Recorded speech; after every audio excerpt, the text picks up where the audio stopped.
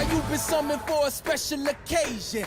I stay ready cause destiny impatient. Changes, I've been seeing changes. If you talking fire, then we speak the same language. Rah. And mine don't ever get extinguished. Could count my friends on one set of fingers. And they trying to cut the supply, but my energy is at an all-time high. Coming up, I'm coming up. Feel the rush, I feel the rush. If this ain't legendary, what you call it? I said if this ain't legendary, what you call it? Feel the vibe, I feel the vibe. Extra live, I'm extra live. And I don't need improvement. Fell asleep, a man woke up superhuman. Tension thick enough to cut it with a knife. The pressure building like it's trying to bust a pipe. Chaos don't take a day off, lot of wrongs to right. I was built for the hustle, hard work and late nights. Oh no, they never seen a force like this. 5 fingers balled up into one firm fist. So if history is written by the victor, then leave blank pages with a space for my picture. Cause this is what I live for. Let's go. Coming up, I'm coming up. Feel the rush, I feel the rush. If this ain't legendary, what you call it? I said if this ain't legendary, what you call it? Feel the vibe, I feel the vibe. Extra live, I'm extra live. And I don't need improvement. Fell asleep, a man woke up superhuman.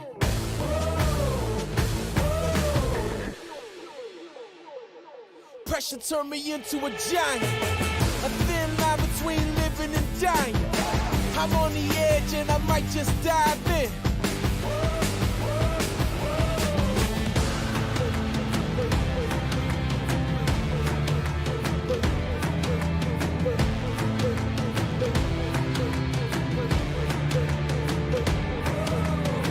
No turning back, man, I'm ready to go.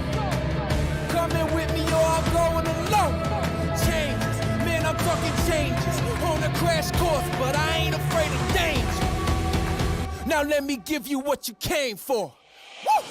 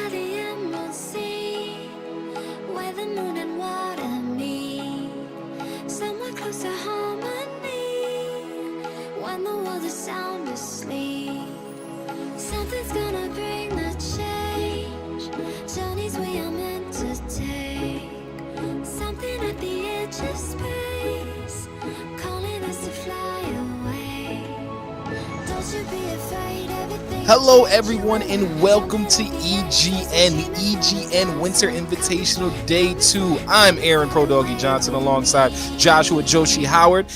Today, we have a few semifinal matches for you guys. One best of 3 coming in. Awaken My Chosen from the Chosen League is going up against Egn Gaming. And as we get through our picks and draft very quickly, I got to hand it over to my color caster. Joshi, how are you feeling today?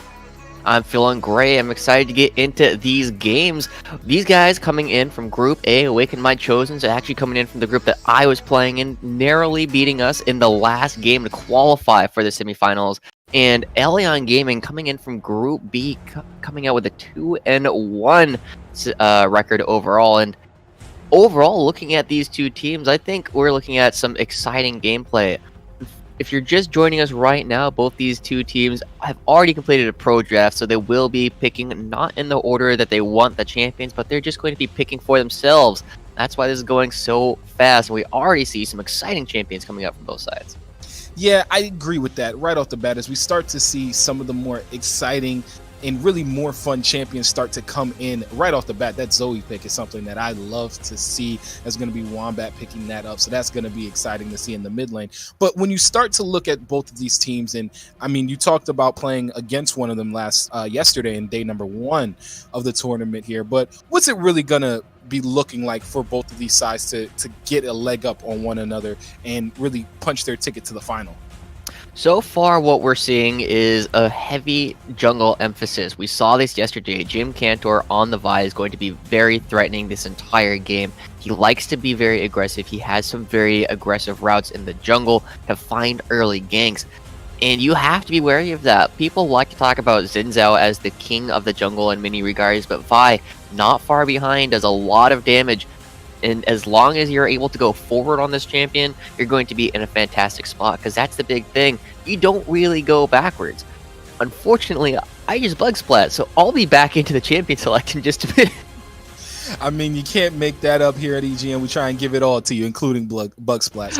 But one thing that I will say is I got an opportunity to see AMC play yesterday, and I was very impressed by a lot of the different things that they were able to do, including Dio. Dio on the Lucian in the game that I saw them play in. He went 9-1, and I believe 9-1 and 6, but he had an amazing game, really helped his team get going. But it really was, like you said, off the back of Jim Cantor. I know he has an amazing synergy in the top lane with Wishni, and we're gonna have to play close mind to that as we get ready to get into our loading screens and get on to the Rift. But Joshi, again, while we have a few moments, what is it really going to take? We've seen AMC play, and we talk a little bit about Egn Gaming, some of the picks that they're going to have. K9 is a very solid jungler for them. But what's it going to take for Egn to really, push ahead with this comp that they've put together?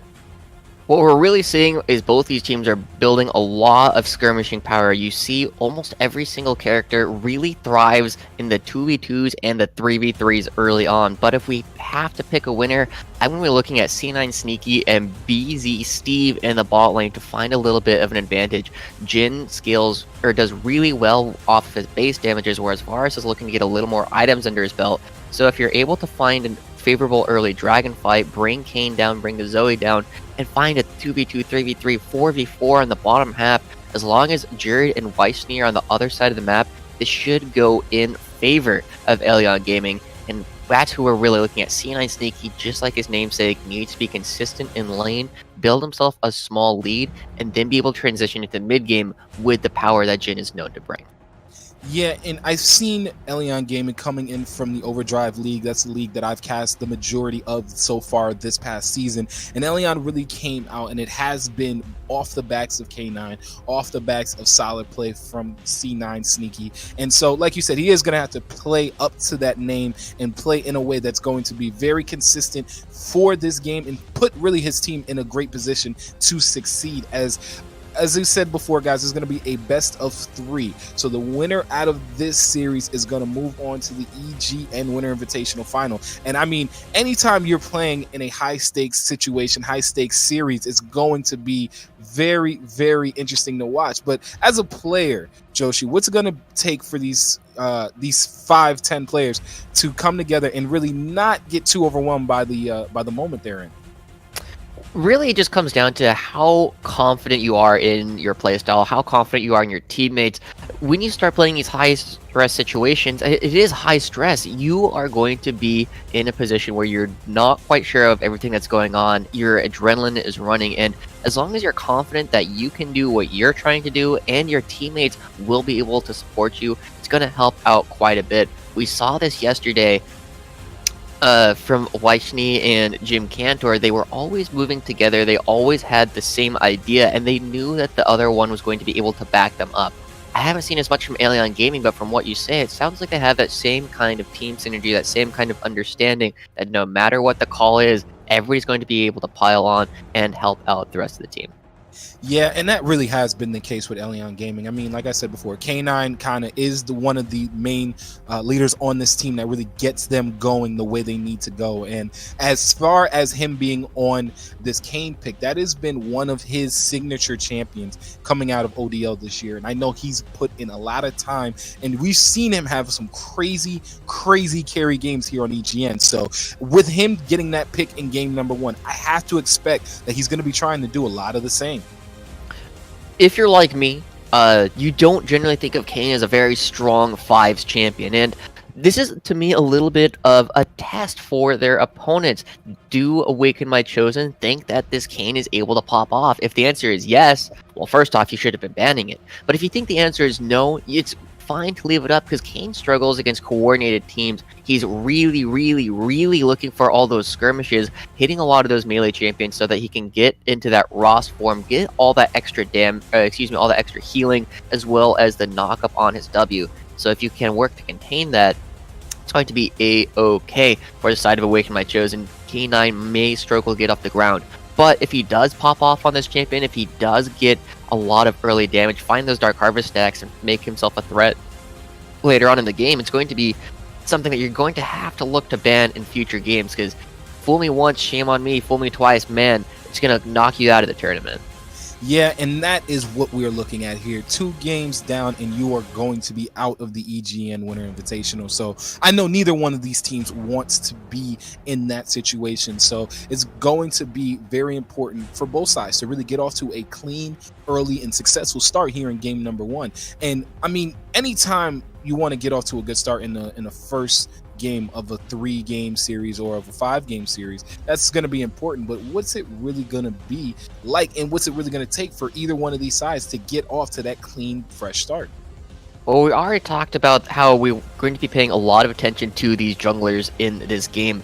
Since both sides are really focused around skirmishing in the early to mid game, whoever gets ahead in that time should be able to carry through the game, because they're just going to be doing more damage, going to be having more tank stats in order to prop up their back line, make sure that they can get the damage off that they need. So again, we're focusing a lot on K9 and Jim Cantor, partly because they're playing champions that are a little bit more unusual, partly because these champions have such an outsized impact on how the rest of the game goes. And as they load onto the Rift, it's time to get started. Yes, we are going to go ahead and get going here in this first semifinal match. And so we have to pay close attention to, like you said before, how these junglers are going to set themselves up here. It looks like to start is going to be pretty normal, even battle lines getting drawn from both sides.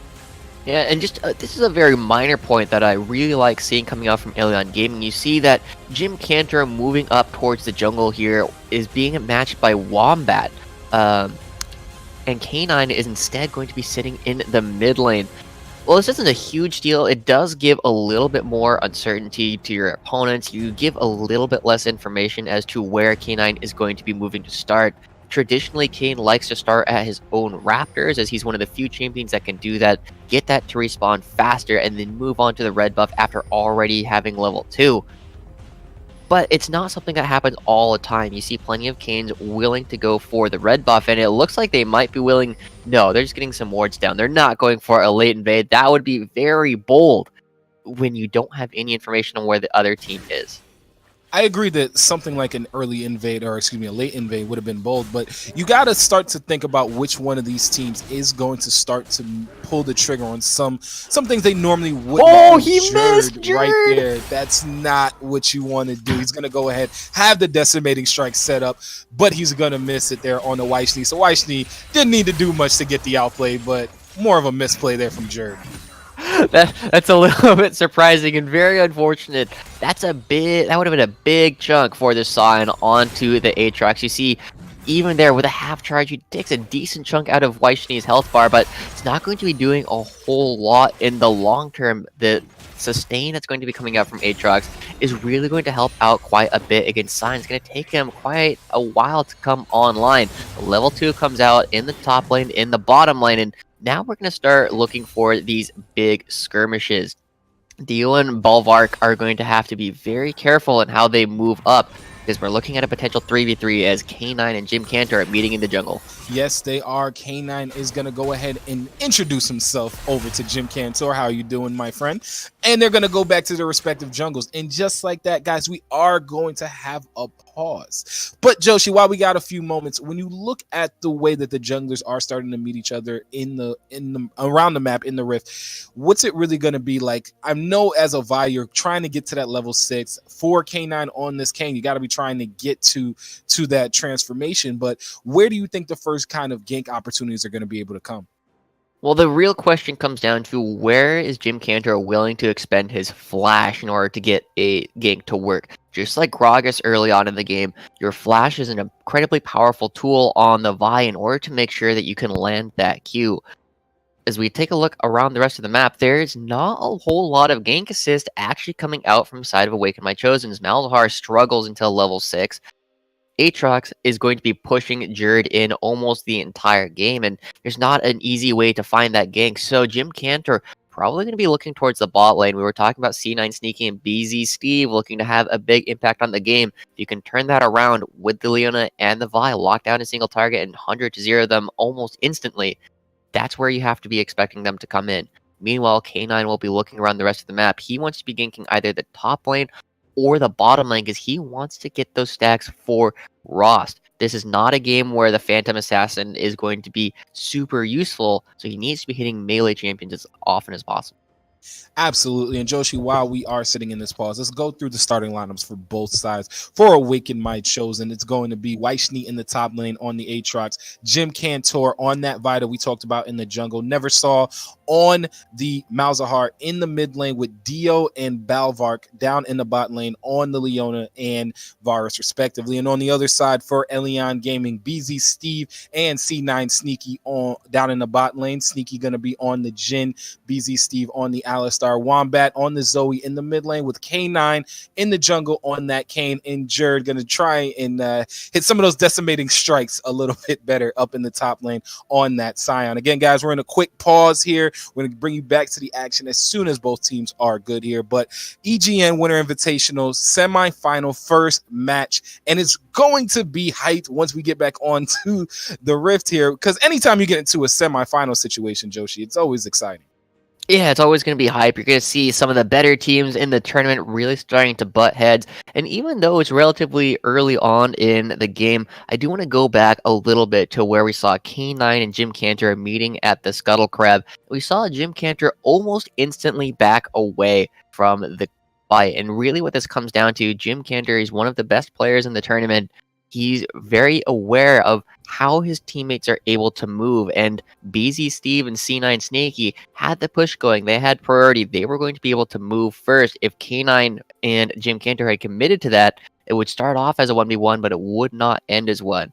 BZ Steve and C9 Snaky were in a position to move first, turn that 1v1 into a lopsided fight, and that's why he's going to be backing away. And that's one of the things that you have to be very aware of as a jungler. Which of your lanes can move to help you?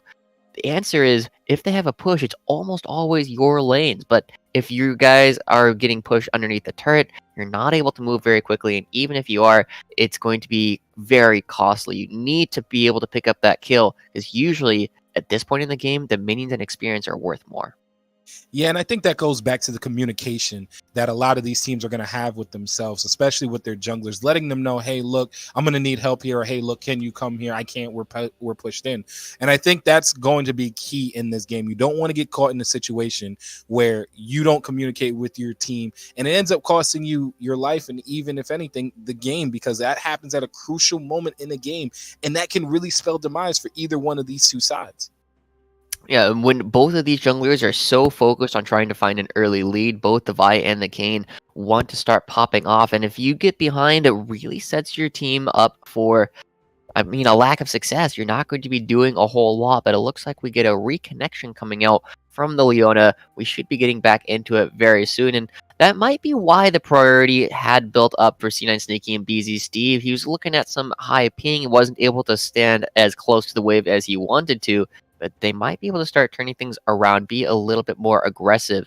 The interesting thing to me that we look at for Elion Gaming once again is the number of Dark Harvest users in this game. K9, Wombat, C9 Sneaky all have it, and then Weichni and Jim Cantor on the other side. But Dio, playing the Varus, opting instead for the lethal tempo, telling us he's still going for that Ginsu's Rage Blade.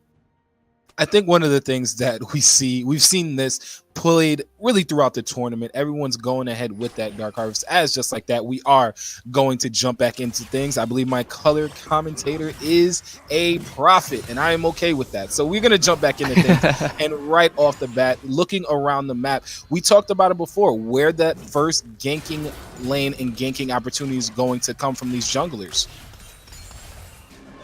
Jim Cantor looking to come down. He is able to dodge a Scuttle Crab, but he doesn't know there's a ward right there. He was looking for the gank, and you saw Bolvarki moving forward, trying to get things set up, but as they see BZ Steve and C9 Sneaky backing a little bit too far away, they definitely have an idea that there is a ward here. They're going to clear it out, and even just clearing out that ward is going to create some threat as long as he doesn't show on top of that Scuttle Crab, but I believe he does. They should know that he is no longer in the bot lane with them. And that'll mean that K9 and Wombat are going to need to pay a little bit more attention to how they path. Absolutely, and I think that's going to be something that they have to keep an eye on, where this Vi is, because we talked about it. Jim Cantor may not have any issues with burning that flash if it means it's going to be a successful gank, as Wombat here with Neversaw trading a bit of damage. That's going to be something we really want to see. I love seeing a matchup like the Zoe into the Malzahar, because it's going to be so important late game to see how things are going to look. And as you see, Weichni is going to go ahead and get a deep ward in onto the jungle here of K9. So we're going to have to see whether or not Jim Cantor is going to go ahead and start to try and find something here, even if he finds himself K9.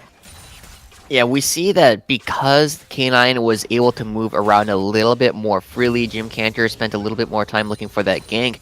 Kane has actually found himself a pretty significant CS lead. He's up 3 camps as Jim Cantor is just now hitting his Krugs. He'll bring it down 1, but K9 with a huge jungle camp tempo advantage. He's going to be able to go pick up his own Raptors first, and this is why this path is so powerful for Kayn players. You're able to pick up these extra camps a little bit faster, where Jim Cantor is struggling to stay abreast. He's not looking to build up a significant CS lead. He needs to be looking for these ganks. I'm expecting to see him go for those wolves and then run back to the bot lane almost immediately afterwards.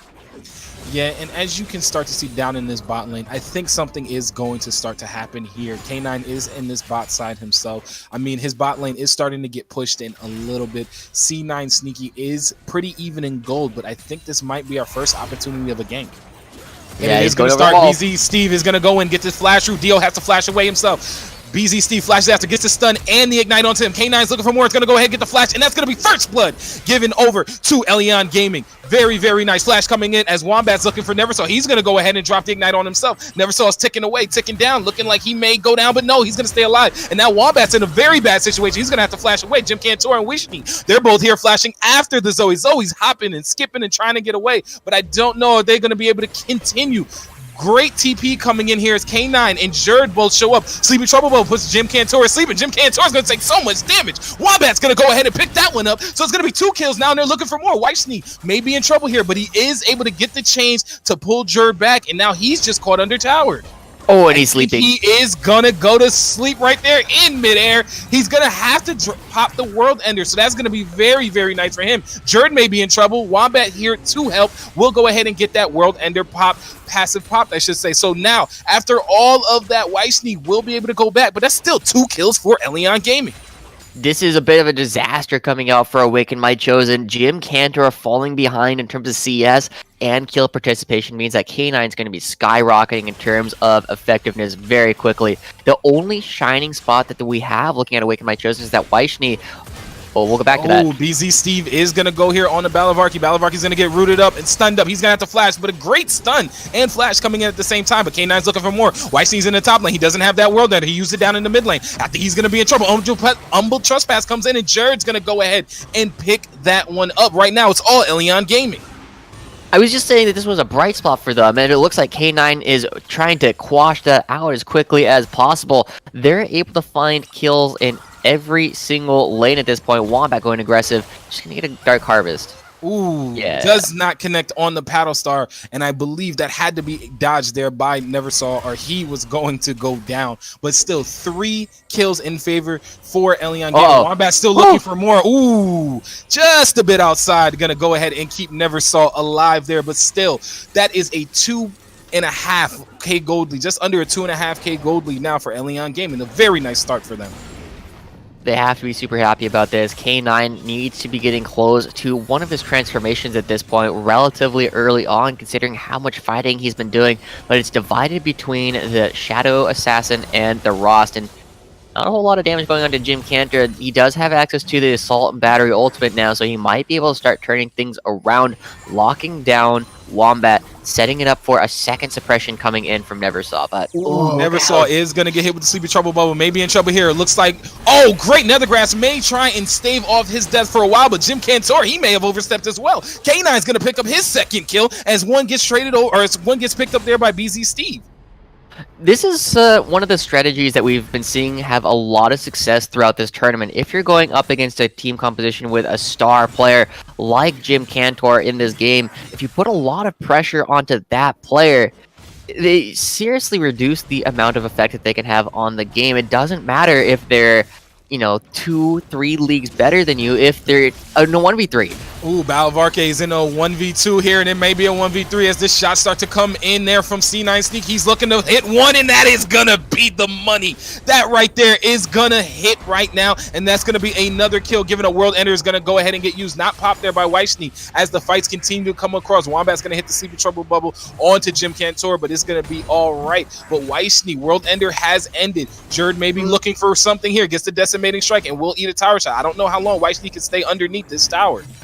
Yeah, he doesn't have the World Ender, but he does heal up quite a bit. Ooh, flash coming in from Jerd. Jerd looking for it, but no, I think he might have overstepped and he's going to go down. But now, will the passive be able to pick something up? That's the bot lane. Dio is in trouble and he goes down. C9 Sneaky picks up one as Jerd with the passive is going to go ahead and pick that up as Jim Cantor comes in with the Assault and Battery. He's going to go ahead and get himself BZ Steve for the second kill, coming in for Awaken My Chosen, but still 8 kills now. He's looking for C9 Sneaky. C9 Sneaky may be in trouble here. Jim Cantor and Balavarki are both here. Wombat is trying desperately to get there to save his AD carry. Paddlestar will not connect, and the stun comes up there on the Wombat. Now Neversaw is here as well. Wombat may be in trouble. Wombat may be going down, and he will. Jim Cantor will go ahead and pick that one up, and C9 Sneaky has to just watch his mid laner fall. This is a little bit of a shining spot coming out for the side of Awaken My Chosen, but it's not quite enough. We saw that this was from a couple of plays coming out from Elyon Gaming that went wrong. It's still not a proactive play being made by a side of Awaken My Chosen. They need to be able to make those if they want to win this game. So much of their team composition is based upon doing a lot of damage after going in on your opponents. We'll see if they can pick up a plate here, get themselves a little bit of gold. It's getting really close. They've only got a couple of minions left, and they're pushed away. Ooh, great headbutt pulverize coming in from BZ Steve. He's going to go ahead and pick up Jim Cantor. I wonder, did they stay too much? But no, K9 flashes forward. He's going to get locked up with the Nevergraph. As Solar Flare comes in and C9 Sneaky may be in trouble. It looks like Awaken My Chosen are going to be able to turn this one. That's going to be 1 kill coming in for Balavarki as he gets the shutdown onto C9 Sneaky. And that's going to really help them, but everybody keeps coming down here. They're going a little bit early. They thought they had enough power. The first plate goes down, barely missing the Sleepy Trouble Bubble. They get a little bit of gold back, but you can still see they're down just under 3,000 gold at this point, and Neversaw. Whew. Very, very close. Wombat still wanting. Sleeper Trouble Bubble will connect. He's going to go ahead, try and hit the Paddle Star. Flash coming in the Ignite comes in as Wombat goes ahead and picks up Neversaw. Flash is coming left and right as Wombat is looking for more. Chain of Corruptions, I believe, did come out there from Dio to try and keep himself and support safe, but kills are coming. Elion Gaming really wants to fight right now.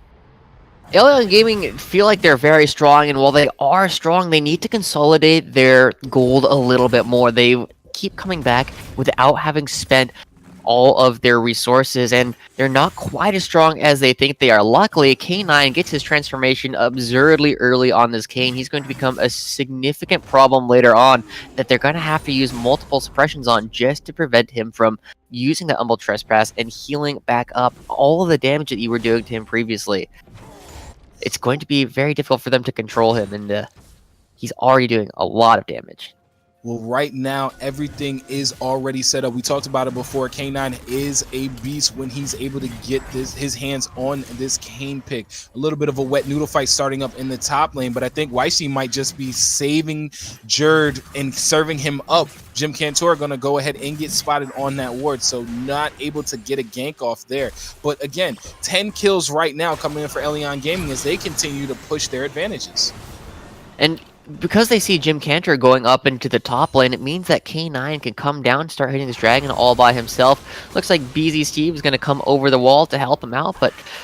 Ooh, Assault and Battery coming in from Jim Cantor on a Wombat. Wombat's going to have to flash away. CP Trouble Bubble will go ahead and put the Vi asleep as the teleport's coming in. Neversaw's very low. Neversaw's going to go down as K9 comes over the wall. He's looking for Jim Cantor, but no, they're going to go ahead and hand it off to C9 Sneaky. 12 kills now coming in for Elion Gaming and continued gold lead for them as well. They're looking to push the mid tower. And we understand what they're looking to do. They want to lock down Wombat, find an advantage on this Malzahar because he's starting to fall behind.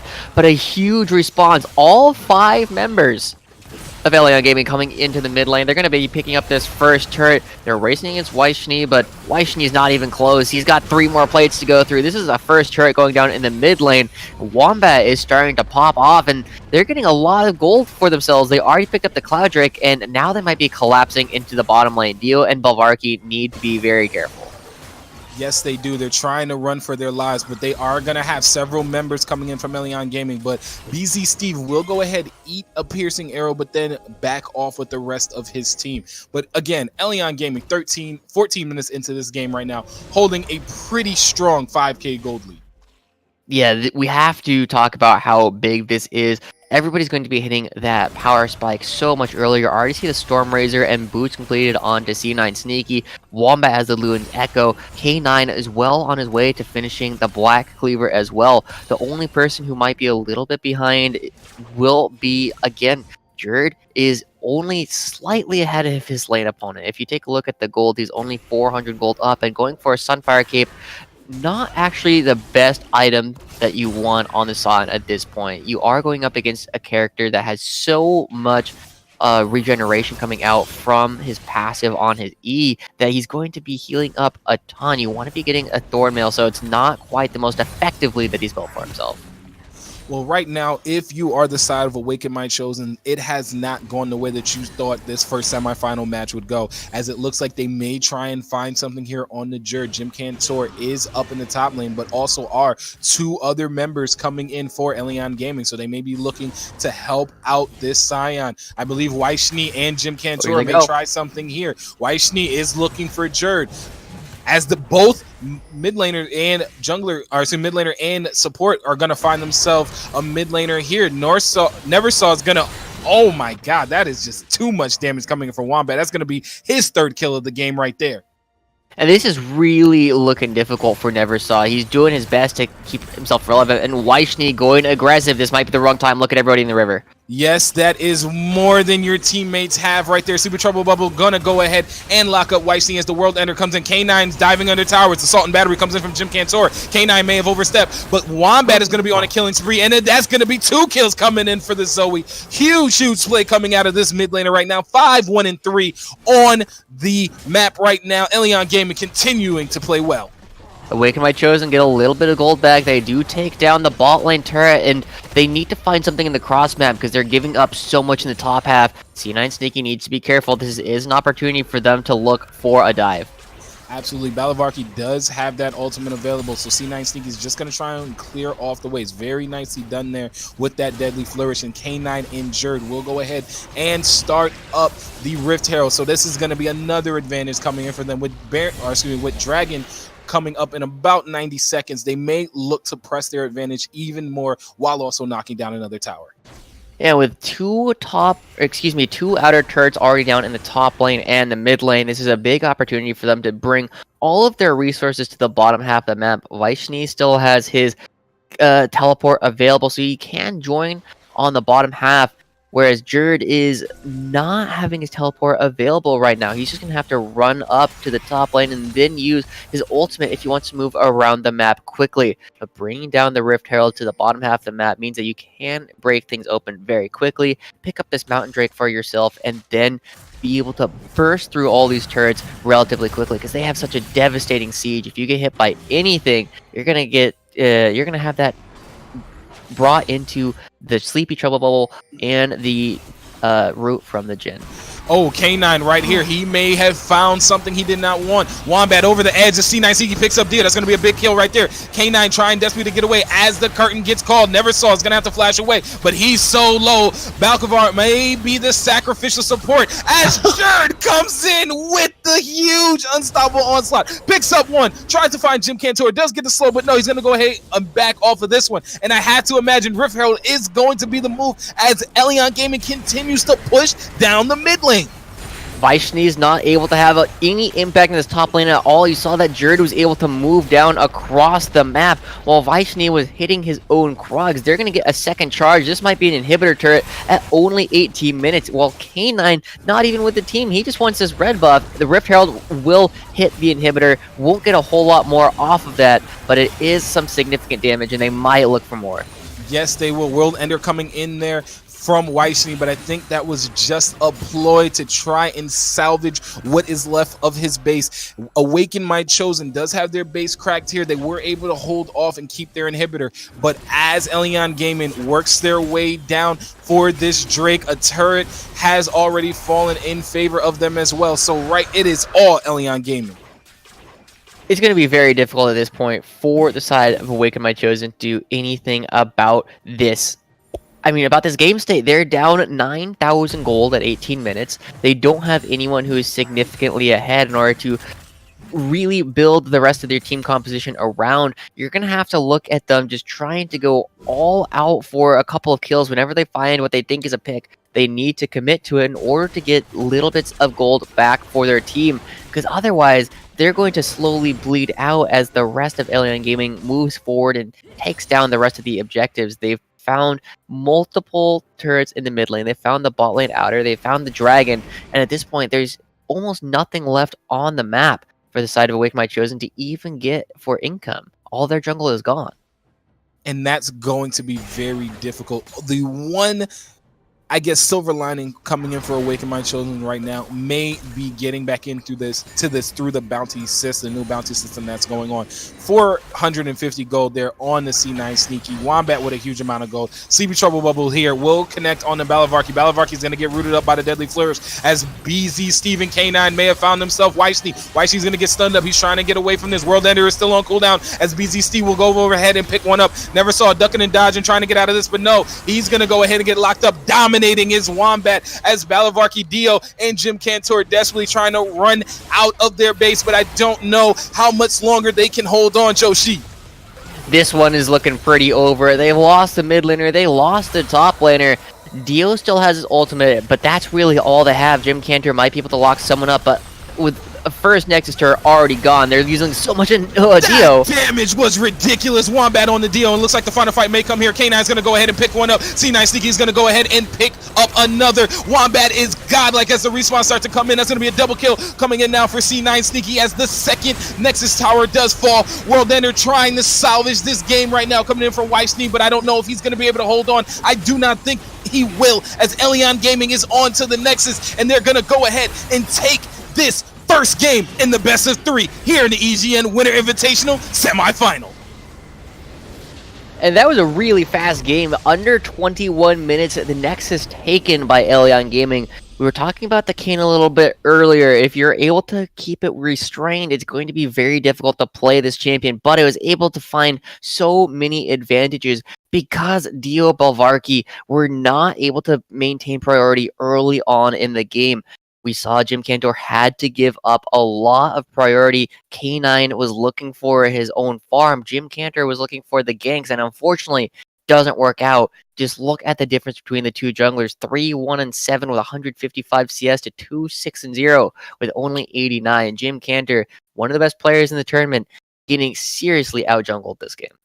Yeah, and I know that was one of the matchups that we really kept an eye on because, like I said before, K9, when he gets his hand on that cane, is very, very powerful, especially if he can get it going. But again, Jim Cantor, like you said, one of the top players coming into the tournament. So you got to expect that he's going to look at this game and be able to bounce back in game number 2. And that's going to be something we have to keep our eye on in that matchup to see how much pressure he's going to be able to put into game number 2. But again, Elyon Gaming, they took so many advantages early on, and they just kept pushing them straight to victory.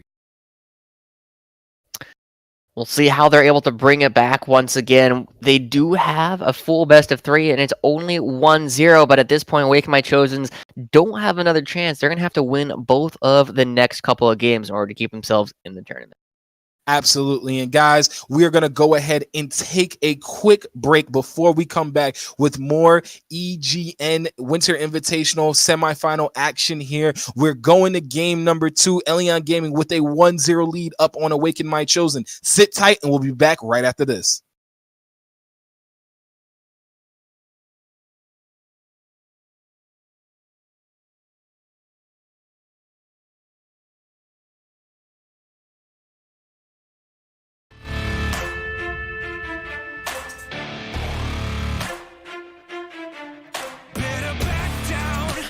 In my domain, got the whole crowd screaming out our name. It's a blowout, it's a hurricane, it's over before you know it. While you shaking, we're a dynasty in the making. We're the royalty, now we're breaking down the enemy. Move over for the soldiers. Take a swing, I can take a hit. If we die, it's fine, we live for this. It's all for this.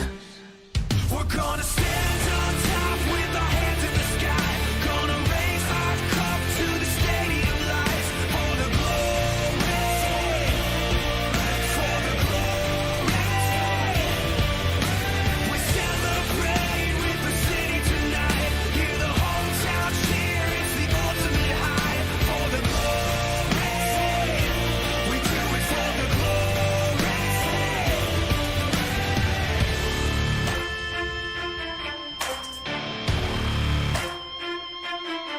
Yeah, we've waited for our time to come, calculated everything we've done, we've upgraded. Now you can't outrun a champion. Now you're facing one. Can you hear them? Yeah, it's all for us. You believe them? Yeah, it's serious. Hear the siren. We're victorious. I'm telling you. Can I get a hell yeah? Take a swing, I can take a hit. If we die, it's fine, we live for this. It's all for this. We're gonna stand on top with our hands in the sky. Gonna raise our cup to the stadium lights. For the glory, for the glory. We celebrate with the city tonight. Hear the hometown cheer, it's the ultimate high. For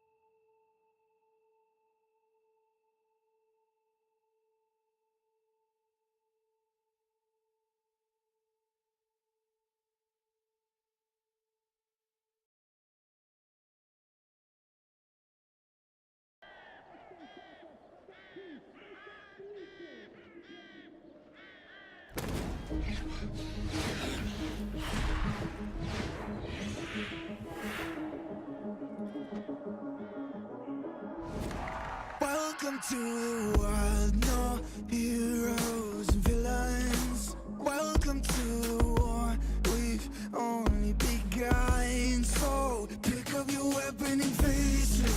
There's blood on the ground, go and take it. You get one shot to make it out alive. So higher and higher you're chasing. It's deep in your bones, go and take it. This is your moment, now is your time. So prove yourself and rise, rise. Make them remember you. Rise, push through heaven. Rise, rise. They will remember you. Rise. Welcome to the climb up, reach for the summit. Visions brave and one false step lead the end. So higher and higher you're chasing. It's deep in your blood, go and take it. This is your moment. Take to the skies, go. Prove yourself and rise, rise. Make them remember you. Rise, push through heaven. Rise, rise. They will remember you.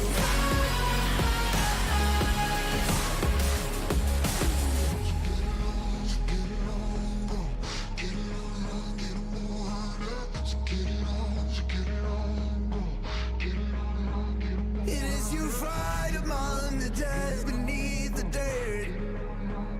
Or do you know yet? Or do you want it? And when the giants call to ask you what you're worth, do you know yet? When or die, prove yourself and rise, rise. Make them remember you.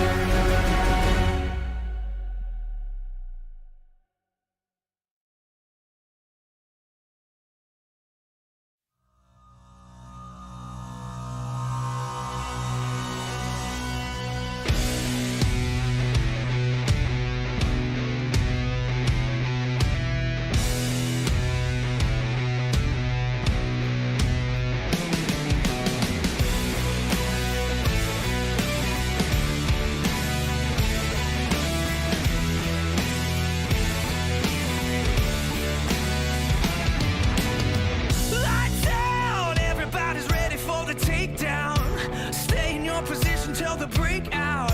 They're the ones wishing they could turn around. Big bang, so cover up your head before the bomb blast. It's coming soon, so you better think fast. I never thought you'd fall from first to last. Wide-eyed, hot, wide, locked and loaded. Say the word, 'cause you know that I'm dying to go. Come on. Yeah, we were born ready. Yeah.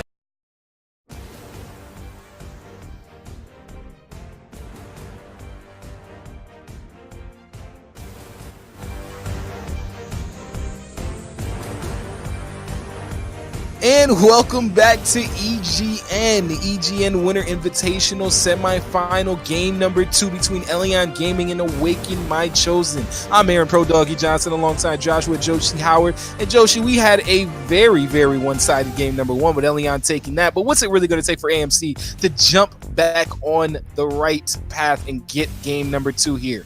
Well, we were breaking it down at the beginning of the first game, and that game was looking to be so snowbally one way or the other. Both teams looking to win early skirmishers, and then end the game relatively quickly off of that. And in game 1, it went in Elion Gaming's favor. Now we have to see if Awaken My Chosen is willing to go back to bat with the same kind of composition, or if they're going to be changing up their strategy. They're already banning away the Zoe, which was so impactful for Wombat in the mid lane. Never saw even on a hard counter pick to the Zoe was still not able to find any significant impact on the game. Absolutely not. I mean, when you look at the way that matchup between Neversaw and Wombat went, we looked at that as being one of our matchups we really touched on there. But Wombat with that Zoe really was so much more impactful throughout the game for Elion. I know Neversaw had that Malzahar pick, tried to get a couple of nether grabs going to start some fights, lock down some high priority targets, but it really didn't matter in the long end of things because so much damage was getting pumped out there for Elion Gaming. And as we get into the final picks, or final bans I should say, Graves is going to get taken off the table for Awaken My Chosen. I know that's going to be another really targeted pick at K9, who had such a great game 1 as well on that Kane. So we're gonna have to see what ends up happening here as Elion Gaming takes away the Xin Zhao. More jungle picks getting taken away, trying to shrink in that pool. And this is a little bit surprising to me. We're talking about how the Kane was such an important pick to their composition in game 1 for Elion Gaming, and Awaken My Chosen seemed to be comfortable letting him play that once again. I think the big thing that this says is that they're going to be picking lanes with more priority, having picks that they can move forward and help Jim Cantor out a little bit more. We were talking a little bit last game about how easy it is to move forward to get things if you have the lane priority, but instead Jim Cantor looking to pick up the Kane of his own. He says, I can play that better than you can. Yeah, and that's going to be something we have to keep an eye on. I mean, right off the bat, anytime you take the champion that just had so much priority and really just kind of destroyed your team in the first game, when you pick that up in the second game, it's going to be something that is going to be interesting. Jerd is going to go ahead and lock that Braum in for BZ Steve in the bot lane, as it looks like a Camille comes in, and I don't know if that Camille is going to be in the jungle or in the top lane, but we're going to have to pay attention to see exactly where that's going to be. Very nice flex coming in, as it looks like a Zaya gets up here for AMC and locked in. Yeah, I expect that to be going over to Dio. I also expect K9 to be playing this Camille. Camille has really fallen out of favor in the top lane. Its matchup spread is not the greatest at the moment, and it really has so much impact in the jungle, finding these early ganks and contesting Kane early on in terms of actually going for these scuttles and early ganks. But the Zaya Rakan coming out for Dio and Balvarki, and it's going to be contested by, it looks like, the Braum, and they're hovering over the Ezreal as well for Sneaky and BZ Steve. Both these guys coming in with some pretty powerful bot lanes, looking to butt heads, create priority for themselves, and help out K9 and Jim Cantor as much as they can. They don't want to leave their team hanging. Yeah, and anytime you get the lovers down in the bot lane, that's going to be a very strong pick coming in for AMC here. And I like the way their drafts are starting to come together. We saw how impactful a Kayn can be when we saw it in the hands of K9. Now it's going to be up to Jim Cantor to see exactly what he can do with the champion. Second phase of bans coming in here, and it looks like Galio's going to go ahead and get taken away as the Vel'Koz. Very kind of weird pick, I think, getting taken off the table there for Awaken My Chosen. Well, if you're already taking the Zoe away from Wombat, you need to take the Vel'Koz away as well. It has a good matchup spread against a lot of things that Neversaw likes to play, who tend to be a little bit shorter range. Vel'Koz can hit from so far back that you never really interact with him if he wants to stay away. As we get back into the champion select a little bit, we're seeing that the Sign also getting taken away from Jerd, and it looks like they're going to be hopping directly into that Poppy. Not quite the same kind of champion, but it is one of the few true tanks that can actually stand up to a lot of champions in the top lane. It's got a pretty good matchup spread, and it's definitely something that you should be excited to see because it does bring a lot. But going up against the Singed Hover for Weissney, he's been playing a lot of Aatrox this tournament. This is a significant change for this guy. He's looking to go very aggressive and make sure that he's always keeping Jerd as far back as possible. We'll see if he locks it in. I'd be excited to see it. It's not something you see very often. They are going to confirm that and follow it up almost immediately with the Lux pick. Yeah, and I mean, anytime you see the Singe, that's always going to be a very, very fun, kind of crazy pick to see how he can get going once we get into these team fights and once he gets an opportunity to really run amok across the map. So right off the bat, it looks like it's going to get countered by, I think that is going to be a Pyke, and I like the Pyke pick a lot here because Pyke, especially coming in for both sides, is going to be, wait, that's not going to be a support Pyke. Where do you think Pyke is going to go here? It has to be the mid lane. You're not going to be sending Poppy to the mid lane. Camille doesn't play there. It looks like it's going to be going towards the mid, and Wombat bringing something a little bit spicier out for us right now as we see they've actually already loaded onto the Rift, it looks like. Yeah, I believe we are onto the Rift, and like you said, that is going to be Wombat on that Pyke, and it looks like right off the bat, the rest of Elyon Gaming is going to try and get a very nice invade to start things off. And I mean, Joshi, as we start to see how this game is unfolding, a Pyke mid going in for that huge assassin kind of burst damage build here is what Wombat is going to be trying to do. But when was the last time you saw something like this?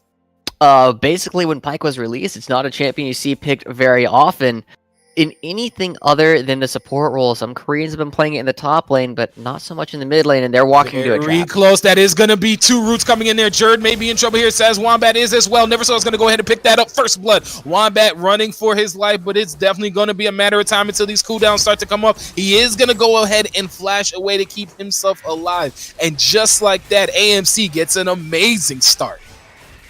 The big thing that we got to pay attention to is how K9's going to be moving around. He's hovering right next to his red buff. He wants to make sure that Jim Cantor isn't taking it, but they're both spending a lot of time here on the top half of the map, and Jerd has already come back. This is a big moment. If they give a kill back over, Jim Cantor goes down here. All the lead that they built for themselves will disappear almost instantly. Well, they are going to go ahead, K9 and Jerd, and chase Jim Cantor off of this red buff right now. But no, he's going to stay in ahead. And the spite, as the smite comes down, I believe K9 does. He picks that one up. So very close there as both junglers go ahead and fight for that buff. But it does go over to K9 with the help of Jerd. So still a lot of aggression coming in right now for AMC. And Awaken My Chosen does need to be careful. That was a very risky play, even with the level advantage coming out from Kayn. If it had worked, it would have basically ended the game. But if it had gone wrong, you go back to an even state. You give Camille her path back in. She already has the red buff going down to the bottom half, making sure she can secure at least one of the Scuttle Crabs. But Camille likes ganking early, and it's still looking to be Lux. The Neversaw's Lux going to be really struggling to stay away from that. Yeah, and I think with that Lux pick in the mid lane, we know what Lux can do if she starts to get going here. But again, that's not one of those champions that you can say, hey, it's going to carry me the game. She's going to do a lot of very good burst damage. I think when you start to look at AMC and how they put their team together, it is going to be Jim Cantor on this Kane, see if he can have a very strong carry performance. But also, Dio and Balavarki down in this bot lane. They're going to have to try and get this Xayah going. And I would expect a few ganks to start to come down towards this lane. Yeah, it's less important for Kane to find early ganks than it is for Camille, and we already see that Camille has been looking for a couple opportunities to fight, but it hasn't been quite working out. And again, the Kane player has been having an opportunity to be a little bit more aggressive. Lots of damage onto Jared. Tons of damage. Weichny right there coming in. Again, a lot of people, when they see this, see the Singe pick, it's not something that they're often expecting and really playing around, especially with the Aatrox having such priority and several other champions having a priority. So Weichny pulling out a bit of a pocket pick here is going to be very nice to see how he's able to gain advantages not only in this lane but also across the game.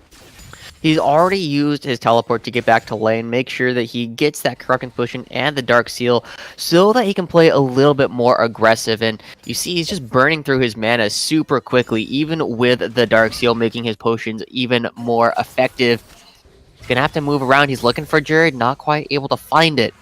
But he's just going to be building small advantages for himself over time. And anybody who's played against Singe knows how obnoxious it is to play, but K9's bot lane. Ooh, K9 is going to be down here in the bot lane. Very nicely done. Grand entrance coming in from Balavarki is going to keep his lover very safe deal here. But still, I like to see that aggression coming in from K9, especially with his lane pushed in as they were.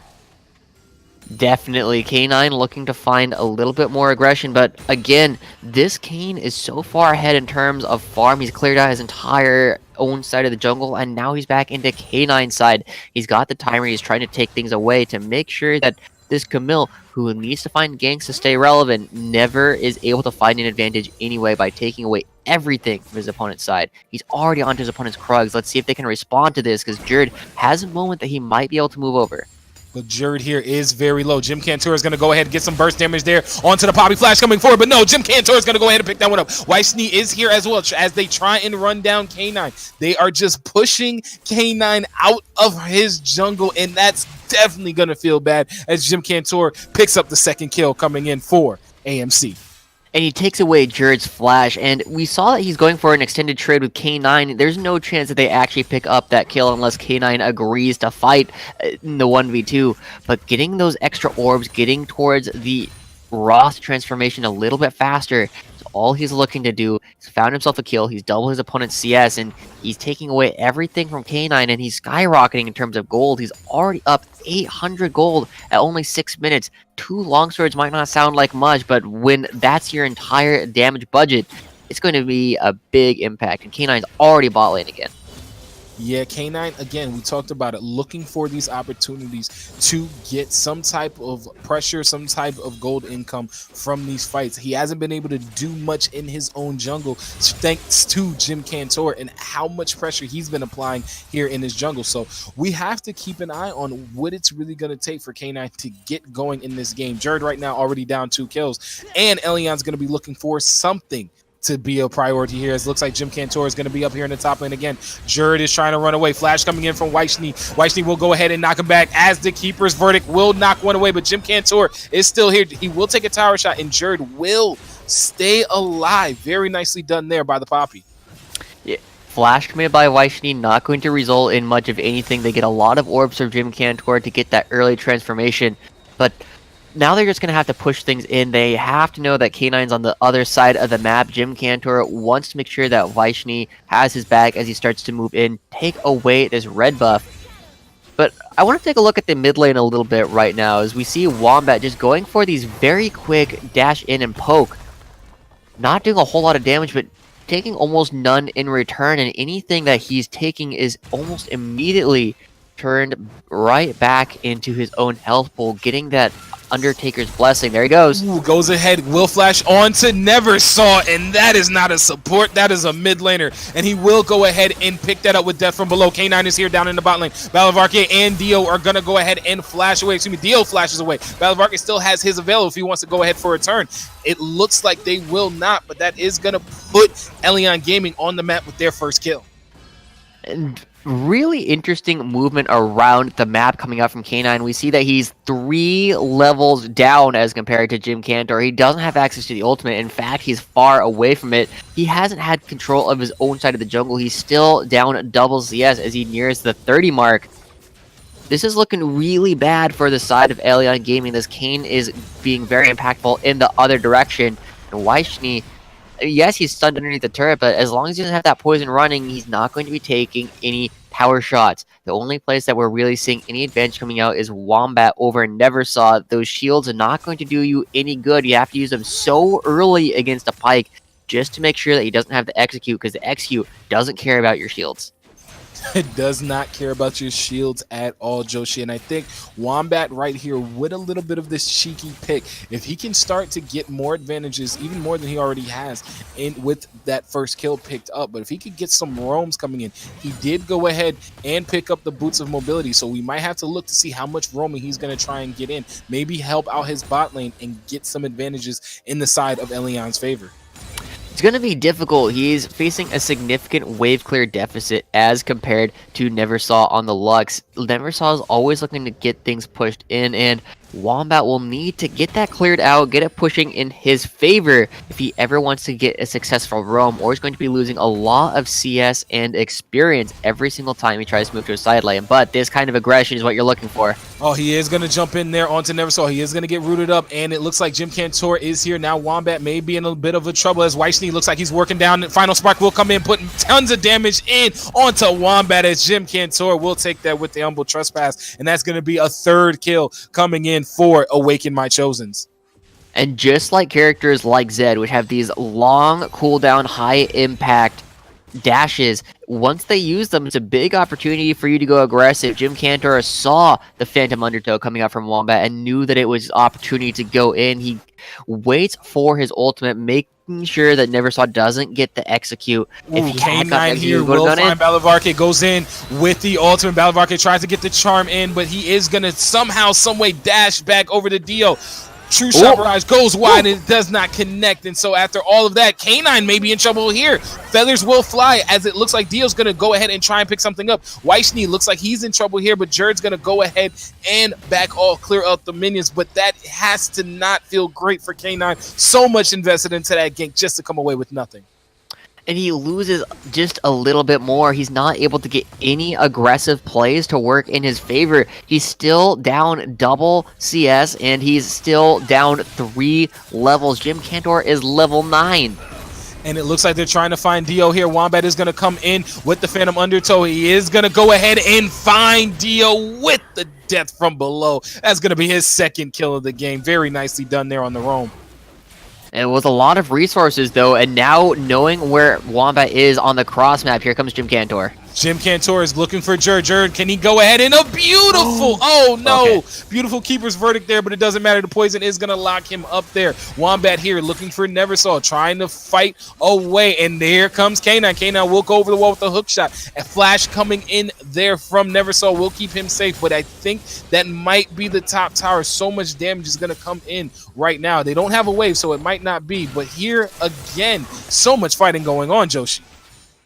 And really, these are the kind of compositions that have been dominating the style of tournament. You're getting so much skirmishing going on in this preseason that you have to be very aware that you're not going to be seeing very many team fights. Whoever builds an early lead should be able to carry out the rest of the game, because neither team is built to get those major team fights, those 5v5s. Right now, that's going over in favor of Awaken My Chosen. They're trading this bottom half of the map, the Infernal Drake, for the Rift Herald, but they want to make sure that they can get Lux out of this lane up against Wombat. Even though they have a small lead, they want to be able to bring that around and bring that final spark to bear on any target they want, because they haven't been able to leave their lane either. No, they have not. And although Elyon was able to, as Wombat here again jumps on the Y as over to Neversaw. But here we talked about it before. The amount of pressure that he's able to put in on this mid lane is amazing. Rift Herald did go ahead and get picked up there by AMC, so another advantage for them. Trade that over for the Infernal Drake. So right now, as things start to even up a little bit, or I should say teams start to go ahead and go back, pick up some of their items. Joshi, what are some of the things that are really standing out to you right now, 13 minutes in?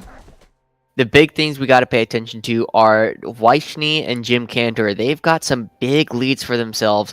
They've gotten so much extra gold off of those turret plates that even though he's only up 1 CS and a single kill, he's still up 1,200 gold. Weichny is so powerful. He is, and now he's looking for Jerd. Go ahead, gets the flip back. Jerd is in the middle of that poison. K9's in the area, but I don't think he's going to come up to the aid of his top laner just yet. Jerd will be able to get back to the tower here, though. So that might cause for K9 to get an opportunity to come up and look for a potential gank here. But right now, Jerd is getting punished. It's so hard to gank Singed as a Camille. If you go in with that Hextech ultimatum, Singed runs towards the edge and flings you right on out and then runs away laughing. But they still have to be very wary of where Jim Cantor is going to be. He hasn't transformed just quite. No, he has transformed. He's gone with the Shadow Assassin. He's just looking to instantly blow people up. But when you look at where he is level-wise, level 11 right now, has 2 kills to his name. He is trying to make sure that Elyon Gaming and their champions really feel how powerful he is, and I definitely think he's going to be able to do that with the decision to go for the Shadow Assassin.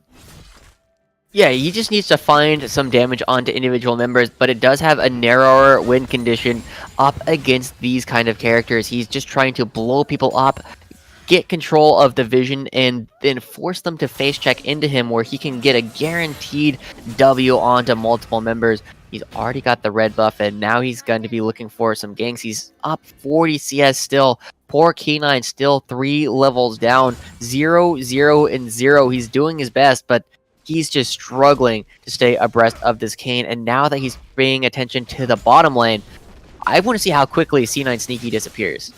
C9 Sneaky is going to try and get out of this one. He doesn't know. Actually, I do believe he does see him on that ward. Does see Jim Cantor on that ward there. But he is going to go ahead and get the backs in along with BZ Steve. And so with the tower going down in favor of Elyon Gaming, I think they are going to start Awaken My Chosen's going to look for something in the mid lane. But no, Weichny here now is going to flash away. Hextech Ultimatum comes down. Weichny will go ahead and slice him away, flash him away. But no, K9 is still going to be here and picks that one up as the Rift Herald, I believe, was spawned as well. Now it looks like Wombat is trying to find Neversaw. Final Spark coming in. Neversaw doing tons of damage. Rift Herald is going to go ahead down in the bot lane and is going to try and knock down this tower, and it will. Wombat is running for his life in the mid lane, so even after the kill being picked up in the top lane by Elyon Gaming, a big objective is taken on the opposite end of the map by AMC. It will help them out quite a bit to allow them to move around the map. Kayn wants to have people moving between different lanes so that he can live in the opposing jungle and find individuals caught out on the rotation.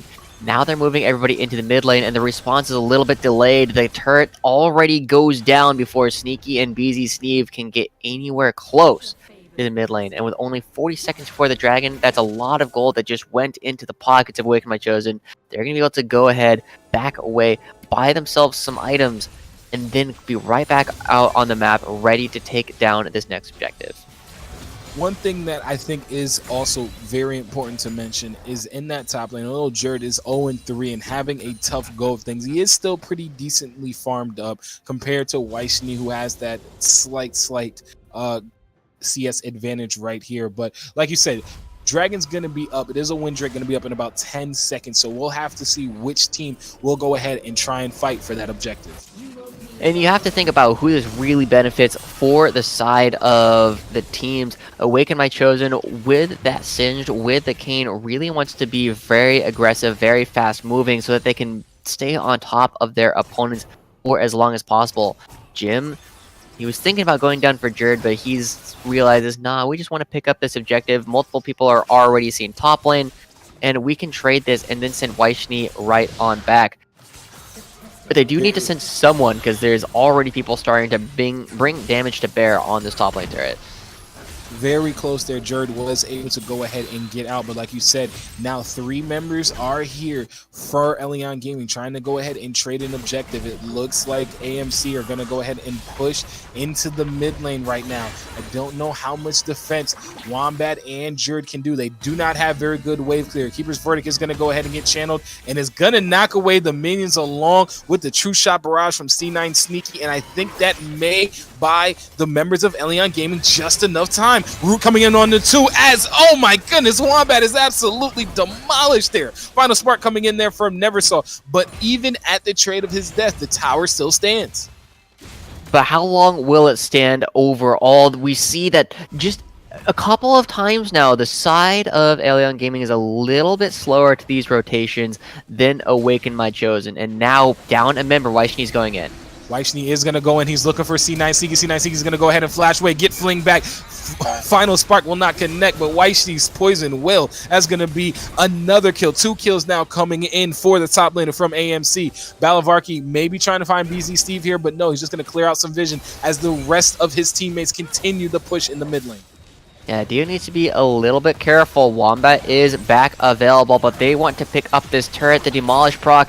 Ooh, not quite enough. Not you want to go ahead and pull, but yes, Wyshni's going to pick one up as Jim Cantor looks like he's not going to be able to go out of this. We'll go ahead, Elbow Passage in as he gets out, but no, Balavarki is going to get stunned up, knocked up, and death from below coming in from Wombat is going to pick that one up. His 3rd kill of the game here, so very nice turnaround coming in from Elyon, and they're looking for more, but no, Bone Skewers are not going to connect. But again, Elyon continuing to fight despite their troubles here, and oh my goodness, K9, that's too much damage coming in from Neversaw. Just a little bit too far forward. They get some good damage down, but Neversaw. Cantor is here looking for more. Jerd is taking up the tower. Oh no, C9 Sneaky trying to be the hero. Will go ahead and take that stun for his teammate. A great stun coming in from Jerd as the pullback comes in on Jim Cantor. Wombat's looking for another. Jim Cantor taking very low. True Shot Barrage is going to find his mark, and that's going to be a shutdown kill. Jerd will look like goes down. Flash coming in from Neversaw. As Neversaw looks like no, he's not going to be able to pick that one up. He is going to go there now and pick that one up after getting stunned up. Wombat is trying to find Dio and help out C9 Sneaky. C9 Sneaky, great use of the Feather Star, will net that kill over to Neversaw. Neversaw picks up his 2nd kill of the game right now. So much going on so fast here, Joshi. But still, 8 kills now for the side of Awaken My Chosen as they pick up more in that skirmish.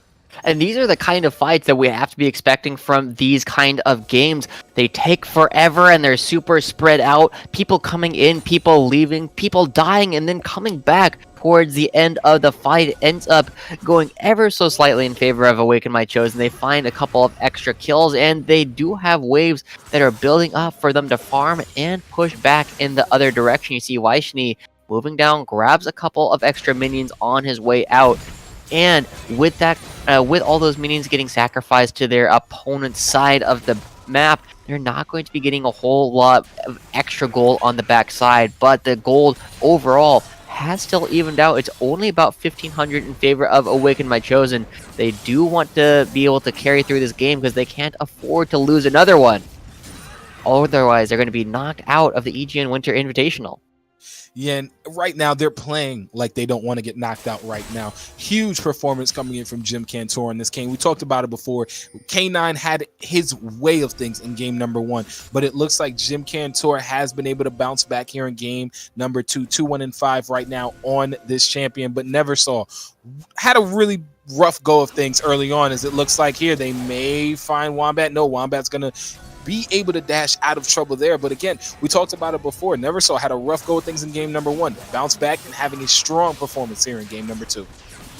We'll see how important it's going to be in a moment. The next dragon spawning, but Jim Cantor looking for more. Will go ahead and get stunned up here by Jerd, but nothing will come of it. Wyshni's running in fast as it looks like great use of the Keeper's Verdict. Will go ahead and knock one away. K9's going to go ahead and pick up Wyshni as it looks like BZ Steve is going to pick up Balavarke, but here comes Jim Cantor. He's got one. He's looking for another. We'll go ahead with the Umbo pass. He's on the C9 Sneaky. He's looking for more. He's going to pick up two, and that's so close, but he's going to go down to K9. K9's now on a rampage, running desperately away from Neversaw and from Dio, but it still is going to be a very, very close fight. Both teams lose 3 members as an even trade after everything. Is it an even trade, though? I think these guys are going to be able to pick up the Dragon. We see that K9 had to go back to base, and even though there's no Smite available for the side of Awaken My Chosen, they do have the DPS to bring this down very low, but Wombat... Oh my god, Wombat! He's going to go ahead and steal away the Infernal Dragon. It will cost him his life, but very, very nicely done, and that's going to be a very big pickup. Elion has now 2 Infernal Drakes, and that is going to help them later on in this match. And that's such a heartbreaker if you're on the side of Awaken My Chosen. You had that set up, but they didn't respect the damage coming in from Wombat. He's got a lot of lethality. He's got a lot of base damage, and he just ran on in there. He didn't worry about what the rest of the damage was going to be coming out from Dio and Neversaw. He just knew what his objective was, and he grabs it for himself. Very nicely done there. Did burn his flash in order to get it, but I think that may be well worth it, especially if a 3rd Infernal comes up and Elion Gaming is able to pick that objective up. Yeah, the next one is going to be an Ocean Drake. That's going to be in about 5 minutes. See how they actually are able to pick that up in the future, but now we're gonna have to shift our attention to the top. Oh my god, so much damage coming in from C9 Sneaky. Wow, I don't even think Dio was expecting that. Wombat is on the hunt, possibly looking for an execute. I don't know if he's gonna be able to find Dio. Dio, I think, sensing something in the water, is gonna go ahead and back off, but still, if C9 Sneaky is starting to pump out damage like that, that cannot be good for AMC. This is the point of the game, though, where Ezreal is at his strongest. He's got the 2-item power spike, almost done with his 3rd. Dio is still going to be scaling up very hard as a crit 80 carry in this game. He loves fighting in these choke points, but C9 Sneaky, he's doing all right for himself. He's got the 2 major items, almost done with the Blade of the Rodent King, but after that, he doesn't really get that much stronger relative to the rest of the game. You're really going to start seeing those fights start going in favor of the Xayah very quickly. And now, as we start turning our attention to the top half of the map with the Baron spawning, Gold still holding at a small lead, about 1,000 in favor of AMC. And we gotta pay attention to how Jim Cantor and Neversaw are playing these fights. They have a Magi Soul Stealer on this Lux with 10 stacks. If he's able to blow somebody up quickly, it can almost instantly end a fight. Yeah, and we've seen Neversaw have huge impacts in some of these fights. One thing that I definitely want to bring the attention to here is Elion Gaming. If they can look on the gold deficit, at least the gold bounty, I should say, 700 gold in the pocket for a kill on the Neversaw. They only have 700 gold on K9, as K9 has done nicely to bounce back into this game, 4-0-2 right now. But still, if they can get Elion Gaming some huge here, as Balavarke is going to start the fight. He's going to find C9 Sneaky. C9 Sneaky is going to try desperately to get away, but no. Looks like Jim Cantor is going to go ahead and put some damages. Trespass comes in. K9 is going to lock up Jim Cantor, and just like that, Jim Cantor is going to go down. Wombat has 1 kill. Balavarke may be in trouble here. Wombat on the opposite side as he's taking tons of damage. Will go ahead, but no, he's going to pick up a 2nd. That's going to be a double kill coming in right there. Rampage Neversaw is going to be on. Jerd is here. Killing spree for Dio, as it looks like Dio's picked up 2. You are caught between a rock and a hard place. K9 1v3, and he's going to go down. It's going to be a triple kill coming in for Dio, and C9 Sneaky will be the lone member from Elion Gaming to get out of it. And a huge shutdown going over to Dio. The 3 kills and the 700 gold from K9. They have to be happy about that. They're going to be breaking down this mid lane inhibitor turret as they bring the minions forward. They're going to be grabbing the inhibitor. This will give them a huge advantage in the upcoming Baron dance. Having a guaranteed wave of pressure to play with, definitely something that Awaken My Chosen will be playing around. They're going to be backing out, but they need to be careful as all the members from Elion Gaming come back alive. They do have the option to rush towards the Baron if they get the read that the entire enemy team has backed away. And you see Dio adding a BF sword and a pickaxe to his inventory, building straight for that Infinity Edge. And you touched on it before when we were talking about the kind of burst that C9 Sneaky was putting in. Dio on this Xayah really is going to continue to pump out massive amounts of damage, and we saw it right there in that team fight. Triple kill for the Xayah. Gonna already have that rapid fire cannon and Storm Razors finished up, working on a third item. 5-in-1 right now with that 800 gold bounty to go along with the 700 gold bounty for Neversaw. So all the damage are in the hands of Awaken My Chosen right now. And it's really interesting to watch how these team fights move about. Jim Cantor and Vaishni have such a significant threat to the back line of C9 Sneaky that all the damage, all the cooldowns are getting used onto these guys, meaning that Dio and Neversaw, nobody's hitting them. Nobody's actually doing damage, and they're able to put out damage for free for the entire game. Vaishni is on the other side of the map, but the Baron's on the table, and K9's here. K9 is here, and I think he did just go ahead and show himself and will go ahead and hook shot over the wall. It looks like C9 Sneaky, he failed. It looked like his arcane shift trying to get over the wall, but that's going to be 4 members here. C9 Sneaky is going to pick that one up, and it's going to lock up Vaishni, but what's it going to cost? 4 members are in the top lane for Awaken My Chosen, as it looks like they're trying to push down the top base tower. They shouldn't be able to pick up this inhibitor. That will be a little bit greedy, but they see that BZ Steve didn't complete his recall. Maybe they're going to be able to find it anyway. Ooh, good Bone Skewer coming in there on Wombat onto Jim Cantor, but no, they're just going to leave with the tower falling down for AMC, Awaken My Chosen. They may try and get greedy here and go for the Baron, but I think they're just going to clear out some wards and try and get vision. Yeah, he sacrifices his life in exchange for 2 turrets in the top half of the map, and they're sticking around. They know that people are going to be looking towards the Baron, and they want to be able to catch them in rotation. Oh no, that's not what you want to do. K9 will go ahead and take the bait, and now he may be in trouble. He's going to go ahead and get charmed up, and he's going to fall down, as it looks like Jim Cantor is going to pick that one up. Channeling coming in for Jerd, but no, it's not going to matter. Dio picks up another, and that's going to be 2 huge kills coming in for AMC, Awaken My Chosen. They're looking for more. Jim Cantor will go ahead and pop the Yomus as he's trying to desperately knock down this inhibitor, and a very, very nice play coming in for the side of Awaken My Chosen. They're going to go ahead and pick up one. They're looking for more. Vaishni is here. C9 Sneaky's in trouble. C9 Sneaky has to use the heal, but I don't think it's going to matter. He's taking tons of damage. He's dying to the poison. Dio's going to be godlike. Dio's going to have a double kill. Dio is going to lead his team on to game number 3 after picking up huge kills in that last team fight. Awaken My Chosens will take the second game and send us to a game clincher in the EGN Winter Invitational semifinals. And what were we saying? There was no threat to the back line of AMC. Dio and Neversaw able to completely put out damage as freely as they wanted to. And as you can see, combined 13, 2, and 17 between these 2 carries. The damage is going to be absolutely nuts because the front line was always crumbling from the side of Elyon Gaming. And absolutely, I mean, Wombat had a lot of early pressure and early, winning fights against Neversaw, but it didn't matter on the back end. Neversaw 5-1-12, like you said.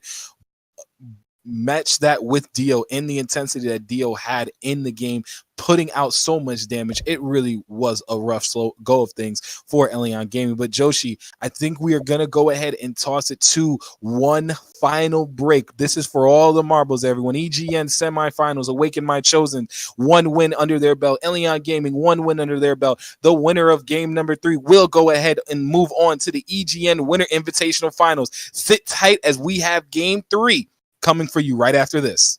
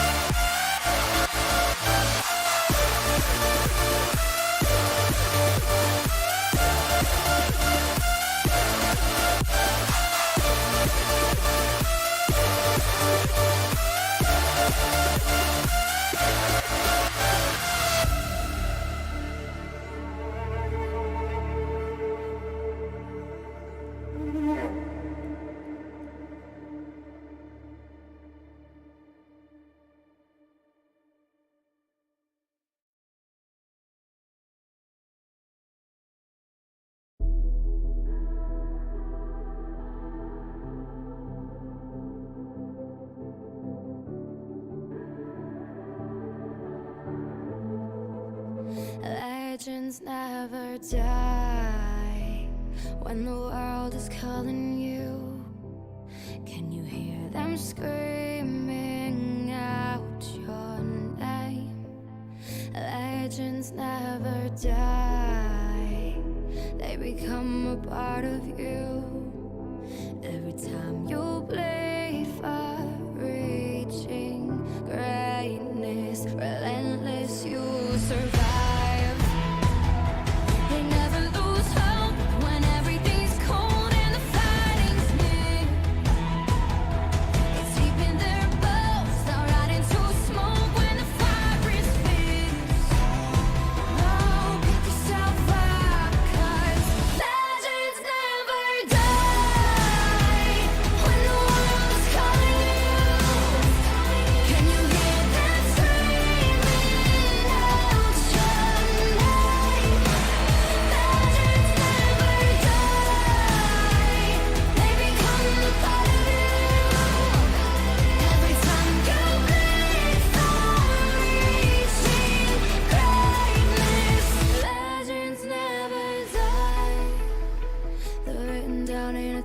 reality, but you'll never see the price it costs. The scars collected all their lives. When everything's lost, they pick up their hearts and avenge defeat. Before it all starts, they suffer through harm just to test a dream. Oh, pick yourself up, 'cause legends never die. When the world is calling you, can you hear them screaming out? Legends never die. They become a part of you. Every time you breathe, far reaching greatness. Legends never die. When the world is calling out your name, begging you to fight.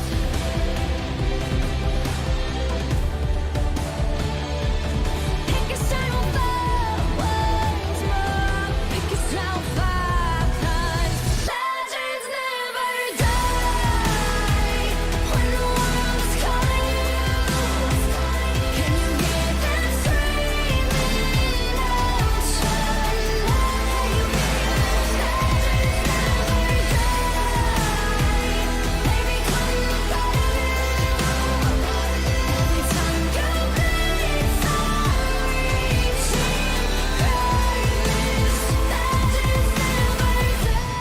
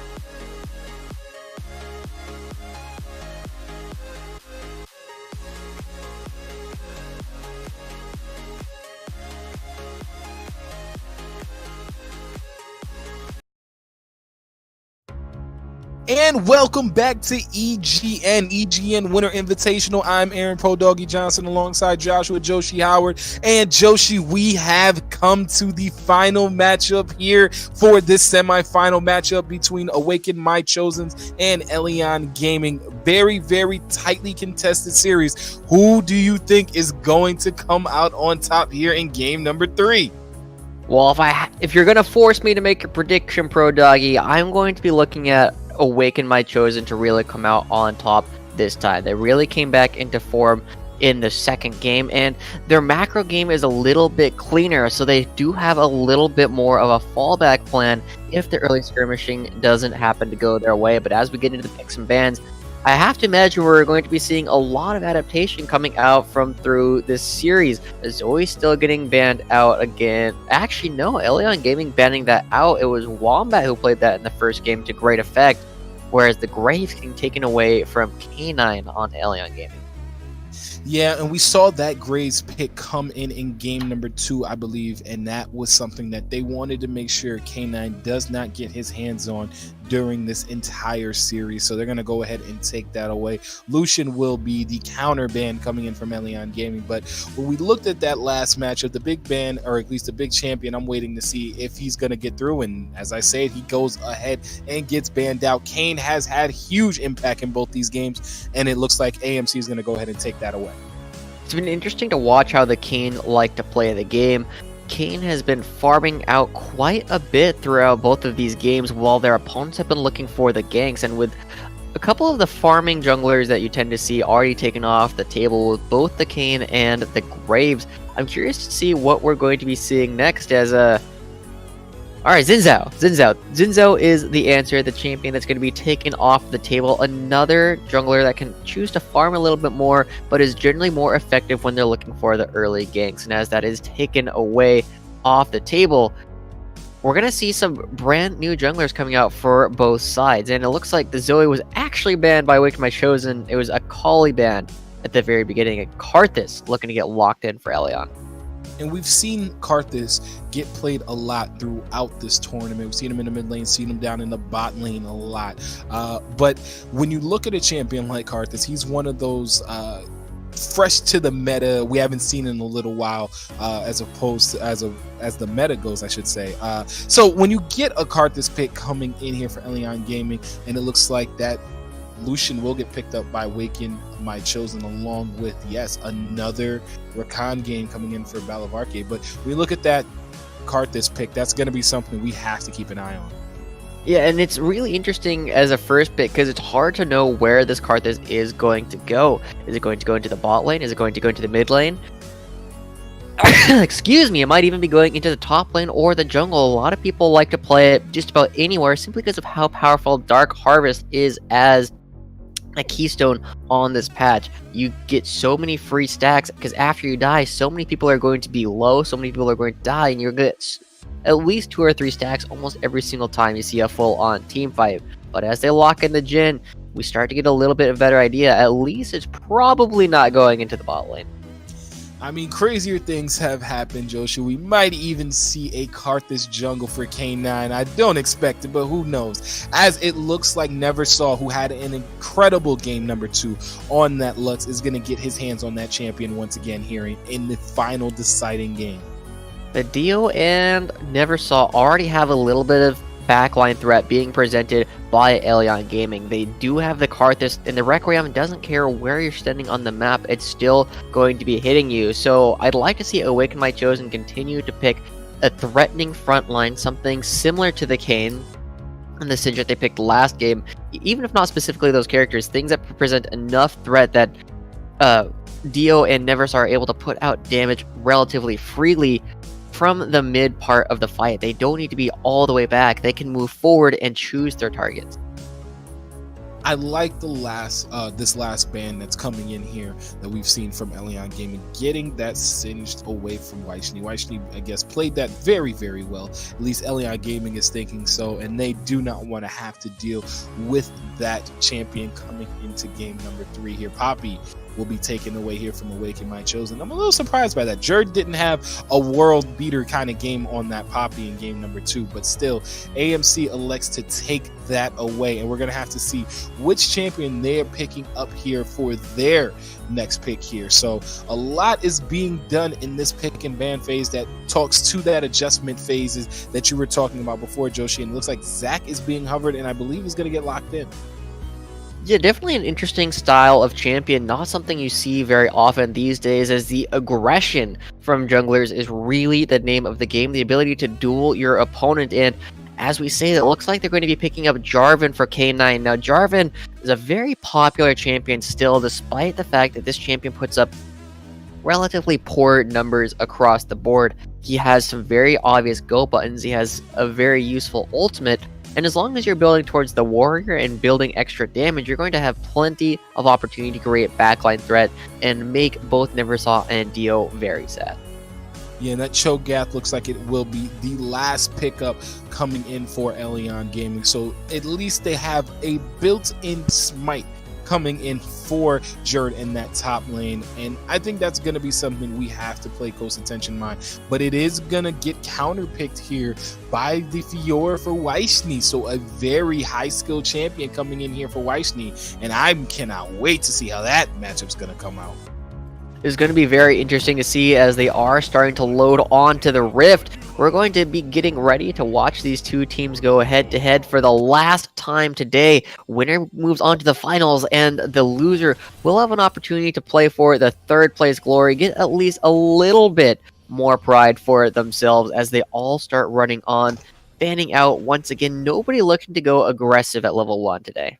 No, and I think that's kind of speaks to what we've seen across really the entire, or at least I should say in game number 1. I know in game number 2, Elion did go ahead and get a bit of an invade, although it didn't result in much, although they did go down after they went back to their side of the map. But getting even battle lines here kind of talks to how important this matchup is going to be for both sides. No one wants to start an elimination game 3 finals clinching match off by dying level 1. And it's always entertaining to see how different people like to play the game as they move between game 1, game 2, game 3. Game 1 is often a little bit reckless. You'll see people go for more aggressive strategies, but as we move into game 3, everybody knows what's on the line. They can't afford to lose this game, so people start playing to not lose a little bit more than they play to win. So I'm expecting a little bit more cautious play. But that said, Weishni's throwing down the gauntlet. He says, I'm going to be playing this Fiora into the Cho'Gath, and I'm going to outscale you, and I'm going to create so much pressure by making sure that I always have an advantage in the side lane. Yeah, and I mean, that's really where our eyes are going to have to go for this matchup. I mean, although the Karthus is going to be the pick that everyone sees and says, oh, wow, Karthus. But when you get to see a Fiora going against a Cho'Gath, Cho'Gath can get to the point in a game, if he gets very, very huge, he's going to be a nuisance to try and kill here. And again, Weishni on this Fiora pick, that's such a huge skill matchup. Amazing outplay potential coming in for this champion. So I'm really looking forward to it.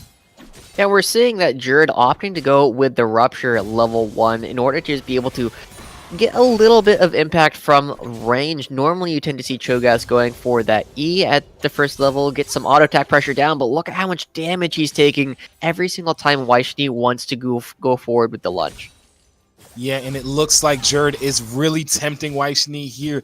Oh, it looked like that auto canceled, but it still is a ton of damage as Weishni continues to press the advantage. I know it seems like K9 is up here, maybe looking for an early gank, but Jerd is very low. That's another thing that you got to pay attention to is the Rupture that comes out. It is going to be a big opportunity for them to go aggressive. It's a very easy ability to use the riposte on, get some damage back, and potentially turn that stun around. Ooh, K9 might have found Jim Cantor. Jim Cantor looks like he's going to flash back over and pick up the red buff, and he's definitely going to be able to get out of that. But now, maybe K9 might be in a tough situation. The roam coming down from Weishni, and now K9 is looking for more. He definitely is going to go ahead and pop the passives down in the bot lane. Dio's going to get chained up here by BT Steve. And it looks like Neversaw is going to be here now. K9 flag and drag over the wall, and he's going to get away. So a lot of skirmishing, but no one goes down for either side. Yeah, good read on the situation from K9, knowing that Zach, not a very strong early game jungler, needs a couple more levels, and he's really looking to impact the lanes. He's not something that can stand up to the Jarvan, has to use his flash just to pick up his own red buff, and losing the passive makes his upcoming ganks much more difficult and much scarier to go for.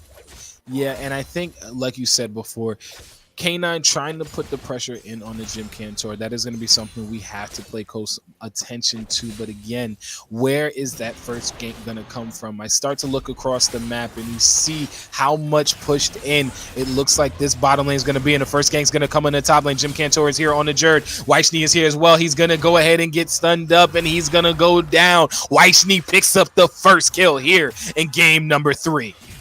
But will it get answered back? We see K9 already on the bottom half of the map, looking to get some aggression down onto this bottom lane. he's not actually building up a CS lead for himself. Most of his jungle is still available because he's been living in his opponent's side of the jungle, and now they look to go. They are going to look for the dive. Dio is here. He is going to get rooted up. Teleport starting to get channeled. Dio has the ignite on him, and C9 Sneaky. He is going to go ahead and go down, but no, he gets executed. That's going to be a beautiful play coming in from him as he picks up that kill. BZ Steve looks like he's going to go ahead and be the sacrificial support here, as Weichny is going to be very happy about that as he picks up his second kill. But a very nice play coming in from C9 Sneaky there to die without giving over any gold. Yeah, a little bit interesting. That dive was not the cleanest thing in the world. He ends up dying after all. They trade tanking in a way that doesn't actually reduce the damage taken by the rest of their team, but they end up trading 1-for-1 underneath the turret. Dio has to go back to base, loses a lot of farm, is actually down a significant amount of experience as well. And as we look at the game, gold is still dead even between the two teams simply because Dio wasn't able to pick up all of that extra farm, and the CS lead is starting to grow for the members of Alien Gaming across the map. Absolutely. And I mean, Weichny, we talked about him before, and having that Tiamat already built up at less than 6 minutes, already got a gold bounty on his head as well. So 2 kills starting off early, and it looks like Jim Cantor may be making his way up to the top lane to continue the push in the favor of his top laner. Yeah, at the very beginning of the series, we were talking about how Jim Cantor and Weichny know each other relatively well. They want to get each other ahead. They want to find advantages for each other because they know that they can all play together. Good riposte on the Rupture, but gonna have to back away. Not gonna be able to find any part of that gank. No, I believe that Jim Cantor may have walked over a control ward there before he placed that one down himself. Belavarke and Dio may be here getting some attention from K9, but very nicely done there by the bot lane. Will keep them very safe as AMC will go ahead and back off after dodging that gank. And seeing K9 down in the bot lane does give Jim Cantor an opportunity to move into his opponent's side at the jungle, take that down. And Druid trying to freeze this minion wave, but it is a very large minion wave to try and freeze. Takes half of his health just for the attempt for that. And it's not even a successful freeze. This is going to get underneath the turret. He's not going to be able to build that for himself. And with so much of his health gone, starting to chew through his potions, it does start to beg the question. Jim Cantor does not quite have his passive up just yet, but when it does, it is an opportunity for them to look for a dive onto the Cho'Gath. Absolutely, and I think that would be a very smart move to, again, continue to get Weichny an opportunity to get in, to really carry this game, as it looks like K9 is going to go out here and clear out a ward himself. Maybe he was looking for a dive, but really no harm, no foul being done right now across the map, as you get to see both junglers are making their way over to the mid lane, and Jim Cantor is going to go ahead and jump in there onto Wombat. K9 is here, and Jim Cantor is going to get locked up, and that pass is not up yet, so he's going to go down. A kill going over to Wombat is going to be very nice coming in for Alien Gaming.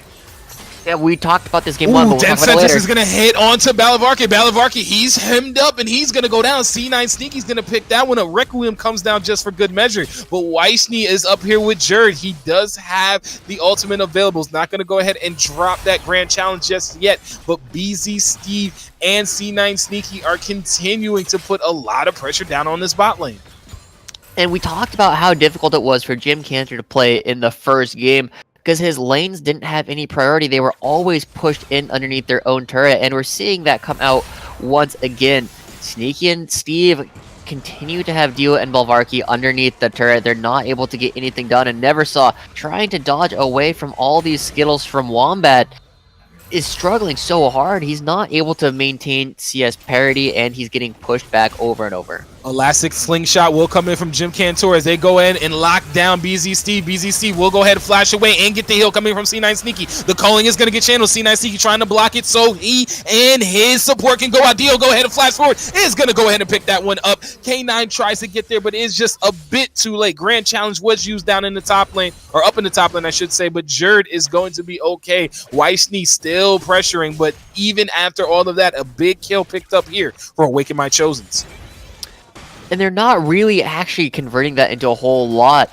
BZ Steve wasn't the one that has the shutdown on his head. He's doing all right. He's doing his best, but he's 0-2-2. But K9 almost overstepping. He is going to go ahead and get hit up there from Jim Cantor, but he's not going to go down.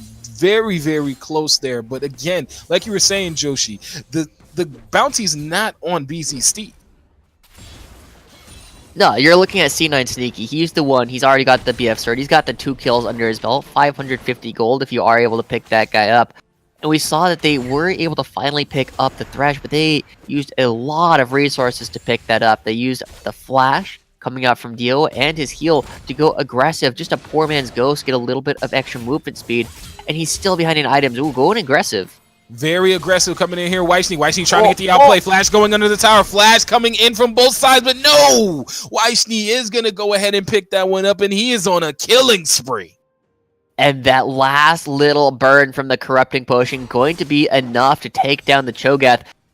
Little bit surprising me that Weichny is now not opting to push this in. He's got decent vision coverage, and he's most recently seen K9 on the opposite side of the map.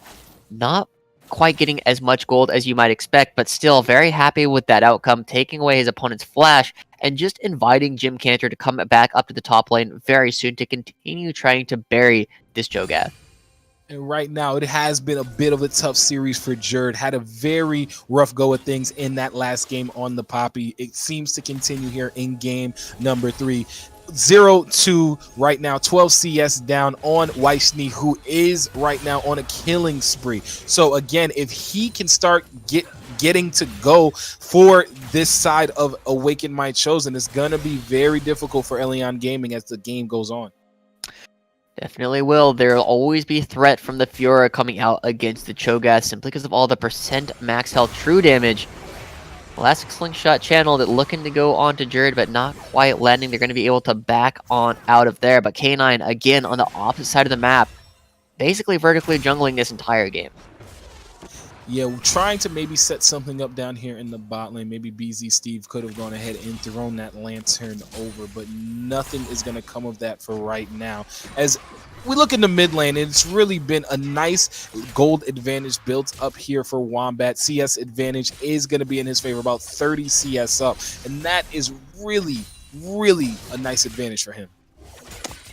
We'll see how it actually starts to affect things. He hasn't really picked up a whole lot in terms of Dark Harvest stacks thus far, but with this big wave in the bot lane, we might be looking at a big dive from both sides. Yes, we are, and right here, Flash coming in from K9 as they're going to go ahead and lock up Northsol. Cataclysm coming in, Neversaw tries to go ahead and get the final splash, but it's not going to matter. He goes down. BZ Steve, he's going to be in a bad situation as Balavarke will use the ultimate, the quickness to get that kill and try and get it there on to C9 Sneaky, but it's not going to matter. He's going to get out of that. But very nice trade kills coming in from both sides. Yeah, very interesting to see how this actually all shook out. Wombat still has his ultimate available, and he's seriously building up a CS lead at this point. You take a look, he's got 4 Dark Harvest stacks, and the next time he uses his ultimate, I believe actually the first time he uses his ultimate, it's going to be doing a lot of damage. C9 Sneaky, he is going to get locked up there. He thought he was safe, but that's not going to be the case. Meanwhile, in the top lane, Weichny is going to go ahead and be on a rampage as he finds Jerd there with the ultimate. Grand Challenge is answered there. And again, Awaken My Chosen continues to have advantages on top of both sides of the map.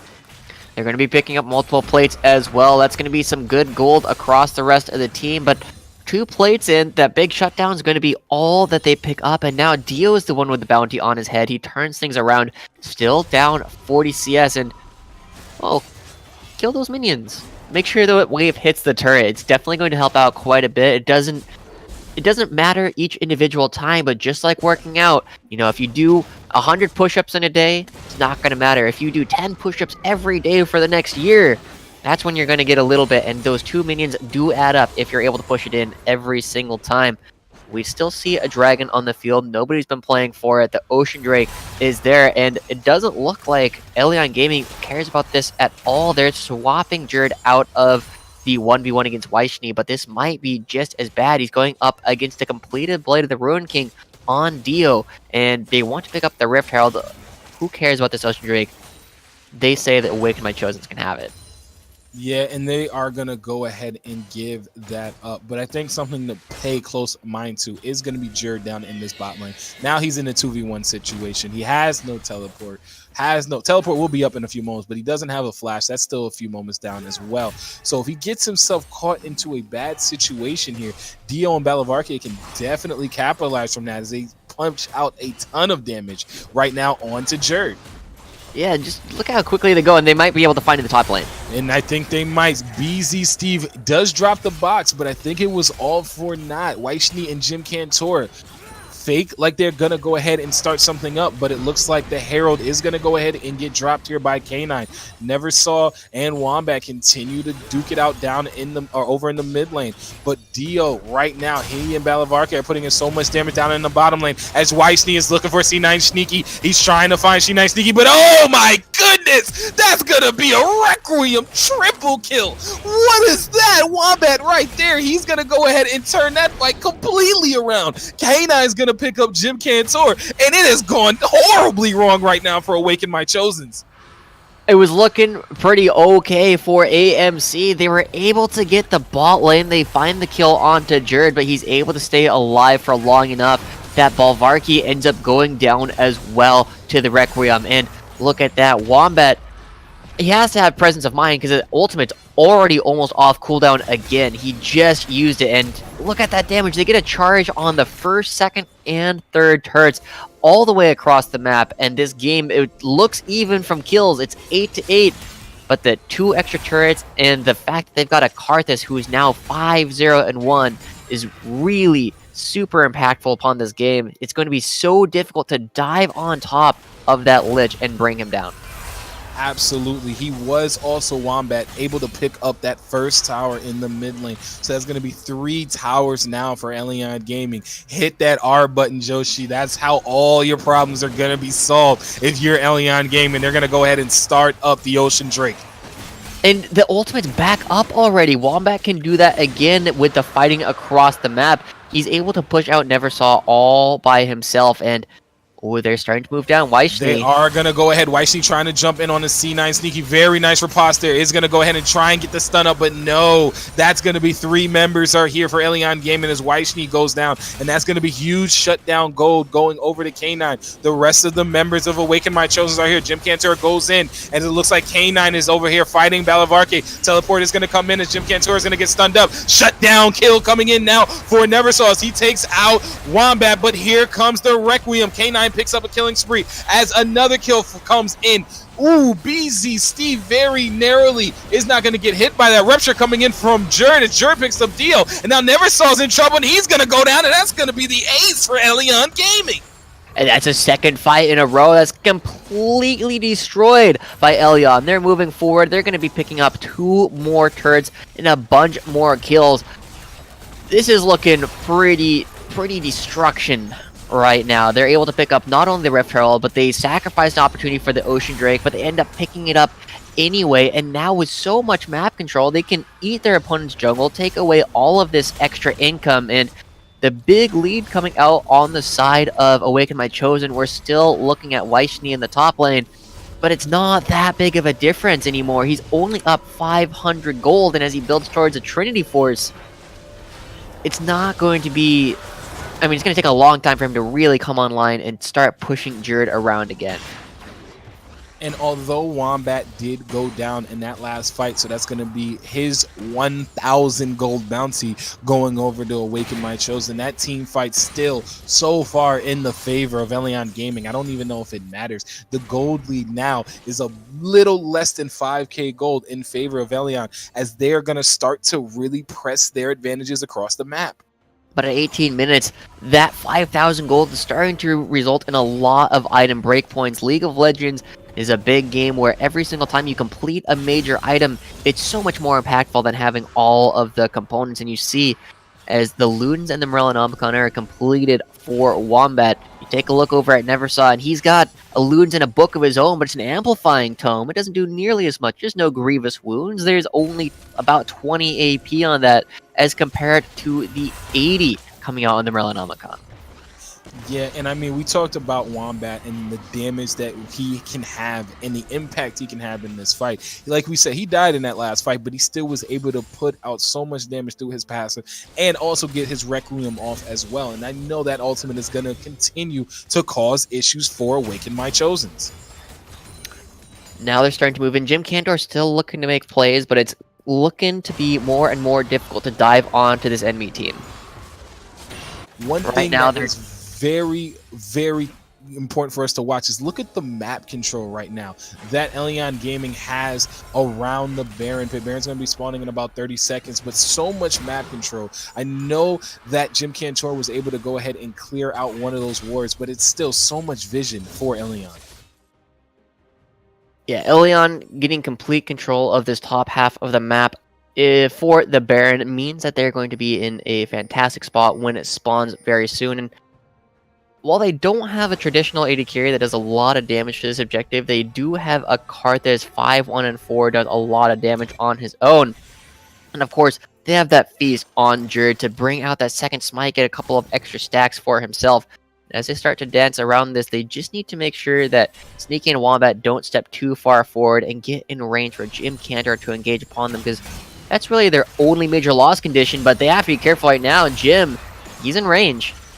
He is in range for that elastic slingshot. And one thing we have to pay close attention to, Weishi down in the bot lane with Jerd has a teleport advantage, so would be able to turn this fight into a 4v5 should something happen around the Baron pit. And if Jerd cannot interrupt it through that rupture, Weishi and Jerd are going to continue to go ahead and hit each other up, but Elyon Gaming is going to go ahead, it looks like, and start up this Baron, and it's already halfway down. They're going to have to go in very soon, potentially looking for a teleport from Weishi, but with just a hint of an engage, they're backing away.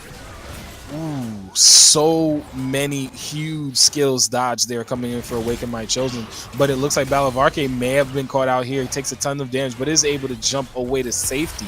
But again, a very nice bait coming in from Elyon Gaming. I think they're trying to set something up where they can get an opportunity to push a fight or get a Baron here, and that's what they are trying to do. But it's interesting, they're trying to hit this Baron, but because they don't have Jerd here to be their tank, they have to commit to the Baron. They can't hit it non-committally, because if they're going to be hitting it, they're going to be taking a decent amount of damage without a tank. But Weishi not going to get a whole lot. And drop the grand challenge, but I don't think, like you said, he is going to get a lot out of here. Jerd very quickly going to go ahead and just walk away from that. And Cho'Gath is starting to get up there. Weishi only a level down after having a very rough go of things to start. Still is about 700 gold down too, but still a lot closer than he was about 10-15 minutes ago. And without a serious way to deal damage to the percentage health of Cho'Gath outside of his passive, Jerd is doing a fantastic job of standing far enough back that Weishi is not able to proc the vitals over and over. He's getting it every now and then, but that's not enough. He's chewing up so much of his mana bar just to stay in range. And with only the first level boots, the second level boots plus the Righteous Glory means that Jerd has so much control over when they actually are going to be going for this full-on fight. Absolutely, and his teleport is going to be up for this next fight, so that is going to be an advantage that is no longer in favor of Awaken My Chosen's. AMC had an opportunity maybe to start something there with the 4v5 advantage, but now it's looking like it's not going to be the case, as a Death Brush looks like it's going to be set up here for Elyon Gaming. I wonder if they're going to be able to find anything, but it does not look like it. AMC is backing off. It's interesting. Elyon Gaming really wants this Baron, but they don't have a whole lot of real threat onto this objective. They don't do it so fast that the side of Awaken My Chosen won't be able to check it. And whenever they start hitting it, they're going to be taking a lot of damage. Jerd isn't there, and now we're seeing some good damage. Weishi is using ultimate. Weishi is going to go ahead and try and get those vitals proc. Flash going to have to be coming in here for Jerd to get away from safety. So that is still going to be a nice advantage coming in for the top laner for Awaken My Chosen. As the Baron dance continues on the other side of the map, Jerd taking a ton of damage here. Weishi is going to go ahead and take tower shots, and that's feasting. Is Weishi, he's going to go down. Jerd, a very nice outplay, and also gets the flash from Weishi. That may be the sign to go for Baron for Elyon. Yeah, a little bit over committal. You see how desperate Vaishni is to get a big advantage here in the side lane, but giving a kill over to Jerd is not the way to do it. I have to imagine he's going to start teleporting. Yeah, he commits it to the top half of the map, and Vaishni is going to be dead by the time this Baron gets finished off, and you see Jerd starting to create a zone of control on the backside. Final Spark comes in, and no, it's going to get locked up. Baron is by K9. Now the fight's going to start up. Wombat flashes over the wall. Now he's in no man's land, but he's going to go down to Neversaw. Looks like right off the back, the Requiem's coming down as Jim Cantor's passive is popped. Jerd and BZ Steve are very low, but unstoppable is K9. He goes ahead and picks one up. C9 sneaky fourth shot onto Neversaw as two members are going to get picked up for just the one, and the Baron goes over to Elion Gaming. And they had a real chance to steal that. You saw Jim Cantor going over, doesn't end up getting the smite down, and the final spark getting some serious damage onto the Baron and multiple members, but a fantastic smite still coming out from K9, and it's going to keep it in control of the game. Now with the Baron buff on, they can start moving, take down the second Ocean Drake while they wait for Wombat to respawn. And then the only thing they have left to crack is the inhibitor turrets, and they have a Jin. Jin's one of those characters that can hit the objective from far enough away that there's really very little chance to retaliate upon him, and they're going to have to dodge away from Jim Cantor and the light bindings coming out from Lux, but other than that, they can hit these with relative impunity, especially as Jerd's going to be joining the rest of the team. Yeah, Jerd is here now. Jim Cantor is going to get locked up by the death sentence as he's trying to get in on to BZ Steven. Jerd right here. Jim Cantor, Balavarka, they're trying, but they're not doing too much damage at all to that tanky Cho'Gath. That C9 Sneaky is going to go ahead and be on a killing spree. Weishney is going to go ahead and complete the teleport. Oh, great jump back in by Jim Cantor as he picks up BZ Steve, but it's not going to matter. It's going to be a double kill coming in right there for K9. Another kill is going to be picked up here for C9 Sneaky, and that's going to be a 4-for-1 in favor of Elion. And you see that golfer Jin coming out. He says 4 and hits a hole-in-one. Dio falls over on the backside. He's trying to do damage to Jerd because it's the only player he can hit. But if that's the only person you're hitting as a Lucian, you're not super excited. You don't want a front-to-back team fight. You want to be able to be hitting C9 Sneaky, but he's not having any access to that. This inhibitor is going down, and we'll see how much they can actually get with the rest of these respawn timers coming up. They already have the first inhibitor. I think they're just going to eat the jungle and then reset. And I think that's going to be a very nice move here coming in. K9, again, such a great performance in this series right now. 709 on the J4, 1,000 gold bounty for himself. Although Wombat doesn't have a bounty anymore, he's still 5-2-10 and doing so much damage in these team fights. And right now, if you are AMC, what is it going to take? What kind of team fight, what kind of advantage are you going to be able to find to try and swing the gold back into your favor, or at least close enough where you are in this game again? 9k gold is so much. It's going to be so scary with this team. It's so difficult for Vaishni and Jim Cantor to even get down to Wombat at this point. 5 to 10, 12 stacks on the Magi's. I mean, I've seen this Magi's go from 0 stacks to 20 stacks to 10 stacks. Now it's sitting a little over half of what we've seen this game in. He still does so much damage. He doesn't have a bounty on him this time, but that's simply because he's been dying in the past couple of fights as well, flashing forward just to make sure he can get as much damage out as possible. And now as they start to move forward as a group, as long as they stay stacked on top of each other, it's so difficult. Neversaw and Dio aren't having a whole lot of pressure put onto them, but it doesn't matter. They can't chunk through Jerd. He's got so much health. He's looking at about 4,000 health at this point in the game. Elastic Slingshot is going to get channeled, and looks like Jim Cantor is going to try and find C9 Sneaky. He is going to kidnap one. K9 is going to be in a no man's land as he's going to get shut down. A very nice play, but oh no, the hook is going to catch onto Weishney as the Requiem comes down, and he's going to pick up Dio, and it looks like that's going to be a very nice kill. 2 kills for 1 in favor of Elion Gaming as they continue their push. And with most of the damage dead for 30 seconds, this might actually be the end of the game. There's no Baron buff, but they still have minions crashing into the Nexus turrets. At the very least, they should be able to go, oh, they're going top lane. Jurge is just going to tank this. He doesn't need any of your puny minions. He is the biggest minion of all, and they're going to pick up the last inhibitor turret. before backing out. They might have been able to get a little bit more, but they're still going to be playing it safe. They want to make sure they can get to the finals because everything is on the line. They are not willing to put themselves in a position to throw. Very, very good observation coming in here. Elion Gaming making sure they do not, as you said, Joshi, throw this series away. They are going to go ahead, crack the final turret in the top lane, get the recalls in, and then make their way. They're trying to end this game as cleanly as possible. And after that last team fight, although K9 went down, it still went so heavily in the favor of Elion. And we have to remember how much they picked up off of that last push as well. They picked up the bottom lane inhibitor while the Baron is spawning in only 40 seconds. Is going to still be down, keeping Wyshnia on the opposite side of the map. Jerd can choose to join the team or try and respond to this because it's going to take Fiora a long time to push out up against these super minions. Jerd can just make sure that they don't push up to turret and then join the rest of the team, but Wyshnia doesn't even have the teleport available at this point. They're just going to be playing from the opposite side of the map, and at this point, they can just start hitting the Baron. They finally have a tank coming out. K9 has the Dead Man's Play, and the Culling not even doing any damage, mostly because it missed, but also just because it's not going to do a whole lot of damage to K9 at this point.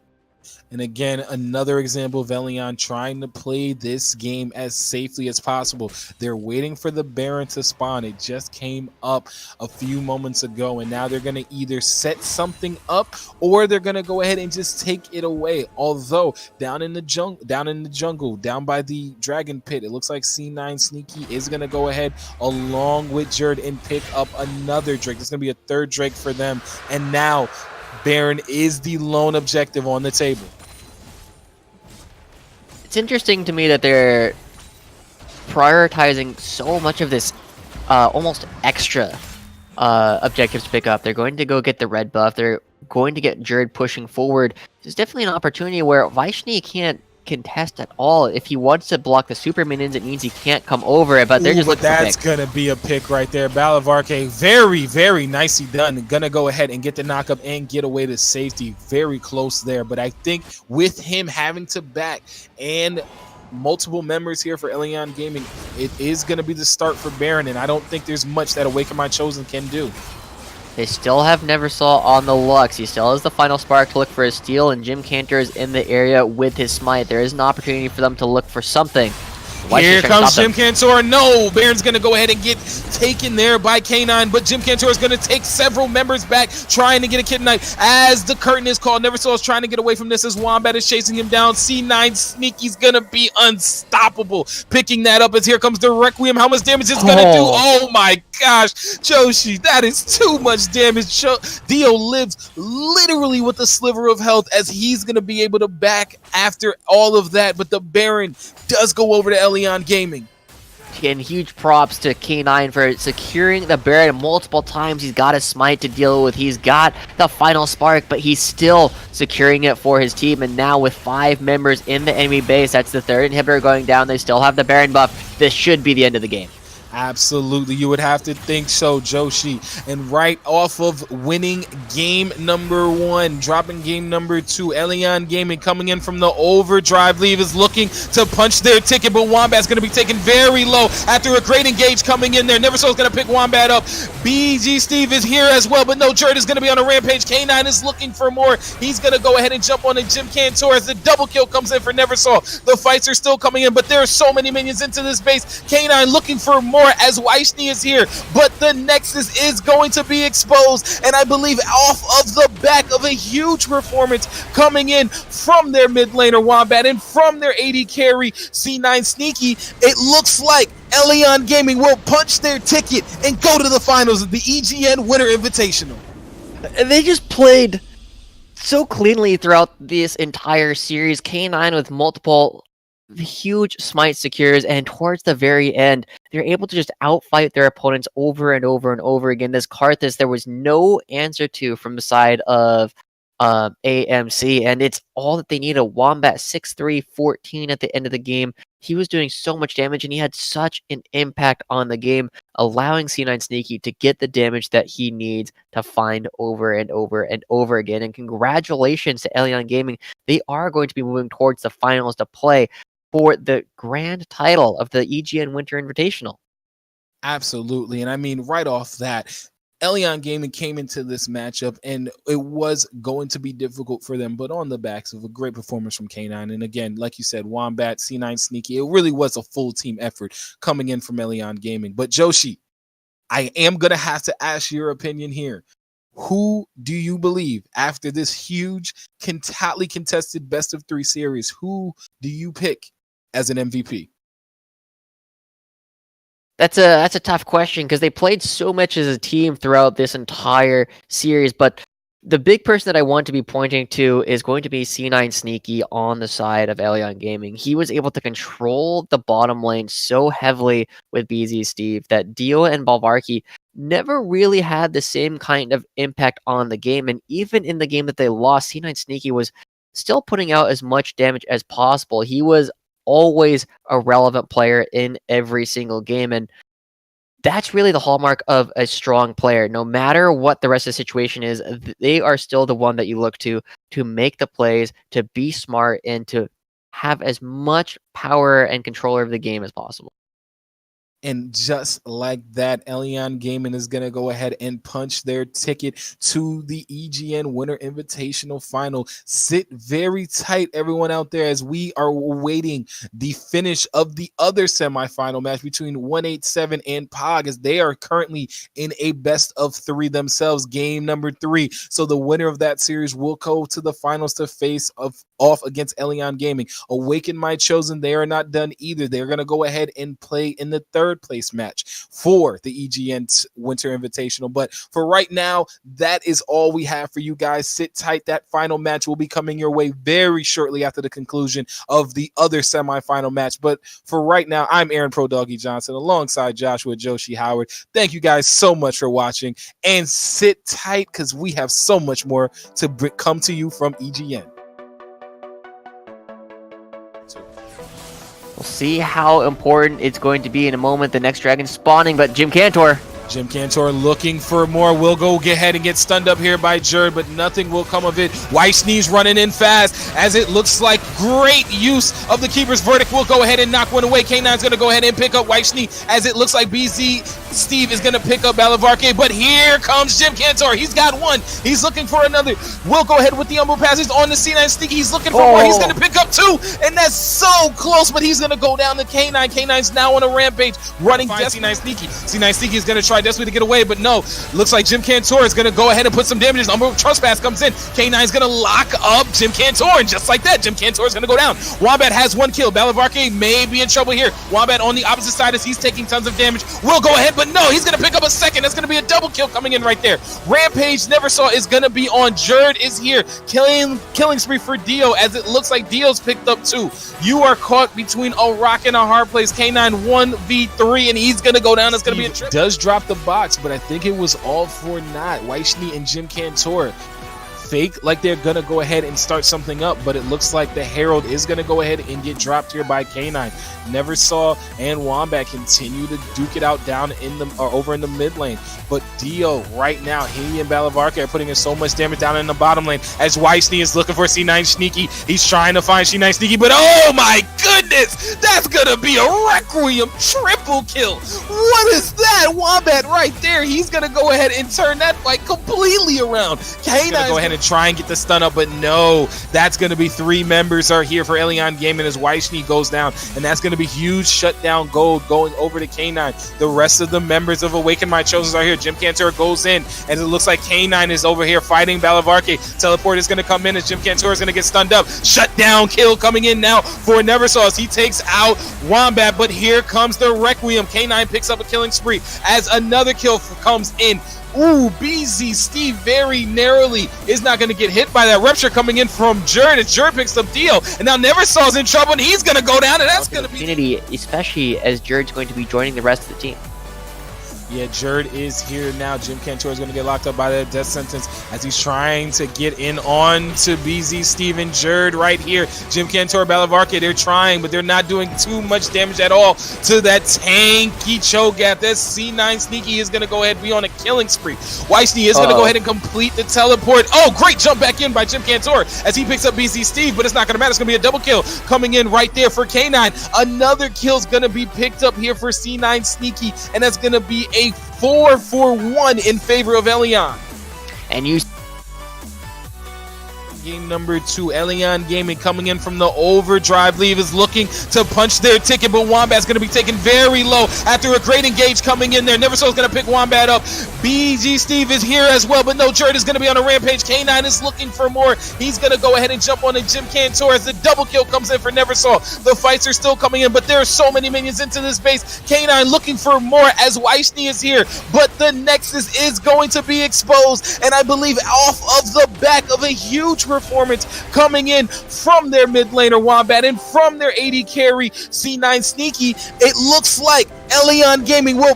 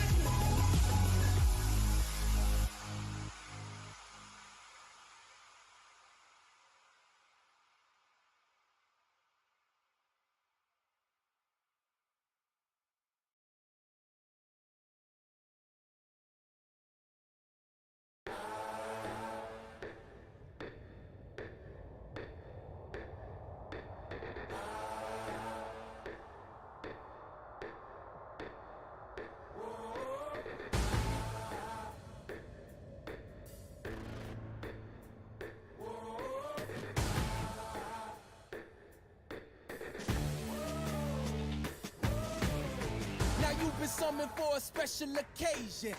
I stay ready cause destiny impatient. Changes, I've been seeing changes. If you talking fire, then we speak the same language.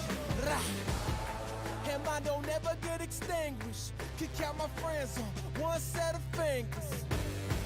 And they trying to cut the supply, but my energy is at an all-time high. Coming up, I'm coming up. Feel the rush, I feel the rush. If this ain't legendary, what you call it? I said if this ain't legendary, what you call it? Feel the vibe, I feel the vibe. Extra live, I'm extra live. And I don't need improvement. Fell asleep, a man woke up superhuman. Tension thick enough to cut it with a knife. The pressure building like it's trying to bust a pipe. Chaos don't take a day off, lot of wrongs to right. I was built for the hustle, hard work and late nights. Oh no, they never seen a force like this. 5 fingers balled up into one firm fist. So if history is written by the victor, then leave blank pages with a space for my picture. Cause this is what I live for. Let's go. Coming up, I'm coming up. Feel the rush, I feel the rush. If this ain't legendary, what you call it? I said if this ain't legendary, what you call it? Feel the vibe, I feel the vibe. Extra live, I'm extra live. And I don't need improvement. Fell asleep, a man woke up superhuman.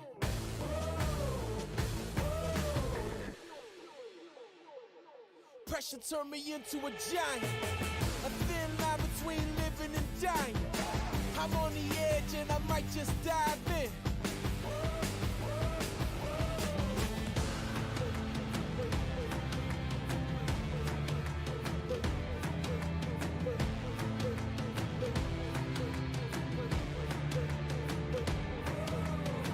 No turning back, man, I'm ready to go. Coming with me or I'm going alone. Changes, man, I'm talking changes. On a crash course, but I ain't afraid of danger. Now let me give you what you came for. Woo!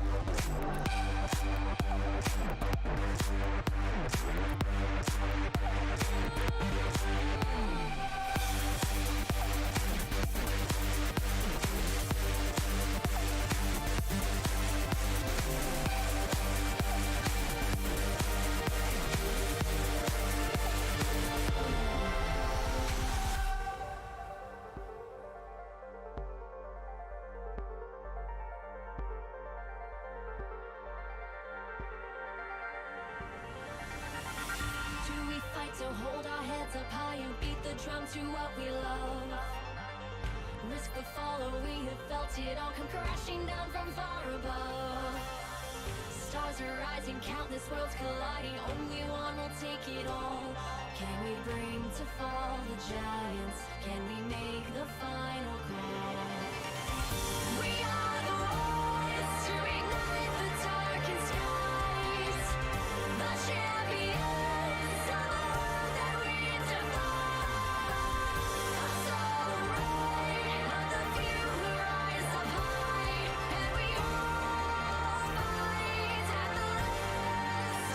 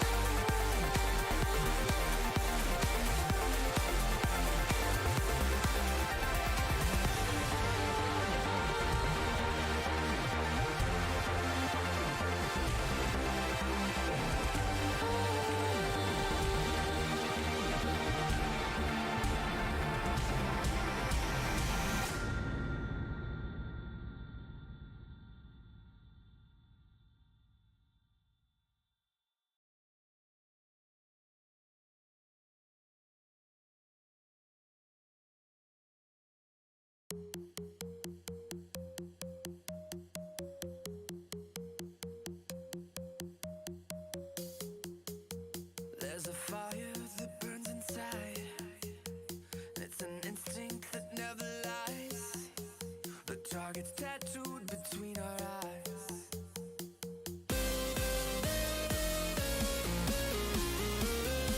Stand and fight under the lights on the higher stage.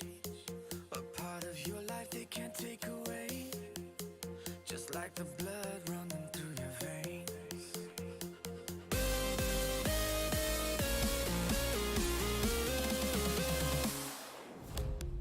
Everyone's watching through your eyes. There's only two options, win or die. Win or die. Win or die.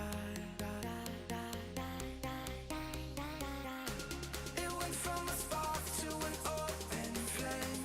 Now destiny's calling out your name. So reply, so reply. And ignite.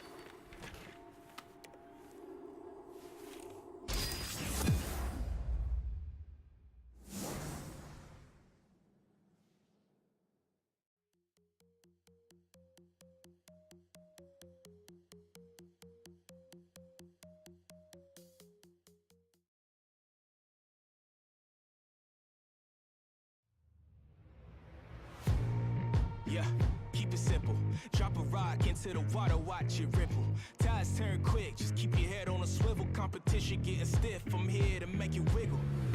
You know me, surround your whole town, make you yell siege. All-star, homie, this the king's speech. You can lock it down, we gon' still preach. Boy, preach. Who's next in line? Can you make that climb? Now is the time, get out of your mind. Raise up the lights, we all here tonight, so let's do it right. Yo, we came here to fight. Who's next in line? Can you make that climb? Now is the time, this world is mine. Raise up the lights, we all here tonight, so let's do it right. Yo, we came here to fight. Boy, you already know I'm the real wonder. Pour I bring the storm, you gonna feel thunder. So your body count is up there with killmongers. How about you come take a look at some real numbers? Might just double up on you while I still slumber. I'm the living proof, I'm just coming through for the thrill of it. Room full of all-stars, we all guys. Somebody gotta be Zeus, I'll take charge. Right. Who's next in line? Can you make that climb? Now is the time, get out of your mind. Raise up the lights, we all here tonight, so let's do it right. Yo, we came here to fight. Who's next in line? Can you make that climb? Now is the time, this world is mine. Raise up the lights, we all here tonight, so let's do it right. Yo, we came here to fight. Positive, negative, I'll take charge and shake eyes, remain great while I pay homage. They always said that pressure can make diamonds, so keep climbing all the way up, that's where you'll find me. Right next to the legends, I call off my brethren, said goodbye to the old me. I'ma make sure that you know me. After this here, you gon' owe me. Didn't choose a game, it chose me. You know what G-O mean to an OG, let's go.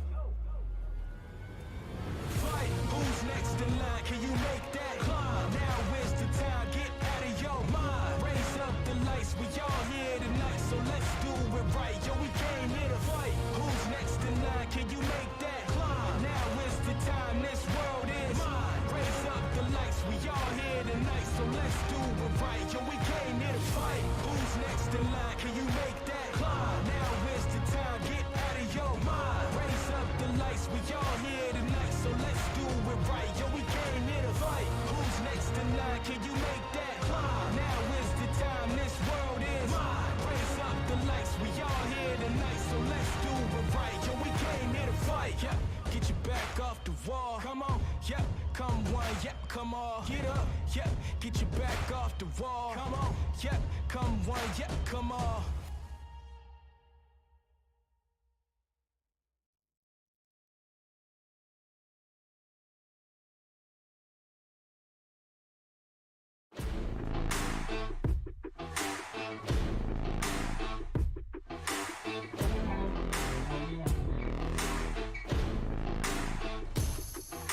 Fame is in the front seat, trouble with the curb. Love is in the back seat, singing like a bird. Oh no, take me to the good life.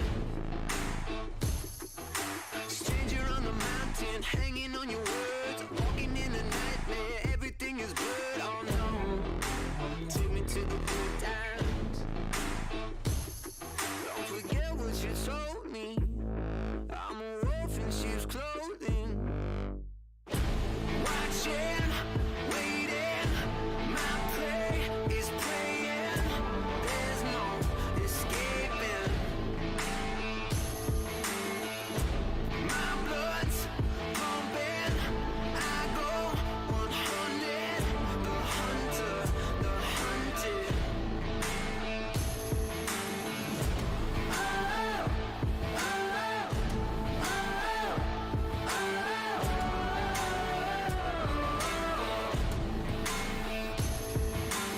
Robbers in the spaceship, crashing through the air. Devils in the details, leopards in your hair. Oh no, I can see the future. Take another picture, drop it on your tongue. Let your body burn down, breathe it in your lungs. Oh no, take me to your leader. Don't forget what you told me.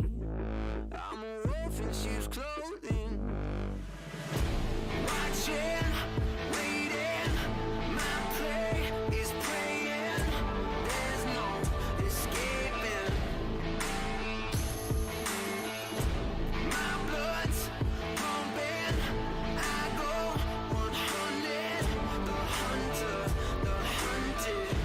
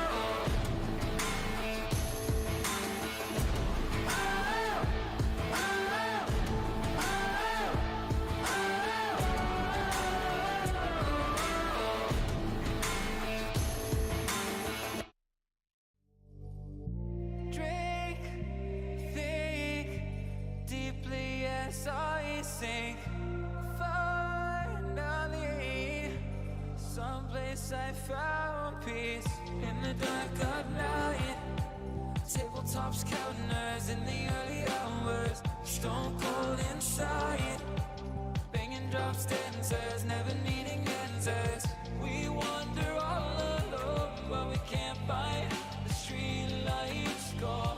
We wander all alone, but we can't deny we are the street light people.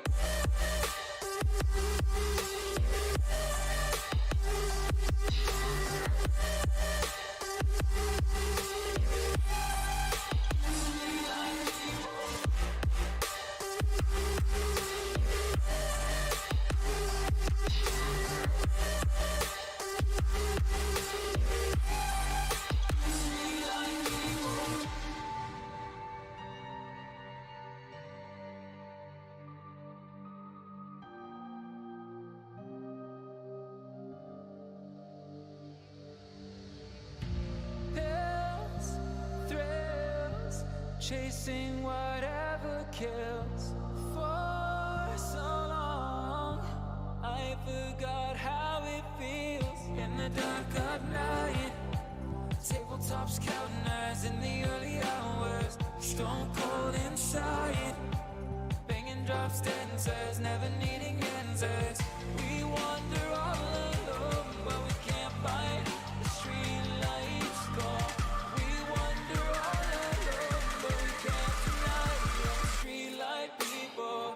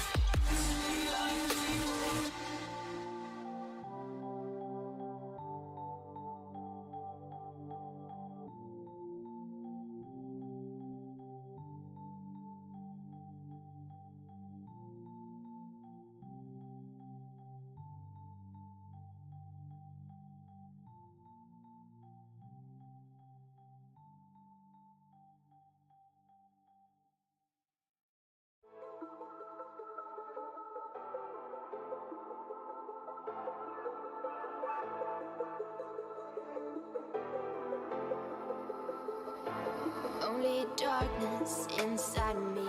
I wish I could find you, but I can't see. Like a flower needs the rain, I need your love to help me kill my pain.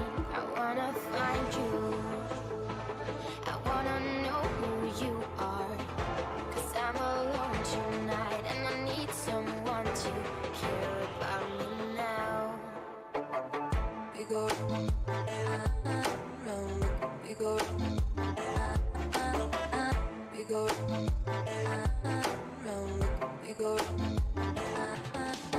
round, we go round,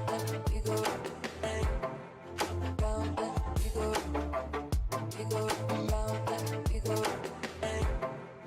round, we go.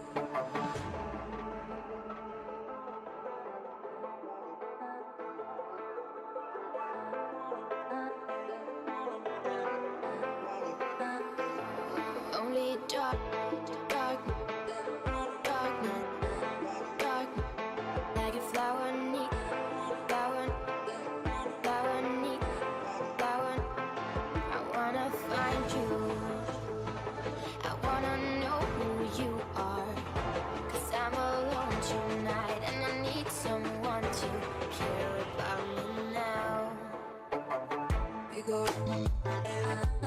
round, we go round.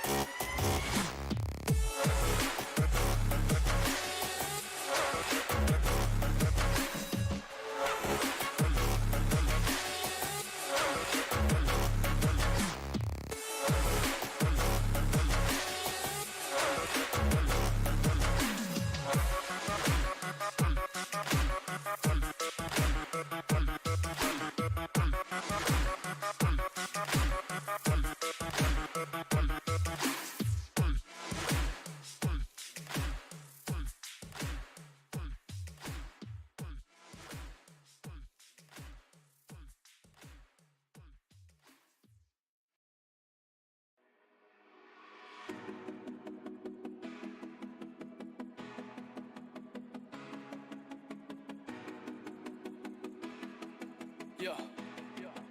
Hey, Teddy, you ready? Hey, I'm calm, now let's get it, yeah. Yeah. Hey, tell me where you wanna go, and I'ma take you there. To the island, to the coast, baby, anywhere. What's on your mind, shawty? Tell me, gotta make it clear. I know you love it, girl, I think there's something in the air. So baby, you be my forever until time it breaks us apart. Time it breaks us apart. So baby, you be my forever. I feel you inside of my heart. Inside of my heart. So baby, you be my forever, the only one I'd ever love. So baby, you be my forever and ever. You the only one. You the only one.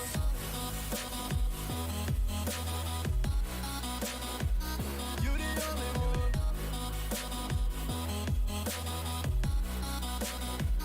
You the only one.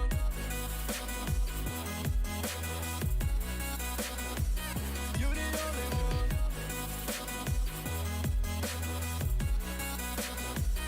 You the only one.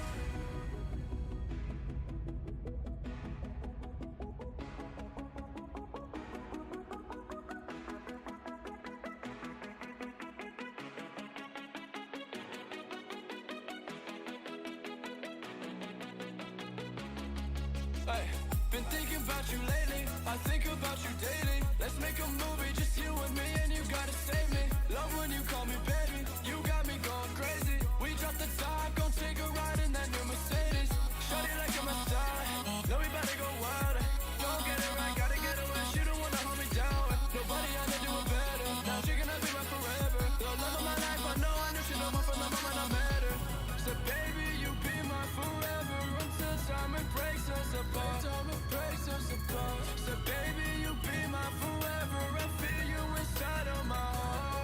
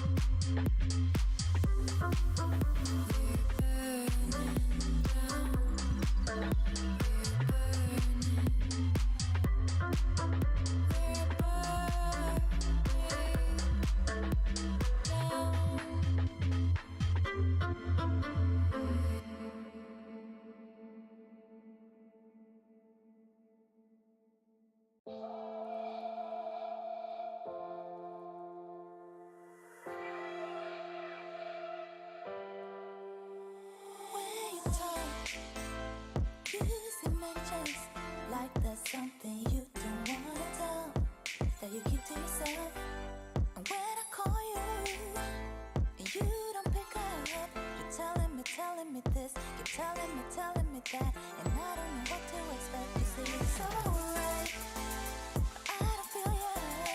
I can sense something is wrong. My intuition is wrong. You say it's okay, I don't believe you. I can sense something is wrong. It's just one more thing that I want. Gonna ask you once. Don't say you're sorry. Sorry's the most word I've ever known.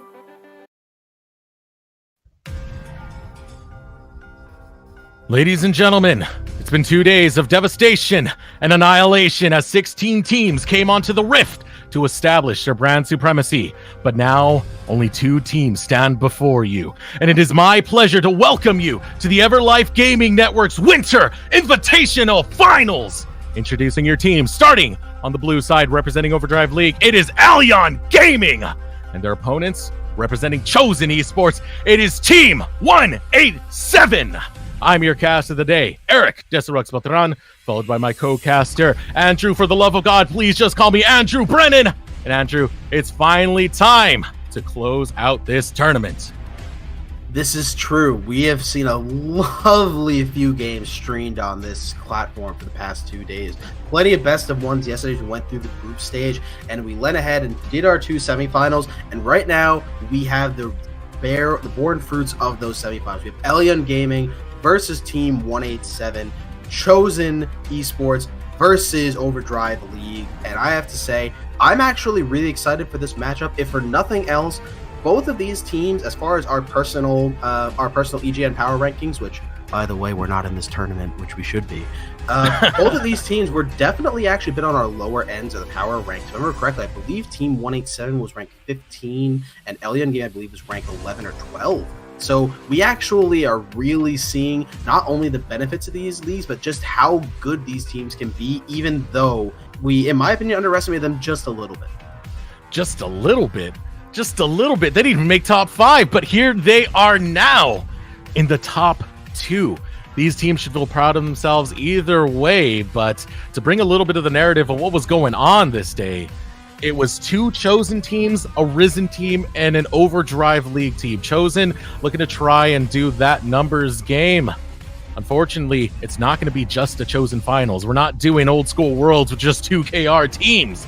This is ODL and Chosen Esports, and they're looking to establish their place in this tournament. Yeah, and right now, as we do get into this game, I think we're at about the point we start looking at these bans as we see them. So, first off, Allion Gaming, we have the Akali, we have the Rengar, and we have the Kayn, the double jungle ban. The Kayn, we just saw it on the previous stream over on Zero Gravity League. We did see the Kayn play to relative effectiveness, especially when taking that Ross with the enemy team. And then meanwhile, the Akali is a pretty common mid lane ban nowadays, we the picker ban. And then on the other side, we do have the Xin Zhao and the Grave, so a double jungle ban as well for the side of 187, as well as the Yasuo taken away from a possible mid and or top lane pick. Oh, and already starting us off, it's going to be that Karthus pick. And this is something that's been showing up all over the tournament, taking that new Dark Harvest. You could take it as the ADC role, you could take it as the mid role, you could take it as the jungle role. It is just a successful pick to go with. Yeah, especially with that new Dark Harvest, there are a lot of champions that kind of have, developed different play styles and really come back into prominence because, the fact that it procs on spells, it procs on any kinds of damage means that any champion that can effectively both deal consistent damage or even champions that are still assassinating, like that Dark Harvest, like getting someone to half HP and then, taking what should be 100 damage and making it 200 right off the bat. Yeah, and as the picks go through, the Braum going to be locked in, as well as the Ezreal. 187 have been playing that Ezreal often, very, very often. And 187 love to go with the utility.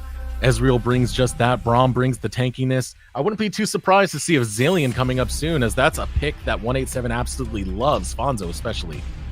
Yeah, Fonzo especially, but at the same time, we have to look at this Karthus, and I know that we've already talked about it, but Karthus was so far ahead in the last game of this, in the last game of Alliance series previously on this channel.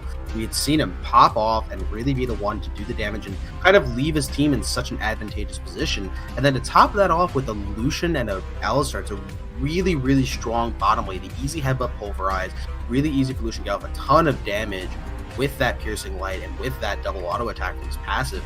but it is against the Braum and the Ezreal. The Braum, very much a pick or ban champion lately. A lot of teams have actually just chosen to ban it, especially on red side, actually. But when you also leave up the Karthus, it is going to be taken away. So we do have to see how these picks turn out in this sense, as I would slightly give the edge. Actually, I don't even think the bottom lane has an edge. I think they're pretty even with these matchups. What about yourself? What do you think? Yeah, I like the way the bottom lane looks for both sides. You have the aggression that comes out from a Lucian pick as well as an Alistar pick, but there's so much to be said about what a Braum does for his AD carry when it comes to playing defensively. You throw in an Ezreal into the mix, and you're gonna have a hard time locking down anyone and finding that damage, so it evens out quite well. I think the big point of contention about this entire draft was the Karthus, as you were talking about. Getting that was a huge pickup for them. But as we get through the second phase of the draft, we can see the bans Orianna, LeBlanc, Zoe, all mid laners. That's the focus of the second half. Yeah, mid laners are definitely coming out, which does slightly surprise me from 187. I would have expected perhaps a mid lane ban and a top lane ban, just in case that Karthus is already picked for the mid lane. We've seen it go in multiple roles. We've seen it in the bot lane. We've seen it in the jungle and in the mid lane. So I would have actually liked a bit more variety in their bans, just to be safe and be sure that, they're not taking off unnecessary second phase bans. And then over on the side of 187, we do have a lock in for the Zillion, which on the other stream, we've seen Bonzo play that pick to serious effectiveness, especially in the game 2 of their series that turned them around to bring them into this finals. Yeah, no surprise to see the Zillion there, because even though it's not a tank, it brings so much utility. It kind of makes someone into a pseudo tank in its own right, because they can afford to die and come back. And it's a difficult thing to play around, but one of the surprising picks to come through here, something we haven't seen in quite some time that rarely ever shows up, the Ivern being locked in on the side of Allion. Yeah, Ivern's not really a commonly seen pick, but I personally am actually a pretty big advocate for Ivern with the way the new rune system works. Previously, with Ivern, it was a little bit, weird to take with the idea that, like, for example, typically, I remember correctly, either wants something like like the summoner swapping out of the inspiration, or even wants the area just for the shield. And usually with the amount of AP you get as an Ivern wanting a bit more survivability, especially early, you don't necessarily like that. But with the new rune system, taking the CDR was something that he didn't really get earlier with the previous iteration of runes, as well as the health and the little bit of adaptive force if you do like it. I think Ivern's in a slightly better spot. Still a bit unorthodox, but I still like it. And then the Kled and the Malphite matchup in the top lane. Malphite is one that actually has drawn a lot of bans, especially for 187. Their other enemy teams have actually banned that a lot. It's definitely a prominent champion for Dr. Quantum, who's known for playing tanks. And the Kled matchup for Jerd is another pretty solid champion that we've seen him work on time and time again. But as they get into order, we're going to figure out the pattern that they are going. That is going to be a Karthus in the mid lane. Don't mind your screen at the moment as it gets arranged, and nothing too surprising. As we said, Karthus right now is the ultimate flex pick, and the damage he brings on the map is absolutely immense given the whole changes to Dark Harvest. So it's going to be interesting to see how this early game plays out, because you got to give that early game advantage over to Allion, just because they have so much to work with in terms of tools for the early game. But on 187, once again, you know what they like to go. They like the tanks. They like the team fight. Yeah, they really do enjoy that composition. Dr. Quantum has been constantly playing on tanks, being really good with his team in the right spots, not afraid to go into a fight and be the one to really engage. And when you have something like a Malphite with the unstoppable force, and you just get that big old slam down into the enemy team, nothing screams team fight better than that. And then when you top that off with something like a Zillion with the speed up to land a proper ult, not necessarily have to try to go for the flash all the time, which obviously a lot of Malphites are known for just good flash ult engages, but why bother flashing when Zillion can give you the 99% movement increase, and you can just move there on your own, save the summoner spell to go in and get out if you need to. And on top of that, John Wick on this Rex side, we've seen him play it in that same game too in the other series, that we know he can be effective on it, and he know that we can be one to go in at the proper time and affect his team the way they should. And with that, it's finally time to hit the Rift. Allion Gaming 187 EGN Finals. It's coming right at you. Let us know in chat who you think is going to win. Will it be ELG win, or will it be 187 win? ODL versus Risen, and it starts now. Yep, and we are ready to get into this game. We're ready to watch these two teams battle it out for first prize, for glory, for victory, and for some sweet cash. But we're not going to talk about that. Anyways, we will be getting into the game. We'll have to see how these go. And right now, it doesn't seem like it's anything too crazy. It seems like both teams are, just spreading out, going for the 5-point, as you like to call it, my good friend, and making sure, that everyone's spread around the map. They have proper vision. No one's going for anything cheesy. Actually, a good ward over there by the side of King of the North, and actually gets a good Mystic shot, a little bit of Klepto Gold, nothing too crazy about that. So, you're an advocate for this Ivern. I want to know what makes it so good. What's the reason you would take it as opposed to any other jungler in this current meta? So Ivern is a tricky one. Ivern has always been, the jungler that you take when you want to support your team, when you want to be the one who kind of keeps your team alive, which, yes, is kind of a bit of a, uncommon thing, especially in the case of solo queue, maybe. But Ivern can be a really strong tool with his constant shielding, and especially with Daisy being such a, unexpected frontline tool, but with the Nagam, just the sheer amount of health she has. I actually really like Ivern. I've always thought he's been in a good enough spot. He's kind of been one of the underrated jungle picks. Obviously, he has a bit of early struggles, both just, from his passing idea that an invade can really mess up his jungle clearing. But obviously, don't forget, we've seen back in the day the old Ivern, run into your enemy camp, use your passive, and just smite it away, and then watch your red buff twiddle in front of you. And I also think one of the things we have to pay attention to is how this patch works with Ivern. Ivern is very good at setting up early sieges, and those sieges now pay off if you don't take the tower. You get those plates, you get the gold. It could be a way to start to exponentiate themselves early. Yeah, that is definitely true. So we have to kind of see how K9 decides to play this out and where he decides to focus. Because Ivern is more known for kind of a counter ganks. He's really good at providing his teammate the shield he needs and giving off a small little route to keep him alive. He's not necessarily one that likes to be proactive. And into what is a Kled, for example, in the top lane, and an aggressive bottom lane gank, it could be interesting to see if maybe he tries to focus the mid lane. Maybe he tries to go for the Tricker Seed in a more aggressive ganking path. So I'm curious to see where he moves. But in the bot lane, headbutt Pulverize. Yeah, beautiful combo to come out there. But meanwhile, in the top lane, Dr. Quantum and Jared, once again, headbutt Pulverize going through. That's quite a bit of a tough thing to have to deal with when it's coming out that frequently. Yeah, that is very true. And at the same time, this top stuff, we actually have to look at this really... Oh, hold on. No, never mind. Sorry. I thought there was going to be a bit more damage coming out there. But the other thing I want to point out is this top lane, because Dr. Quantum is going into a Kled, and as much as I may be an advocate of Ivern, I personally am actually a Malphite main. And I will say, this matchup is very, very troublesome pre-level 6. No. Here we go, the game coming off. Sneaky in a bit of trouble there. A lot of damage following through. Sneaky trying to get away, but Warhood is ignited. The heal gonna save him for a little bit longer. John Wick on the run. This finals first blood will go over to K9. Yeah, that was beautifully played by K9. Well executed. He knew where to go in, and forgive me for saying that Ivern isn't really an early game jungler, because apparently he's able to get the first blood when you look at it that way. Fonzo on the run. Might be better going for the auto. Instead, walks away with that one, forcing the recall out of Fonzo. Yeah, that is the case, and they do end up backing off on the recall, which is nice. But now we have to actually look at the mid lane. The mid lane, that is going to be, as you said, a flash out of Fonzo. Now, that is really dangerous to be on the side of the Karthus, because when you know that Karthus has a Dark Harvest, has a bit of extra damage, you know he's going to be looking to finish off Fonzo, so he does have to back.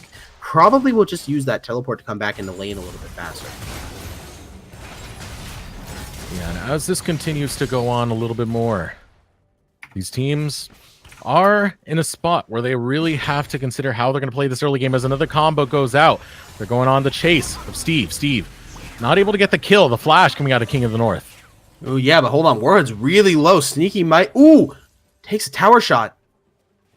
Oh, that was really close. Pretty rough right here. Oh, Jama coming in for the gank. He gets the Umburrow off on K9. Unable to find it, though. No kill to follow through. Yeah, definitely not a kill following through, so we will have to try to look and see how the map goes. But like I said, I'm more interested in this top lane. Right now, it seems like both of them are actually pretty even. Dr. Quantum popping all of his corrupting pots, being able to be more even in terms of health and mana. And right now, with Jerd still having Skarl up, this matchup is definitely Kled centered, at least for now. But once Dr. Quantum makes that first back, gets a good item or two, he'll actually, in my opinion, have the advantage, especially if he goes something like a Thornmail or like a Bramble Vest early. Okay, and Scusa says we take a second to match up with time. Unfortunately, we're kind of out of sync at the moment, and we do got to adjust that and get that sync back together. Just give us a quick moment. No problem. We'll still have the finals going. All right. All right, we should be good. Yep, that is a-okay with us now. All right. Yep, and just like that, we are back in. So now, as we look, there are level 6s being hit across the map. Donna Quantum currently having the level 6, as well as Jerd, and then Wombat reaching level 6 with that Requiem, which is a really, really big thing to have at the moment. You can see that double bomb going through. Fonzo is at that spot where he could start giving over those Dark Harvest stacks, which you definitely don't want to give over to a Karthus once that Requiem, that critical ultimate starts coming out. He's already got 2 stacks, and as they start to come in, if you're low health, it's almost guaranteed kills. All right. And yeah, as that does come through, I mean, you also look at the mid lane, there is a big difference in CS. Wombat's been doing really good with landing proper lane waste and getting a good amount of damage on Fonzo that right now it's resulting in a sizable enough gold difference at about, probably about at least 300 gold, about a kill's worth. But the rest of the map does seem to be pretty even. The Ezreal being even with the Lucian, which is actually something that we haven't really seen much in the span of this tournament. Usually in this matchup, Lucian's taking a very good early CS lead with that extra bit of damage. So very good on King in the North, keeping well up in CS. That, it makes the match a bit less easy. But K9 is looking here for a good gank once the lanes start to even back out towards the middle. And you have to question the worth of it. He's staying in that bush for so long. Doesn't get the snare. They're finally going to go for the gank. King in the North able to get away. Warhood getting critically low as well. The teleport coming through. That's level 6. Requiem sung. It does not get the kill. Warhood critically low. Heal going to save him at the last second. Now Dr. Quantum on the run. Smash into the wall. Gets knocked up. The combo of CC is too much for Quantum. But he's able to flash away and just barely survive. And no kills fall. What a close, even matchup these teams are already putting out. Yeah, it was a super good attempt by Quantum to really try to get that kill through. And, the teleport actually did work out to relative success, but John Wick over here way on the side. Yeah, John Wick going to go for the unburrow. Wants to find it on Steve. Knocks away John Wick. John Wick gets stunned up. Gets the ignite on him. A lot of damage going out to John Wick. But John Wick refuses to fall. But the tower still under siege. The first 160 gold of that plate going over to K9, Steve, and Sneaky as they look to make it 2. Finding another plate. They're just racking up gold in this early game. One more auto would trigger that concussive blow. So they back out and take what they won. Yeah, not only was that siege really good, but we have to look at the amount of resources spent on that gank. Oh, hold on. Alistar actually going for the Hex Flash attempt, but didn't quite make it through. Anyway, I always have to make sure I'm prepared for you to make a constant cast. But anyway, so now that that's gone down, we have to look at that and think about this. Dr. Quantum burned his teleport. John Wick stopped his jungle pathing to try to cycle over there to help with the counter gank. And even after all of that, they were still managing to siege the turret. They got 2 plates of gold and managed to not even really waste a lot of resources for it. So you really have to look at that and think that right now, blue side definitely has the advantage, both in tempo and just an overall goal. Yeah, so far Allion are looking pretty good. You can complain, oh, they didn't get any kills. They got turret plates. That's what this patch brings. That's 320 gold altogether from plates alone. So far, it's looking so good for them as the team representing Overdrive League continues to try and win out this finals. Yeah, we'll have to look around the mess of the map too. Now that bottom lane's kind of died down a bit, top lane has taken such a big turn. Dr. Quantum has gone from being ahead and being about even in CS to now being down 20 to Kled, who does have that team act lead and really is exerting some pressure as a more, AD-based champion over at the top lane.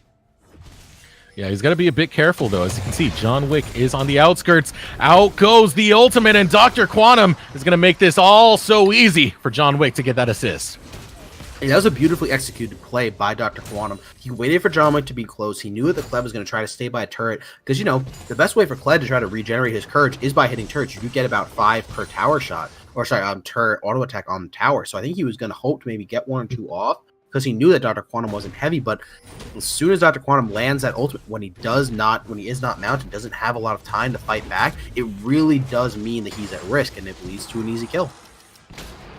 Easy kill picked up, forces the teleport out of Jerd. At this stage of the game, the teleport is not the most crucial thing to have burnt, but it does get into lane fast enough to make sure he maintains that CS lead. But now in the mid lane, Unburrow looking to land onto Wombat, but Wombat wants to turn this around. He's looking to fight this in his own right and able to get the Skittle to finish him off, but in comes John Wick. K9 is not going to see him run away. Sing his song once again, double kill going over to Wombat. That was beautifully executed. K9 was waiting in the background. He knew that John Wick was going to be there. He knew that they were going to dive him. As soon as he thought that Wombat might have been in danger, that was when he came in. He provided the shield, slowed them down enough, and at the end of the day, it leaves them so far ahead, both with some extra Dark Harvest stacks on the Wombat and that double kill. Yeah, so now that Wombat is starting to accrue that gold, this is where it starts to get a little bit scary. This is where you don't want to be. That Requiem only gets more and more damage, but on the bot side, another fight breaking out. The stun going to go on to King of the North, forced to use his flash to run away. Cannot finish the job. Warhood has to flash away as well, and so much pressure onto this bot side. 187, they're having a very hard time dealing with the layers of CC. Yeah, this is kind of where the Iron really seems to be working out really well as a pick. He's constantly in their face. Oh, hold on. Yeah, the headbutt pulverized lands, but he's all by his lonesome. Steve is going to be the first one to fall in that bot lane arrangement thus far. But still, ELG still push forward, put up a bit of aggression, and then finally choose to back off. And overall, a little bit of hubris coming out from Allion. Yeah, don't think they were expecting John Wick to be there for the counter engage. I think as soon as he dropped in there, and as soon as Steve had gone for that headbutt pulverize, that was exactly when John Wick went in. He managed to stall with K9 and hold on. Oh, almost able to get the kill. Would have been blocked by the Chrono Shift, but the most important part about that wasn't burning the Chrono Shift. It was getting that Dark Harvest stack, but meanwhile, the top lane Jerd under attack, trying to run away, and unfortunately, does not get the kill. Dr. Quantum can't land that Seismic Shard, but if you get close enough, you make it free. Dr. Quantum grabs the kill. Yeah, beautiful use of the shard. He knew that Kled was down, he knew it was dismounted, and he knew that he had the means to take that fight and go for that kill. And the beautiful thing about Malphite, especially depending on how you play Malphite, you can play Malphite either with a Qmax or an Emax typically in melee matchups. And Dr. Quantum does seem to be going for that Qmax, which only makes Kled that much more susceptible to death when dismounted. Because as soon as Malphite does go on you with the Unstoppable Horse and uses his spell rotation, you're just low enough that all it takes is one more Seismic Shard at max rank, and you're definitely going down. And 1 minute until the plates fall, but that doesn't stop ELG. They want to make them fall now and accrue that gold as they're able to take down the third plate of this bot side fight. And speaking of plates, look at the top lane. That's a lot of plates going down. 4 in total picked up by Jerd.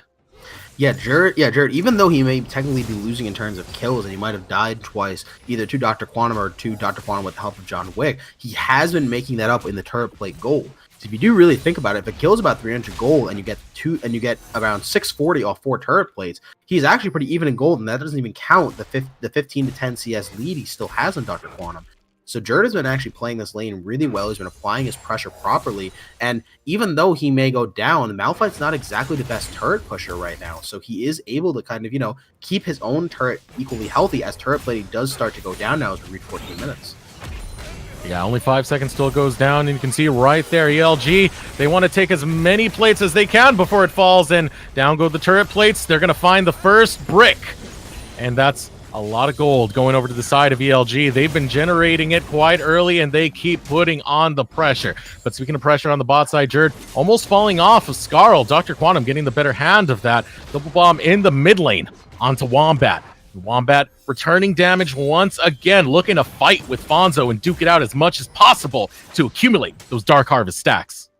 Yeah, Wombat's doing really good at landing these easy damage lay wastes. He's actually been really good at singling out Fonzo, landing the proper Wall of Pains, and then just landing those and doing so much damage that even if Fonzo does get off the occasional double bomb, Wombat's just able to return that damage in spades. And right now, he actually seems to be going for the Ludens, going for a more damage-heavy mid lane build. He's probably going for the Ludens, and probably after that, something more like a Death Cap. Actually, I've seen pretty often a second item on card this lately with how much damage this champion can provide with Dark Harvest. So it really is looking like it's Ellion's game. And a beautiful snare to come and forces the unstoppable force, but Steve around the corner. Headbutt pulverized, lands flush. Dr. Quantum forced to flash. Out goes the snare. Cullen gonna follow up. The minions blocking a piece of it. Doesn't matter. Sneaky able to find the kill. They're gonna find that turret as well on the top side. Yeah, it's gonna easily be a turret down on the top side. A death on a Dr. Quantum, beautifully played by Elion, and just really showing some dominance right now in their individual champion picks. The Ivern playing really well, landing the proper trigger seeds and knowing where he has to be. And then meanwhile, beautiful roam from Steve, getting that headbutt pulverized and just solidifying that kill. And with that, they're gonna claim the Rift Herald, the king of taking towers. Shelly gonna fall to the hands of Allion Gaming as Steve goes in deep for those wards. Gonna take a little bit of punishment in it, but gonna look to return it as Warhood is sent to the wandering arms of ELG. He's gonna be annihilated. Double bomb goes through, and ELG once again looking to outplay 187. That was a beautiful, beautiful play by Steve. He actually headbutted him back into the wall of pain, lowering the armor MR and just slowing him down so much there was no way that War was gonna be able to escape that. And at the end of the day, it leads to a mid lane turret. Rift Herald has gone down. Shelly will be knocking on those doors, and this would probably be a mid lane inner turret. And if they manage to keep this up and maybe get another peek in the process, it could even be an inhibitor turret, or at the very least, Shelly will be damaging it a lot.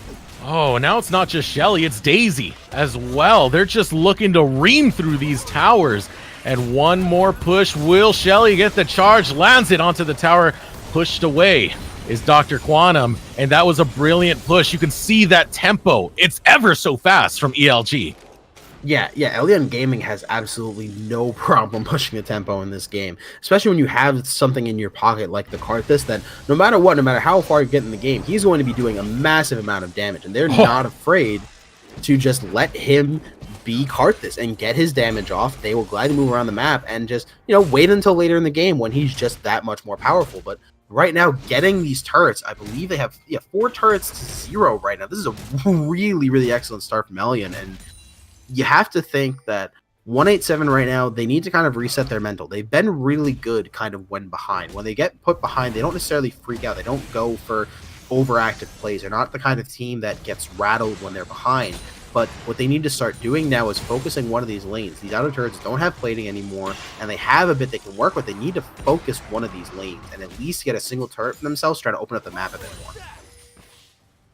You can see every time they go for a push, though, there's an instant response coming out of ELG as they start to head towards this bot side and deter any possible sieges that 187 might set up, and that's got to be frustrating. You're starting to get strangled, and it's very hard to stop the bleeding when the tempo is put this high.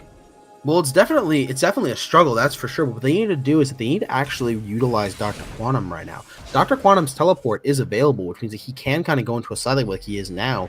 But the problem is that if he's going to go into a side lane, they really need to be grouped up as 4 members right now, because they're going to get collapsed on, as you can see in here. Yeah, Collapse coming in. Doesn't set his sights towards King in the north, knowing what that arcane shift does. But instead, they want Warhood. The damage coming in. Following up, ELG able to bring it to 187. They don't find the kills. Unstoppable force gonna go in. Wombat critically low, but they're looking to turn it around onto Quantum, who gets sent to the grave, but does have that chrono shift to keep him alive. Sneaky, first one to fall. Wombat is low on health, and you know that means John Wick sees his kill. Unable to claim it, though. In 187, they finally find an answer, and they're just bringing it to this squad as they continue still alive. the pain. The bomb gonna land. Tick, tick, boom. K9 does not fall, but a huge relief from 187 to get those kills onto ELG. Yeah, 187 only losing Sneaky in that whole exchange, being really close to top of hole. And Requiem's going down. Doesn't look like anything went down. Possibly just looking for maybe another Dark Harvest stack. Oh, that was a little bit scary there. Not enough to finish off Warhood. And the pressure is still on, though. ELG finally realize that they do have an opponent that they have to respect, and they can't just continuously force. As 187, they start to get to the point where their tanks do make a difference. Oh, they certainly do. And on top of their tank making the difference, you have to think that, you know, as much as I may be an advocate for it, as you like to say earlier, you have to look at this Ivern pick and see how much work he's doing. The Trigger Seed right now on base does have, I believe, a heal of about 300 on a 6-second cooldown. That was enough earlier to make him survive the time bomb, keep his carries alive, keep Kled still in that front line, and really right now it's working to high effectiveness. He's playing it really well. He's landing proper trigger seats. He's using Daisy properly as kind of a pseudo secondary front line, and just playing this matchup really, really well. Yeah, now you can see as we head to that 20-minute point, Allion Gaming, they start posturing up around this Baron area, but they see a potential kill in the top side. Dr. Quantum under attack coming from the charge. Fonzo on that backside. Headbutt pulverized onto John Wick. John Wick takes a bit of damage, but Steve takes even more. One more shot would proc the concussive blows, but he's able to walk out in time. Concussive blows is Pop. Steve on the run. Another bomb lands onto him. True Shot Barrage follows suit, and the bomb popping. The ultimate is there to deter some of that damage. In a very close exchange, Steve barely survives from being a good old steak dinner. Yeah, Steve was going in just a little bit too deep for the items he has. As much as he may have the resistance, he doesn't really have a lot of health right now, which does mean that with those concussive blows, with all those damages, when you are going in like that and no one else seems to really be following up with you, that really can be the death of you. But Wombat also can get a good chunk of damage from King of the North. Oh, you got to be careful about King of the North. This is looking bad for Wombat. So Wombat does get shut down. 2-kill shutdown, not delivering too much gold over to Wombat. I mean, King of the North. But still, it's pressure off, and 187 looking to change the tempo finally into their advantage. But now King of the North is the one a little bit caught out. Dr. Quantum looking to change this around. Look, the cooldown on Unstoppable Force. They have the option to engage once it comes up. Instead, choosing not to. They just want to take priority over this dragon area. Yeah, they'll take the Scuttle Crab, which will actually be really big for them to have vision on this current dragon, especially when it is coming up to be an ocean. And right now, an ocean actually be really, really good in the side of Elion, because Elion right now. Oh, I'm sorry, it's an air drake. I thought it was an ocean drake, but an air drake is actually even better right now for 187 because they do already have the previous one. So it's a stacking bonus, and it's about a 4.5% movement speed increase. Is actually really big to have when you have the Zillion and you have that time wind and you have the ability to speed up your opponents to such effect. Sorry, your allies to such effectiveness. You don't want to speed up your opponents. And you can see right there, ELG doing the right thing. They know they can't contest the Drake, so they head over to that top side to set up a siege onto that tower. Playing defense is K9, looking to throw out a little bit of CC. That tower's low, but are they overstaying? Unstoppable Force lands onto Sneaky. Sneaky on the run. The turret gonna finish him off. Now Steve is the one caught out, and with 5 members there, no choice but to go down. K9 can't even play defense, but on that backside, Wombat able to take down the tower. They are able to find it. They are able to escape, but it cost them 2 members. Yeah, beautiful use of Unstoppable Force by Dr. Quantum. He knew that they were going to try to stay and try to take that turret. And so, oh, hold on, we got to fight in the mid lane. Oh, once again, Wombat caught out, trying to get any bit of damage he can. It's not going to work out for him. He's going to sing the Requiem regardless, as it pops, gets some damage in, gets them low enough, ensuring that they can't do the Baron soon after.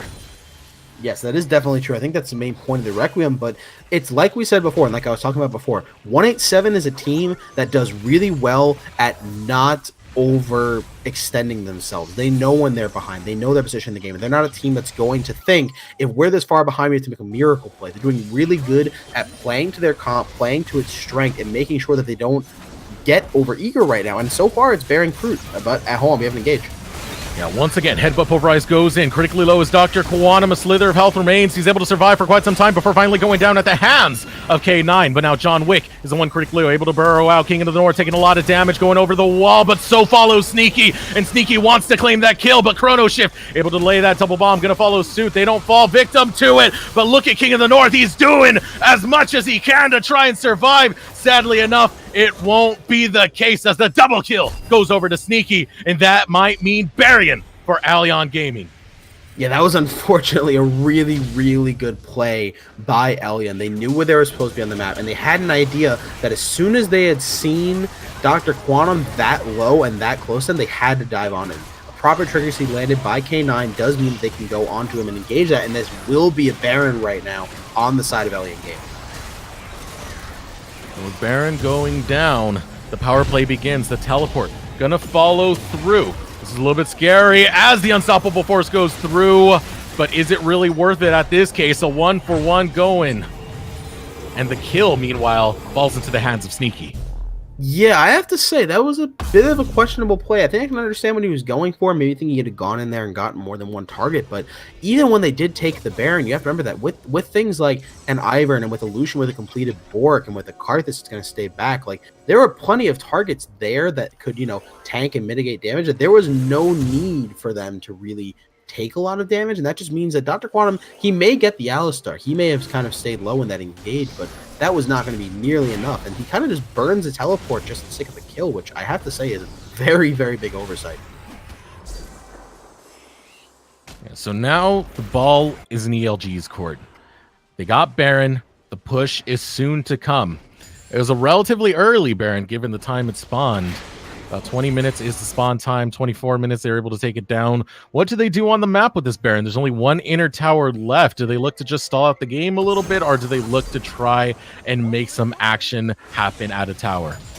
Yeah, that is true. That really is going to be the name of the game, at least at this moment. And right now, we have to really see what they can do. Because at least in this particular moment, Elyon is able to siege. They have the ability to do so. And they're able to kind of walk around with the rest of their teammates and just know they have priority as the culling goes out.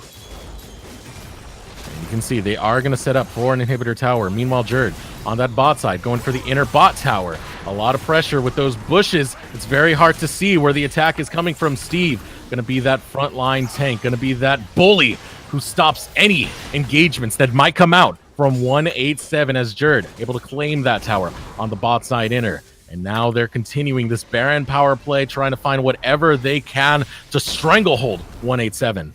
Yeah, 187 is really struggling right now in their current position. Where they are on the map, they're being pushed in their inhibitor tower. They're really in a struggled spot, but hold on.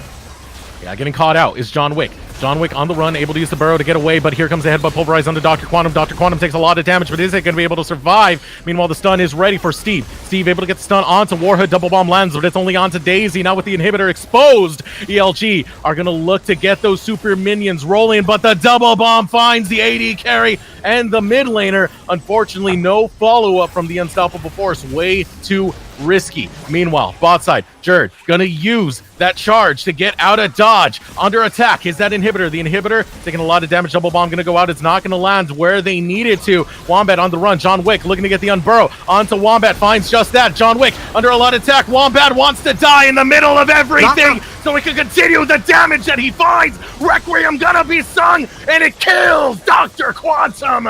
And there we go! Elyon Gaming, they don't know how to say die, they don't know how to say quit. They're gonna continue the push and claim the inhibitor.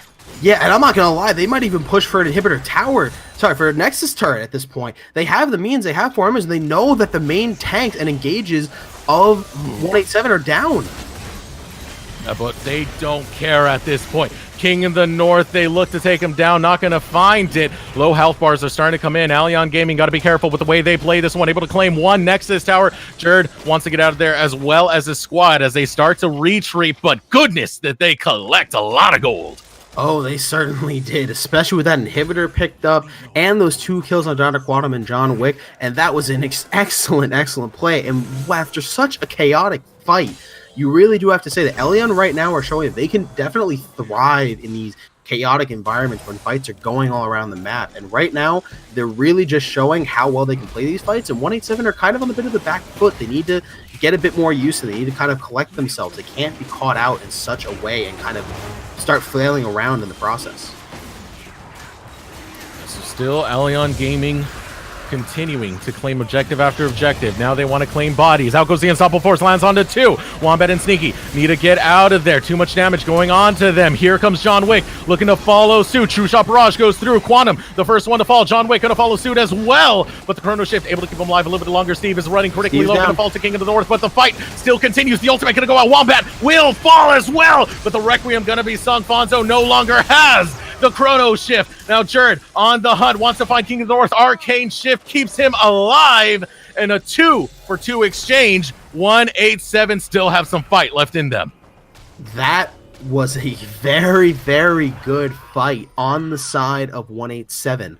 like we said earlier, like I've been saying this whole time, at the very least, they're not ones to just jump the gun randomly. You know, they didn't just use the unstoppable force as soon as the dragon was started. They waited for the right moment, and Dr. Quantum saw Wombat, and I believe it was Sneaky, grouped up together, went for the flash, unstoppable force. And you know what? At the end of the day, they may not have picked off necessarily the carries they were looking for, but John Wick with the Chrono Shift managed to get back and take out Wombat, and Steve, again, kind of on the wrong side of that fight at the end of the day, and really ended up getting punished for it and taken out. And now the game, even though there's a gold lead, it's pretty even at the very least in terms of tempo, and it really does come down to which team kind of makes that call of going in. And right now, it could be very well anyone's game if another fight like that breaks out. Yeah, but now it's time to dance, Andrew.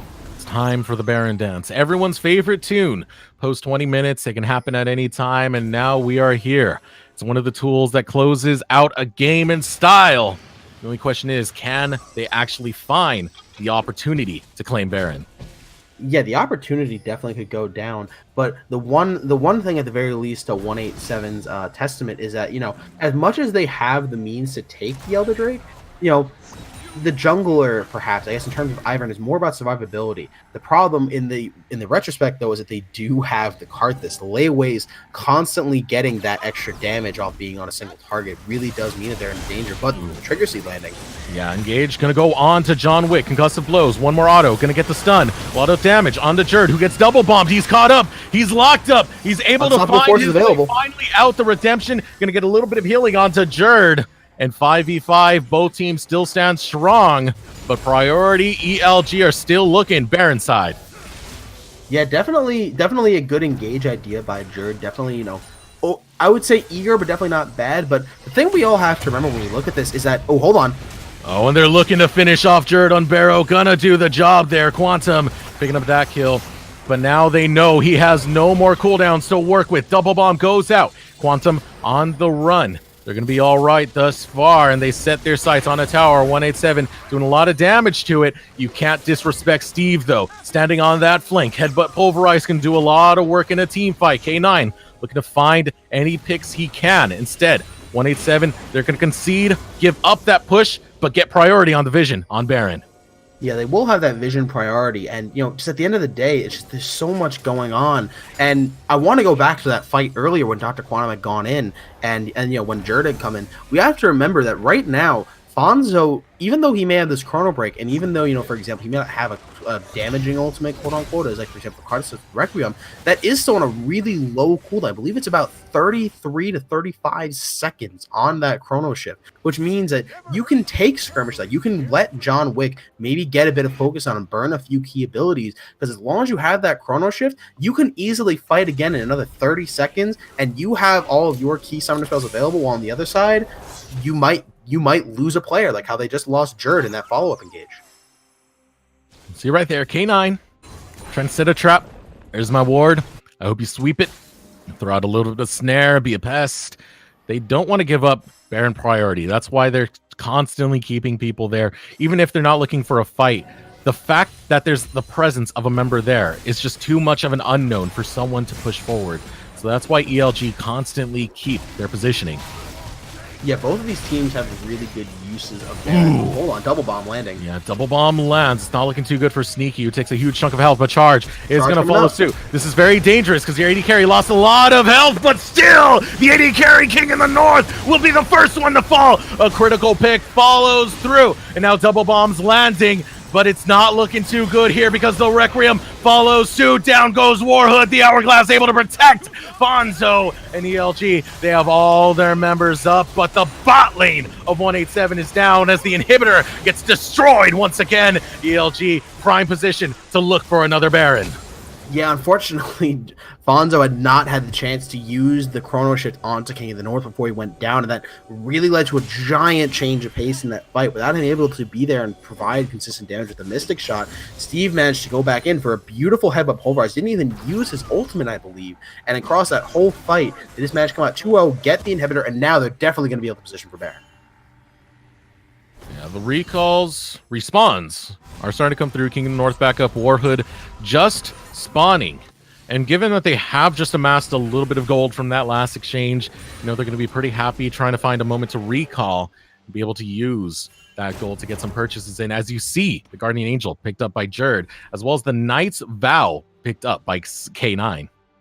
Yeah, the Knight's Vow is actually a really big item to have nowadays. He already had his big enough items with the Redemption and with the Ardent Sensor, but having that Knight's Vow and just being able to provide either Wombat or C9 Sneaky really with just a lot of damage mitigation just keeps him in this fight so much longer. Not to mention that Steve is still an Alistar. He still has that Unbreakable Will, that damage reduction, and that Headbutt Pulverize to be such a pesky frontline with Jerd and with his charge forward that this whole game can really turn on its head really fast. You can see there with the dragon going up, a Cloud Drake. ELG are going to look to claim it. They still have control over a huge portion of the bot side of this map, including the river as well. 187 have just been playing extremely cautious when it comes down to it. They know the stakes of this matchup, but getting caught out is John Wick. John Wick trying to run away from this one, going to get stunned up on Burrow, going to get a lot of work to get Steve off of John Wick, and the calling comes out. Gets a bit of damage onto Fonzo, but not really too much, just the tickling at that point. And that's going to put a disengage to this fight as they constantly look to exchange on each other's mistakes. Yeah, they look to be kind of just making these trades, and right now, Elyon is perfectly fine with making these trades. They have the Ocean Drake, they have a little bit of regen, where meanwhile, 187 is kind of one. Ooh, hold on. Oh, once again, looking for John Wick. John Wick able to burrow away. Double bomb. Not going to follow suit as Fonzo tries to get some work in, but the charge! Time to fight as Jerd goes forward looking for John Wick. They're going to stun up War and take him down. Wombat able to pick up that kill, but they've completely split apart. 187. Dr. Quantum on the run. John Wick trying to run away from Jerd, but it's very tough to run away from a Kled as he's able to flash just barely heal. Going to go out King in the North trying to run away from this one, but is taking damage after damage. Double bomb. Going to get onto 4. Wombat unable to find the kills he needs to. Requiem goes out, is interrupted by Fonzo's double bomb, and he picks up the kill to add insult to injury. But still, ELG are going to continue their advancements. They still want to claim this base. They don't want it to be all for naught as they start going after these Nexus towers. Yeah, it was actually only a 1-for-1, so they don't really have too much pressure right now, especially with the Superman coming. They will decide to back off, and it's probably a smart move at that point. It was only a 1-for-1 at the end of the day. Most of the team is still alive and available to provide support, but you have to look at that fight, and you have to say that if anything, credit goes to Fonzo. He stayed nearby just enough to actually stop the Requiem, which was beautifully played. If that had gone off, that probably would have double kill. That probably would have ended the game. So that's beautifully played by Fonzo. He's playing the Zillion really well, as we've seen him in the other games past. And at the same time, we have to try this and think of what they can do next, because they are still down. They are definitely down in tempo right now for Team 187. So you have to think of where they can go. Bot lane outer is still up, and it's still really low. Mid lane turrets have barely even been damaged, it would appear, and they're just outpacing the map right now. Oh, and this is a lot of fear for Quantum, forced to use his ultimate to be able to escape that. And that's a huge ultimate down right there. That's their initiation that they need to win team fights. So right now, ELG feeling the confidence to start a Baron. Yeah, they do really feel confident to start a Baron. They know that they've kind of had the number on John Wick. They know when he's going, they know what he's going to do. And right now, Steve's over here providing interference and doing it really well. And if that Baron goes down to about 4,000 HP, I think they're going to get it for free. Yeah, Baron does go down. Huge pickup by Allion Gaming. As they start rotating towards the mid lane once again, going to get those minions pushing. Possibly start up a split push sometime after. You want those Baroned up minions to show up in 2 lanes. They're just content going straight down mid. Yeah, it really doesn't make as much sense for them to really go for the sideways right now, because their sideways are kind of pushed out, which usually on one hand you want to go clear those, but with the Baron wave, how much pressure they have in the mid lane going to retake this inhibitor, they really don't really need to worry about the sideways, at least right now. They have so much of a tempo advantage. They can just stay mid, take this inhibitor, and probably just pressure to end the game with only 1 Nexus turret still up right now for 187.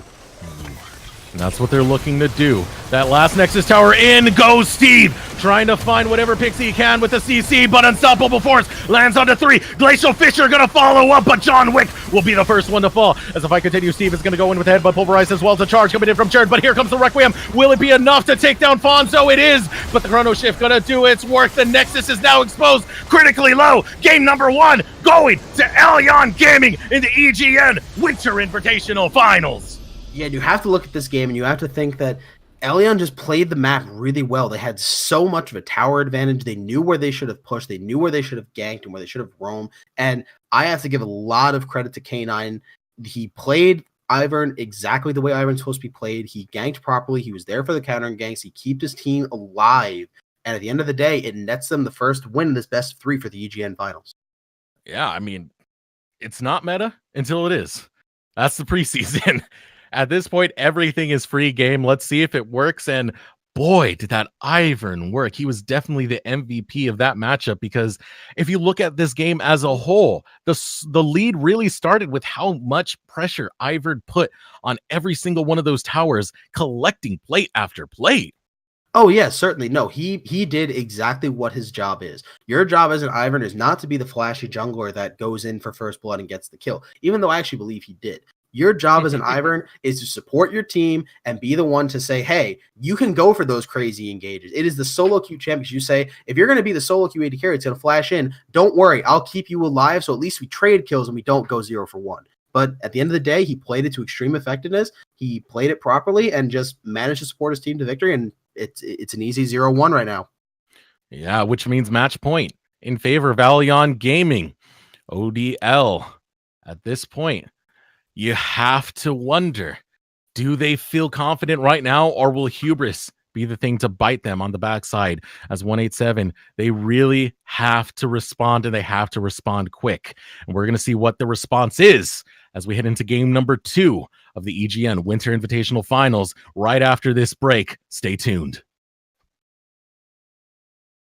Warhood, the damage coming in, following up, ELG, able to bring it to 187. They don't find the kills, Unstoppable Force, gonna go in. Wombat, critically low, but they're looking to turn it around onto Quantum, who gets sent to the grave, but does have that chrono shift to keep him alive. Sneaky, first one to fall. Wombat is low on health, and you know that means John Wick sees his kill. Unable to claim it, though, in 187. They finally find an answer, and they're just bringing it to this squad as they continue to pain. The bomb gonna land. Tick, tick, boom. K9 does not. Strength and making sure that they don't get over eager right now. And so far, it's bearing fruit. But at home, we haven't engaged. Yeah, once again, Headbutt Pulverize goes in. Critically low is Dr. Quantum. A slither of health remains. He's able to survive for quite some time before finally going down at the hands of K9. But now John Wick is the one critically low, able to burrow out. King of the North taking a lot of damage, going over the wall, but so follows Sneaky. And Sneaky wants to claim that kill, but Chrono Shift able to lay that double bomb. Gonna follow suit. They don't fall victim to it. But look at King of the North. He's doing as much as he can to try and survive. Sadly enough, it won't. Sideways, at least right now. They have so much of a tempo advantage. They can just stay mid, take his inhibitor, and probably just pressure to end the game with only one Nexus turret still up right now for 187.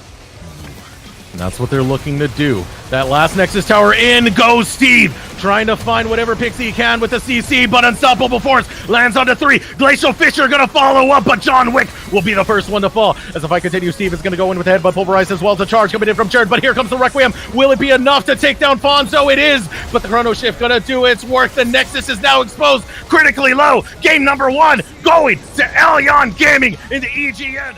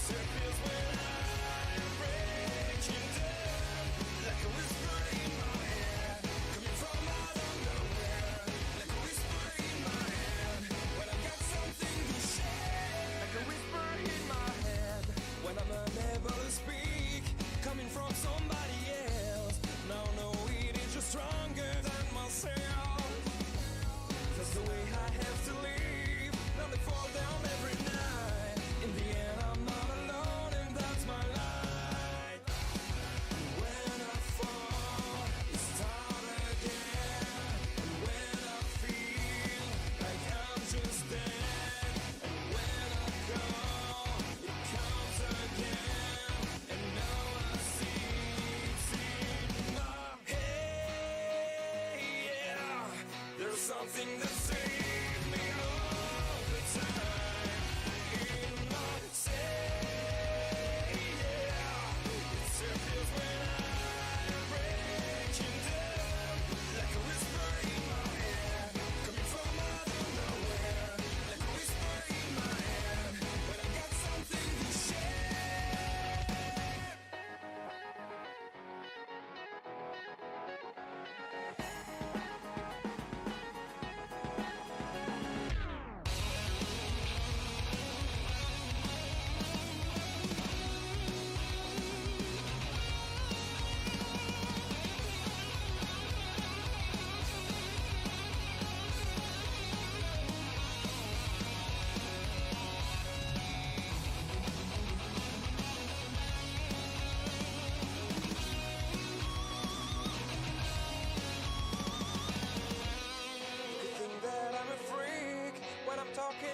myself, but it's like I was too weak to be someone else. You could think that I'm a creep when I'm singing all alone, but it's like I couldn't see straight on my own. Hey, yeah, there's something that saved me all the time. In my say, yeah, it surfaces when I'm breaking down, like a whisper in my head, coming from out of nowhere, like a whisper in my head, when I got something to say.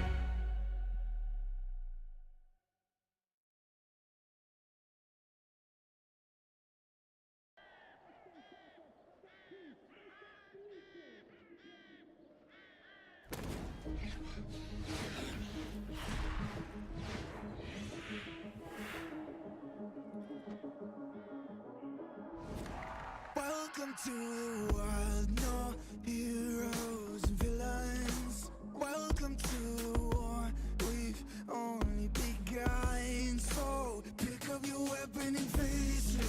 There's blood on the ground, go and take it. You get one shot to make it out alive. So higher and higher you chase it. It's deep in your bones, go and take it. This is your moment, now is your time.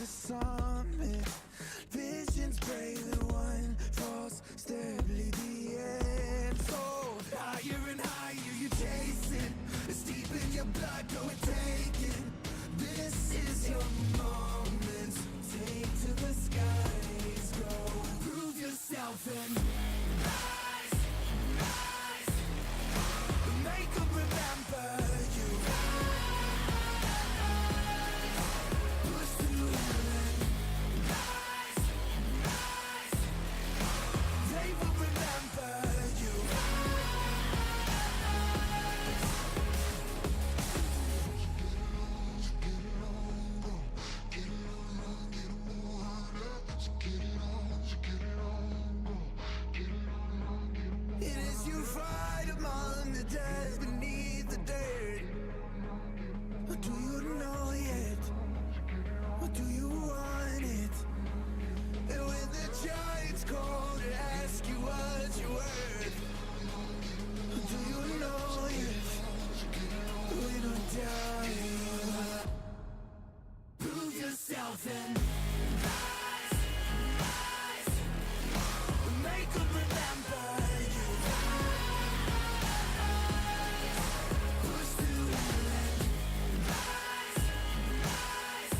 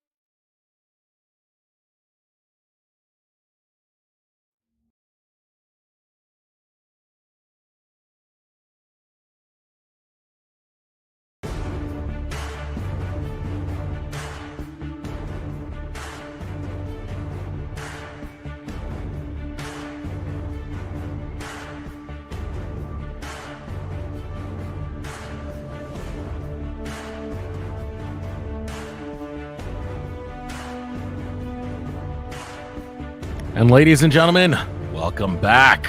The EGN Winter Invitational Finals 187 from Chosen, as well as Allion Gaming from Overdrive League. Both of these teams have fought so hard to get to this spot right now, but only one can be called champion. I'm Deserux, co-caster Andrew, and we're getting into Champ Select right now. I don't know what I'm more proud of, the fact that you just called me Andrew and not the full name, or the fact that we are getting into our first ever Winter Invitational Finals. And right now, Team 187 is a bit on the back foot. They did kind of have a bit more of a struggle in that last game. Their kind of style of play not really picking up the way it has in their previous series in the semifinals. And Elian coming off a really, really strong game one and looking to push themselves even farther forward. And look at that first ban, Andrew. Look at that first ban. You know, you questioned the Ivern. I said it was a good pick. I said it was on yours. And you're like, but what can an Ivern do? And I said, well, it can get you 4-0-12 in a finals game. Hey, I wasn't sure what it could do. I've never seen the Ivern. I wanted you to go ahead and elaborate. And yeah, that Ivern was absolutely stellar. K9, that's some dirty stuff. You'll never play that again, man. Considering this could be the last match, that might be the case. But Karthus banned as well, to no one's surprise. Akali taken off the map. Yeah, it seems like the Karthus definitely went through, and I think that 187 might have kind of not really thought that part of the ban through. I think they already knew what they wanted to ban previously, and they might have just had their ban set in their head, but you can't leave that Karthus open right now, not with the state of the game as currently is. And like you said before, the Ivern ban is definitely something that, you know, now that you know he can play it, you don't want to give it up. The Yasuo ban is also pretty typical, similar to their last game, their last bans. And on the other side for Elian, the Akali's a pretty good mid lane ban. You know, still a very strong pick. I'm actually a bit surprised that with all the Akali bans we've seen in multiple games, that no one's trying to pick up an Aurelia, having that other really strong mid lane champion. But the Rengar and the Kayn, pretty standard. Previous bans from last time, same old for Elian gaming at the moment. Yeah, and to round that out with a Yasuo ban, the first pick, we'll go through 187. It's their favorite champion at this point. King of the North, Ezreal. Name a more iconic duo. Yeah, at the current moment, King of the North has definitely been playing that champion pretty well. He definitely, you know, maybe was not quite as strong in the last games in the semifinals, but he does know to play the champion. He knows how to maneuver, and he plays it to extreme effectiveness. So there's definitely no reason to leave that up. And then for LNG, we have a bit of a change up. We have a Graves picked up for K9, going definitely polar opposite, very supportive and a bit more of a, dare I say, passive jungler in the Ivern to the full 80 carry jungler in the Graves. Now, what do you have to say about that, Dessa? It's something that works. It's something that's a little bit time tested at the moment, and you can't blame them for going it. It's such an early game aggressive jungler, and Graves just does what Graves does. Ever since he got his cigar back, he's been a new man, a new beast. And speaking of beast, look at that support pick. Alistair once again going over to Allion Gaming, and we've seen so much you can do when you have that type of initiation as well as disengage. Yeah, that's definitely true. And then at the same time, it's probably probable that they will just pick up the Lucian to go with it again. They know that they're really not at risk of it going away now that they've seen the Ezreal lock in. But also for 187, we have a Kha'Zix. So John Wick actually decided to match the damage pressure of the Graves with the damage pressure of his own, and then locked him with the Leona as well. Now, it's funny. we saw this same thing happen in the semifinal series for 187, where in the first game, I believe that they had picked up Ezreal with something else, and then it kind of fell off, and then they went for this Ezreal-Leona combo. And you had actually been telling me that you felt like Leona should be with a more, burst focus AD carry, perhaps like the Lucian locked in now for Alien Gaming, but it did really work for them, and it could even work better with a high damage jungler and causes it can really utilize the amount of CC a Leona can provide. Oh yeah, you can only imagine the sunlight gets on you as well as that isolation. That would be an intense amount of damage, and we don't even know the room he's going. He could be going for the Dark Harvest. Imagine when all that stacks up. So only time will tell with that one. But getting into the second phase of picks and bans, a lot of support focus. LeBlanc taken off the map as well as Malzahar. Both teams yet to have picked a support, so you can't blame them for focusing that pool. Well, both teams picked their supports. They didn't pick their mid laners. But yes, there is definitely a lot of mid laners. That's what I meant.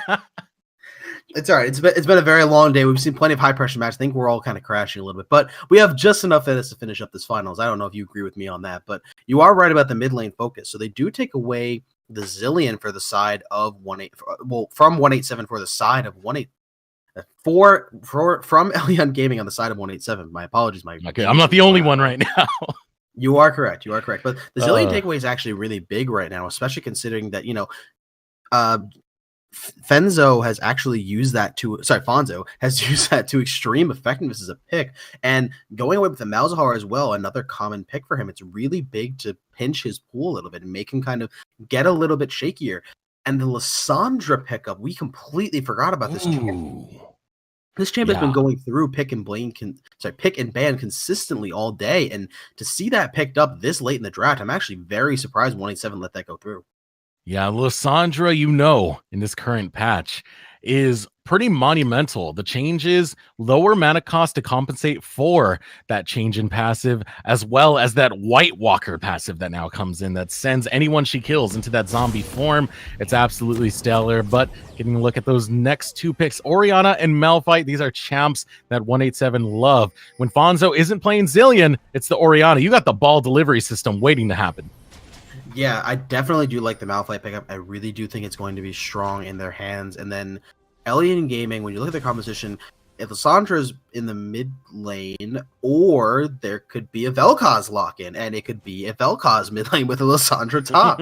So very, very well played, actually. I do like the adaptation, if I'm being honest, because if nothing else, when you look at it, there's definitely a difference in playstyle there, primarily because when you think about it, the Lissandra is definitely a really good pick to have in the top lane, especially in this tank matchup, especially the Malphite of Dr. Quantum. So you have to give props, and you have to say that it's a really good adaptation.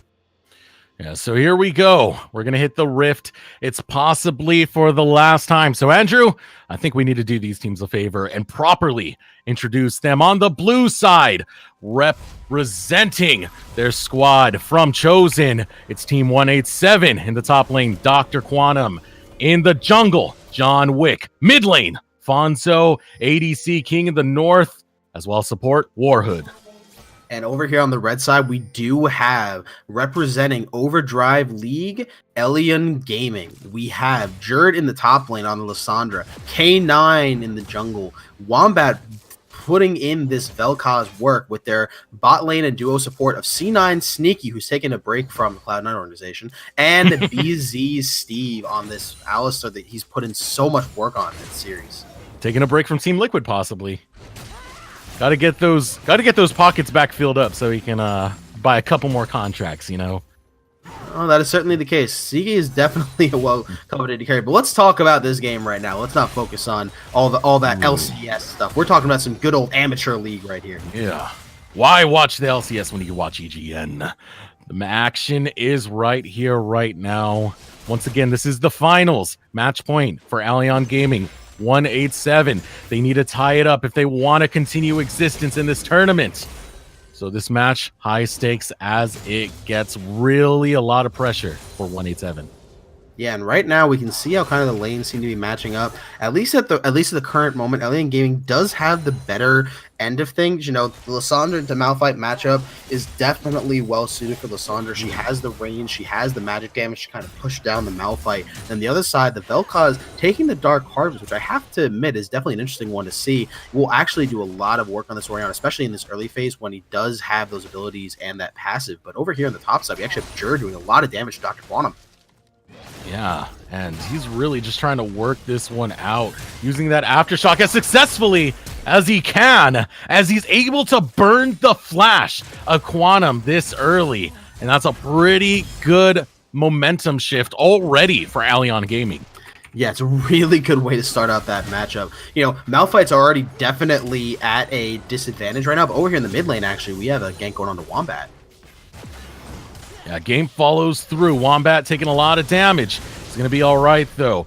Loses half his health, but the fight's still going to continue as K9 goes forward, looking for Fonzo. Fonzo forced to use the barrier. First blood might go through. John Wick wants to find it. Onto K9. Flashes. First blood over to 187. But John Wick is not done. He wants blood. He smells it. He goes after Wombat, forcing the flash out of him. That was extremely well played by John Wick. He waited to see K9 dash out. He didn't preemptively flash in. He knew that he'd have the dash away, and he would have been in a lot more trouble. He waited for the motion, knew he could get it, and then he gets a very, very coveted good kill. And he almost actually makes it onto Wombat. Just a very, very slight misposition. And, you know what? At the end of the day, it goes out in their favor as Jerd actually looking to get a gank in the mid lane. But he has no mana. It's going to be kind of tough. Out goes that auto to finish it off.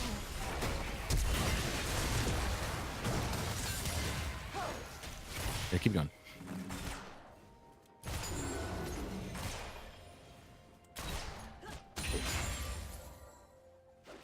All right, we're good. All right, we're good. All right, sorry, we had a little bit of sync issues with our streamer, and we got everything back together.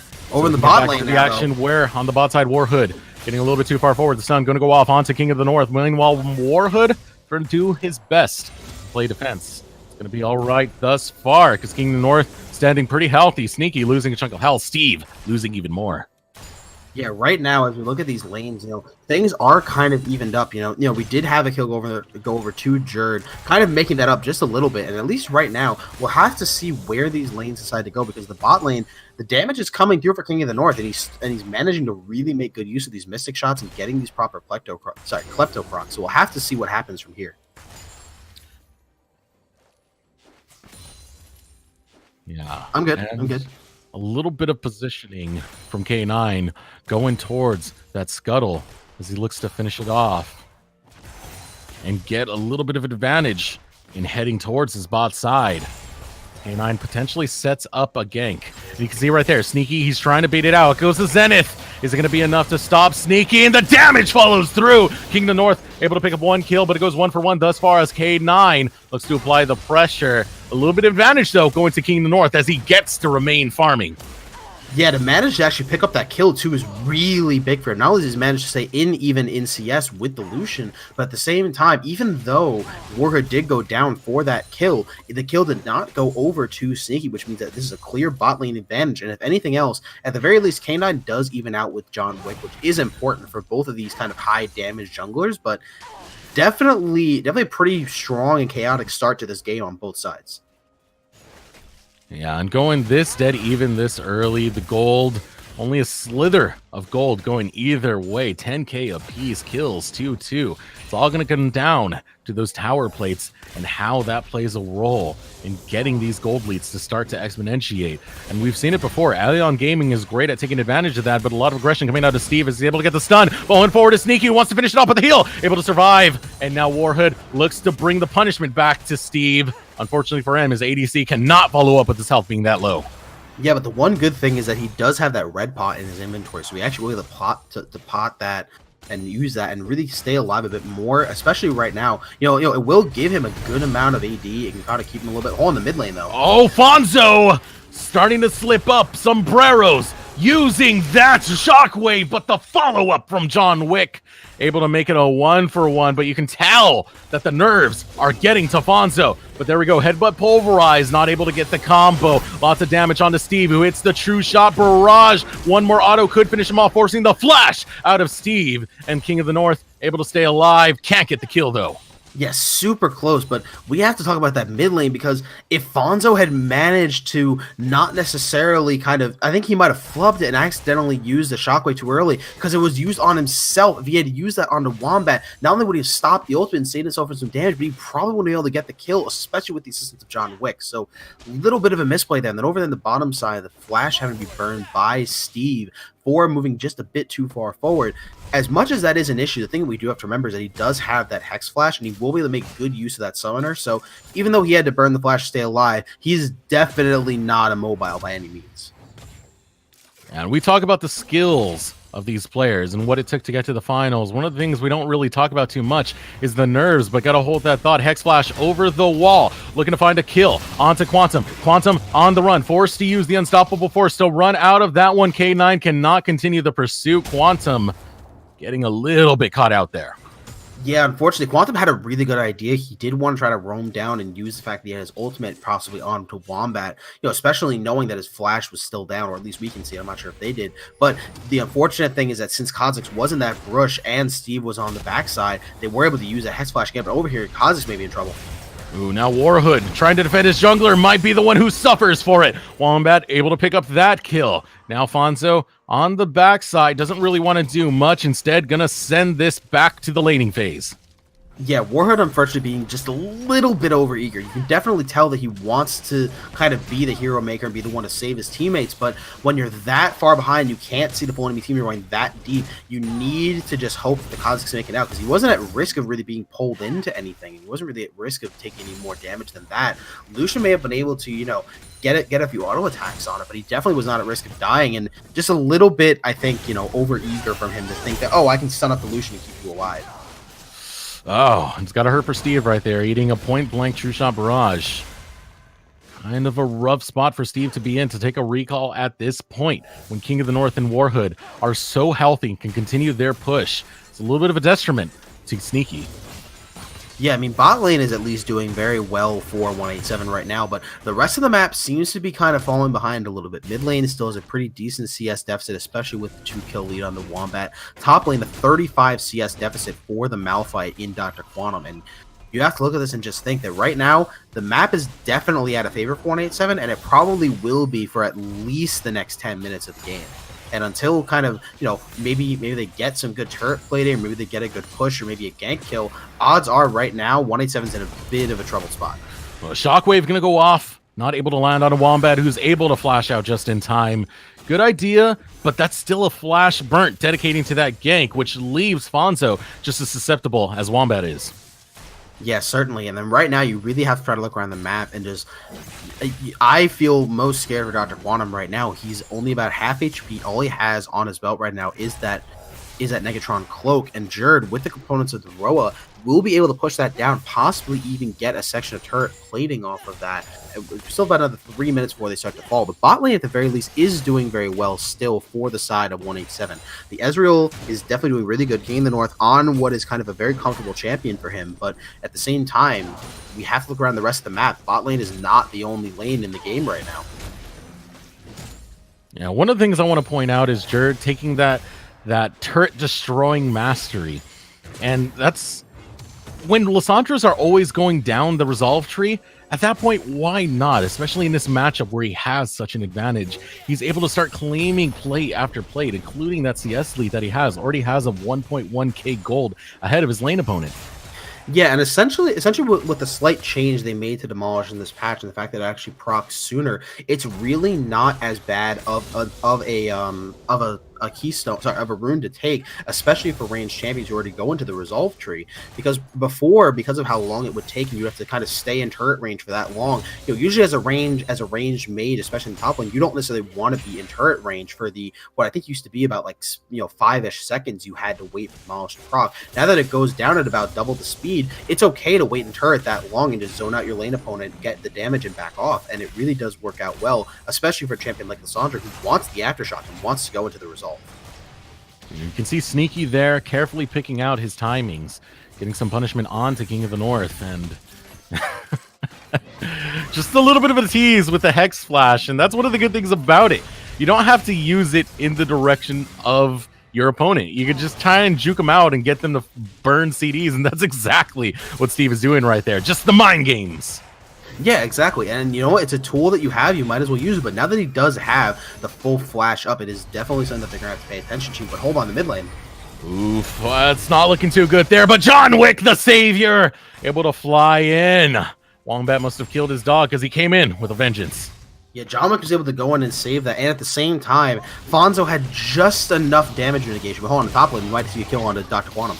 Yeah, this is a tough one right here because that ain't no soft boy. That's a very tanky boy right there. And Quantum able to soak a lot of that damage and get away looking all right. Well, as much as Dr. Quantum is tanky, we do have to remember that at least right now, he doesn't have any armor items. He only has the MR currently for Jerd. So if anything else, that actually is not the worst gank path for K9. Because at the very least right now, he can get off his full damage. He can get off his end of the line and collateral damage and get really, really good effectiveness on them. Especially if Jerd does pop the ultimate. It may not kill and it may not do a lot of damage to Quantum, but it does pop his shield and remove that extra bit of armor that he gets off of his brutal strikes.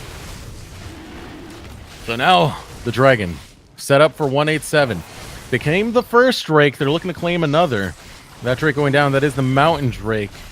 And with that, there's only 10 seconds till plates go off. They can't take full advantage of it with the plates, but they can start claiming objectives as this game goes on.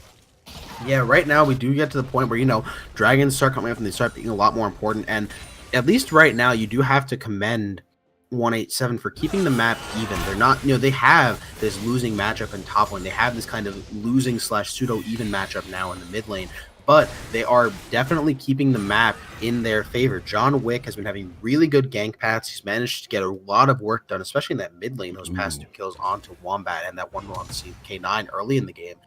But Jerd, on the other hand, does seem to want to turn that around and maybe get a good gank in the mid onto Fonzo. Yeah, not having that cleanse could make this that much easier. If any CC were to land, see Jerd kind of scoping it out. The CC does land, and here comes Jerd looking for the frozen tomb, but Shockwave able to disrupt as much as they can. It's not enough, though, because Wombat gets the kill, but is returned to Fonzo. Yeah, if anything else, you have to say Fonzo did play that really well with the Shockwave timing. You saw Jerd come through. He didn't immediately use the intro. He waited until one of them, at least, was very close to tower range to get effectiveness off it. But right now, Sneaky's actually chasing King of the North down. Yeah, but meanwhile, in the mid lane, John Wick destroys the living daylights out of Jerd. And Sneaky, wise choice there to go for the execution. Wasn't sure who was coming around the corner. Yeah, that was actually really close. Oh. Solar Flare! Yeah, Solar Flare lands. Steve on the run. He should be able to escape. No problems there. But a kind of terrifying situation, though. Warhood now sets its sights towards K9. But K9, over the wall. One simple dash. All good. Yeah, K9 likely saw, or at least had a feeling that John Wick was nearby and definitely did not want to risk getting caught in that. Because like we said before, the Leona, even into the Ezreal, while it works out in lane, it's not the best. You want it with an aggressive AD carry like most people think, but no matter what, having a high CC support to go with a Kha'Zix, you do not want to be in a more, cannot be in a more dangerous 2v2 than that. And as this go on, we set your sights towards this mid lane, which has been an interesting matchup thus far. Fonzo looked great on the Orianna when it came to his matchup earlier against another squad, but in this matchup, it just seems like Wombat has him completely outplayed. Yeah, well, it really does come down to the difference in matchup. Vel'Koz is also a control mage. Oh, hold on. Ooh, look at Sneaky getting critically low. Will drop collateral damage, not enough to finish off the job, but Jerd over the wall, able to get the snare, but Warhood playing as much defense as possible. Shockwave gets a lot of work onto Jerd. Bros use the Frozen Tomb, but now Quantum is the one caught out. K9 on the hunt, wants to finish the job. Disintegration Ray does a lot of work to finish off that one. But so far, this is a 1-for-2 exchange. 189, they went out, but Allion, they get the position advantage. Yeah, 187 manages turning that around into a 2v2 after a beautiful pick onto C9 seeking for Jabba. Hold on. Once again, on the attack, K9, the first one to fall. Jerd might follow suit. One more auto, able to finish him off. King in the north gets that one. And that is scary. These teams just won't stop fighting. Yeah, it was a little bit over eager, I think, on the side of Elian. I think if they had thought they were in a bit of a stronger position than they were, and really, as much as it was really a close game, you know, it's like I've been saying this entire series and the previous one about 187. They're good at knowing their spot in the game, not doing anything over eager, but knowing when they have the power. And really, John Wick is playing excellently on this Kha'Zix. He knows his target, he knows where to go, he knows how far to go in and whether or not he can really take that trade and get out. As right now, he is still deathless with a 5-0-1 scoreline and a completed dust plate. And that's pretty brutal to have to deal with. The threat of an assassin always around the corner. It's never a fun thing. The mind games itself of just popping that ultimate is a pretty terrifying situation, but looking at Allion Gaming, they are setting up another siege, this time towards that mid lane tower. They're going to find the second tower of the game for themselves. Meanwhile, going to bring out the Rift Herald. You got to feel like that was a little bit pressured on time to bust that one out, because it might not do anything in this case. Yeah, I think it might have been honestly a little bit of a miscommunication, but at the very least, they're making the most of it. They are positioned around mid lane. They have 4 members around, trying to see if they can get another good push out of it, and they probably will. I don't know if they'll take the turret. They'll definitely get the charge off. They'll definitely be able to get a lot of damage out onto it, and, you know, it's something. It's definitely good turret damage, and right now, they might actually try to collapse bottom lane, King in the north, who's currently kind of keeping Jerd at bay.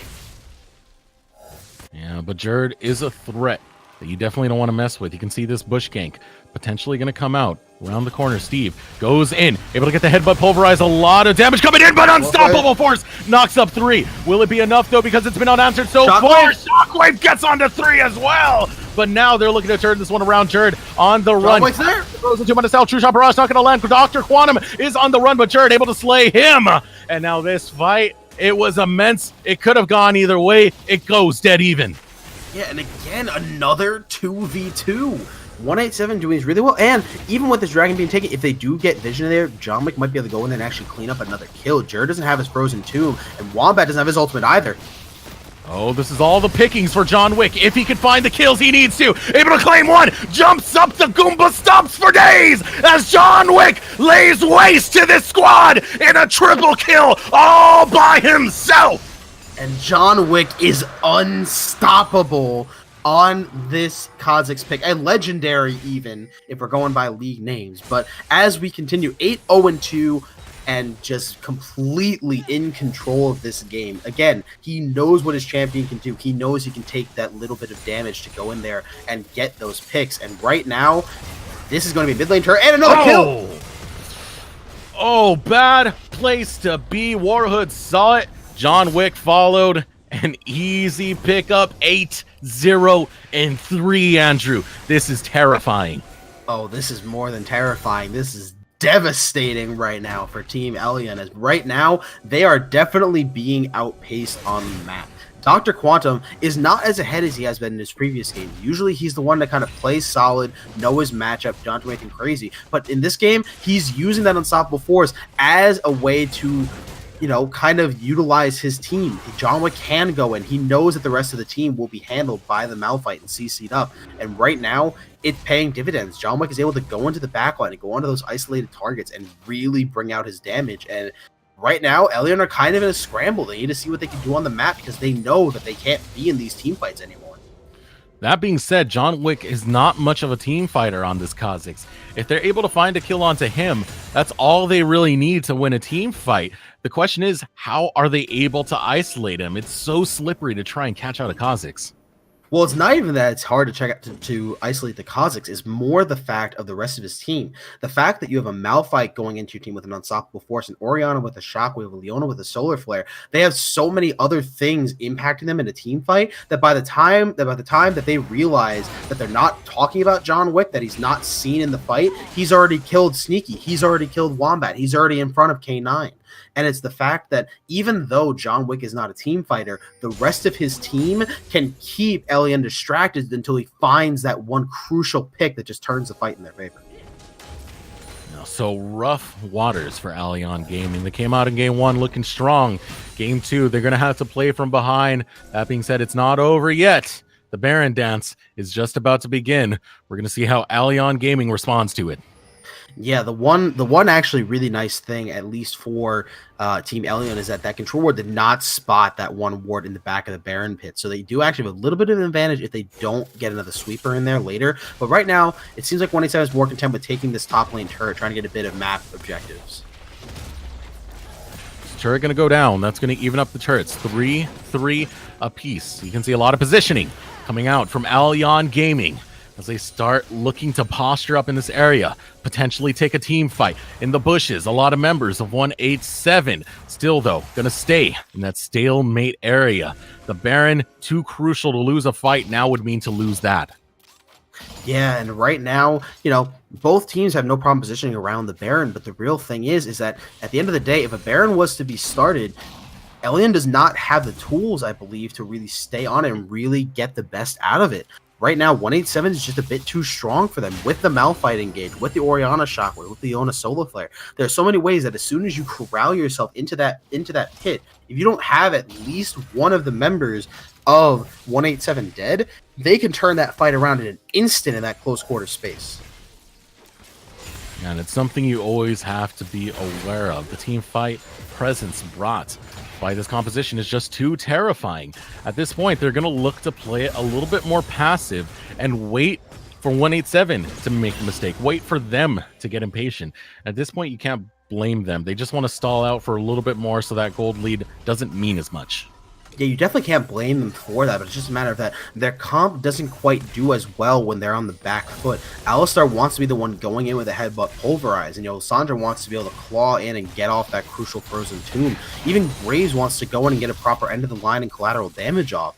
But, when you're put on the back foot and you're being sieged on for most of the game, there's not a lot of use for those tools. You have to rely more on your Vel'Koz and rely more on, what range and what magic damage the Lysandra can provide, which isn't quite as much as they would need, especially when you're matching with an Orianna wave clear and an Ezreal being able to Mystic Shot from far away. That could have been a crucial pick if Steve got that combo right. Fortunately for him, unable to land it.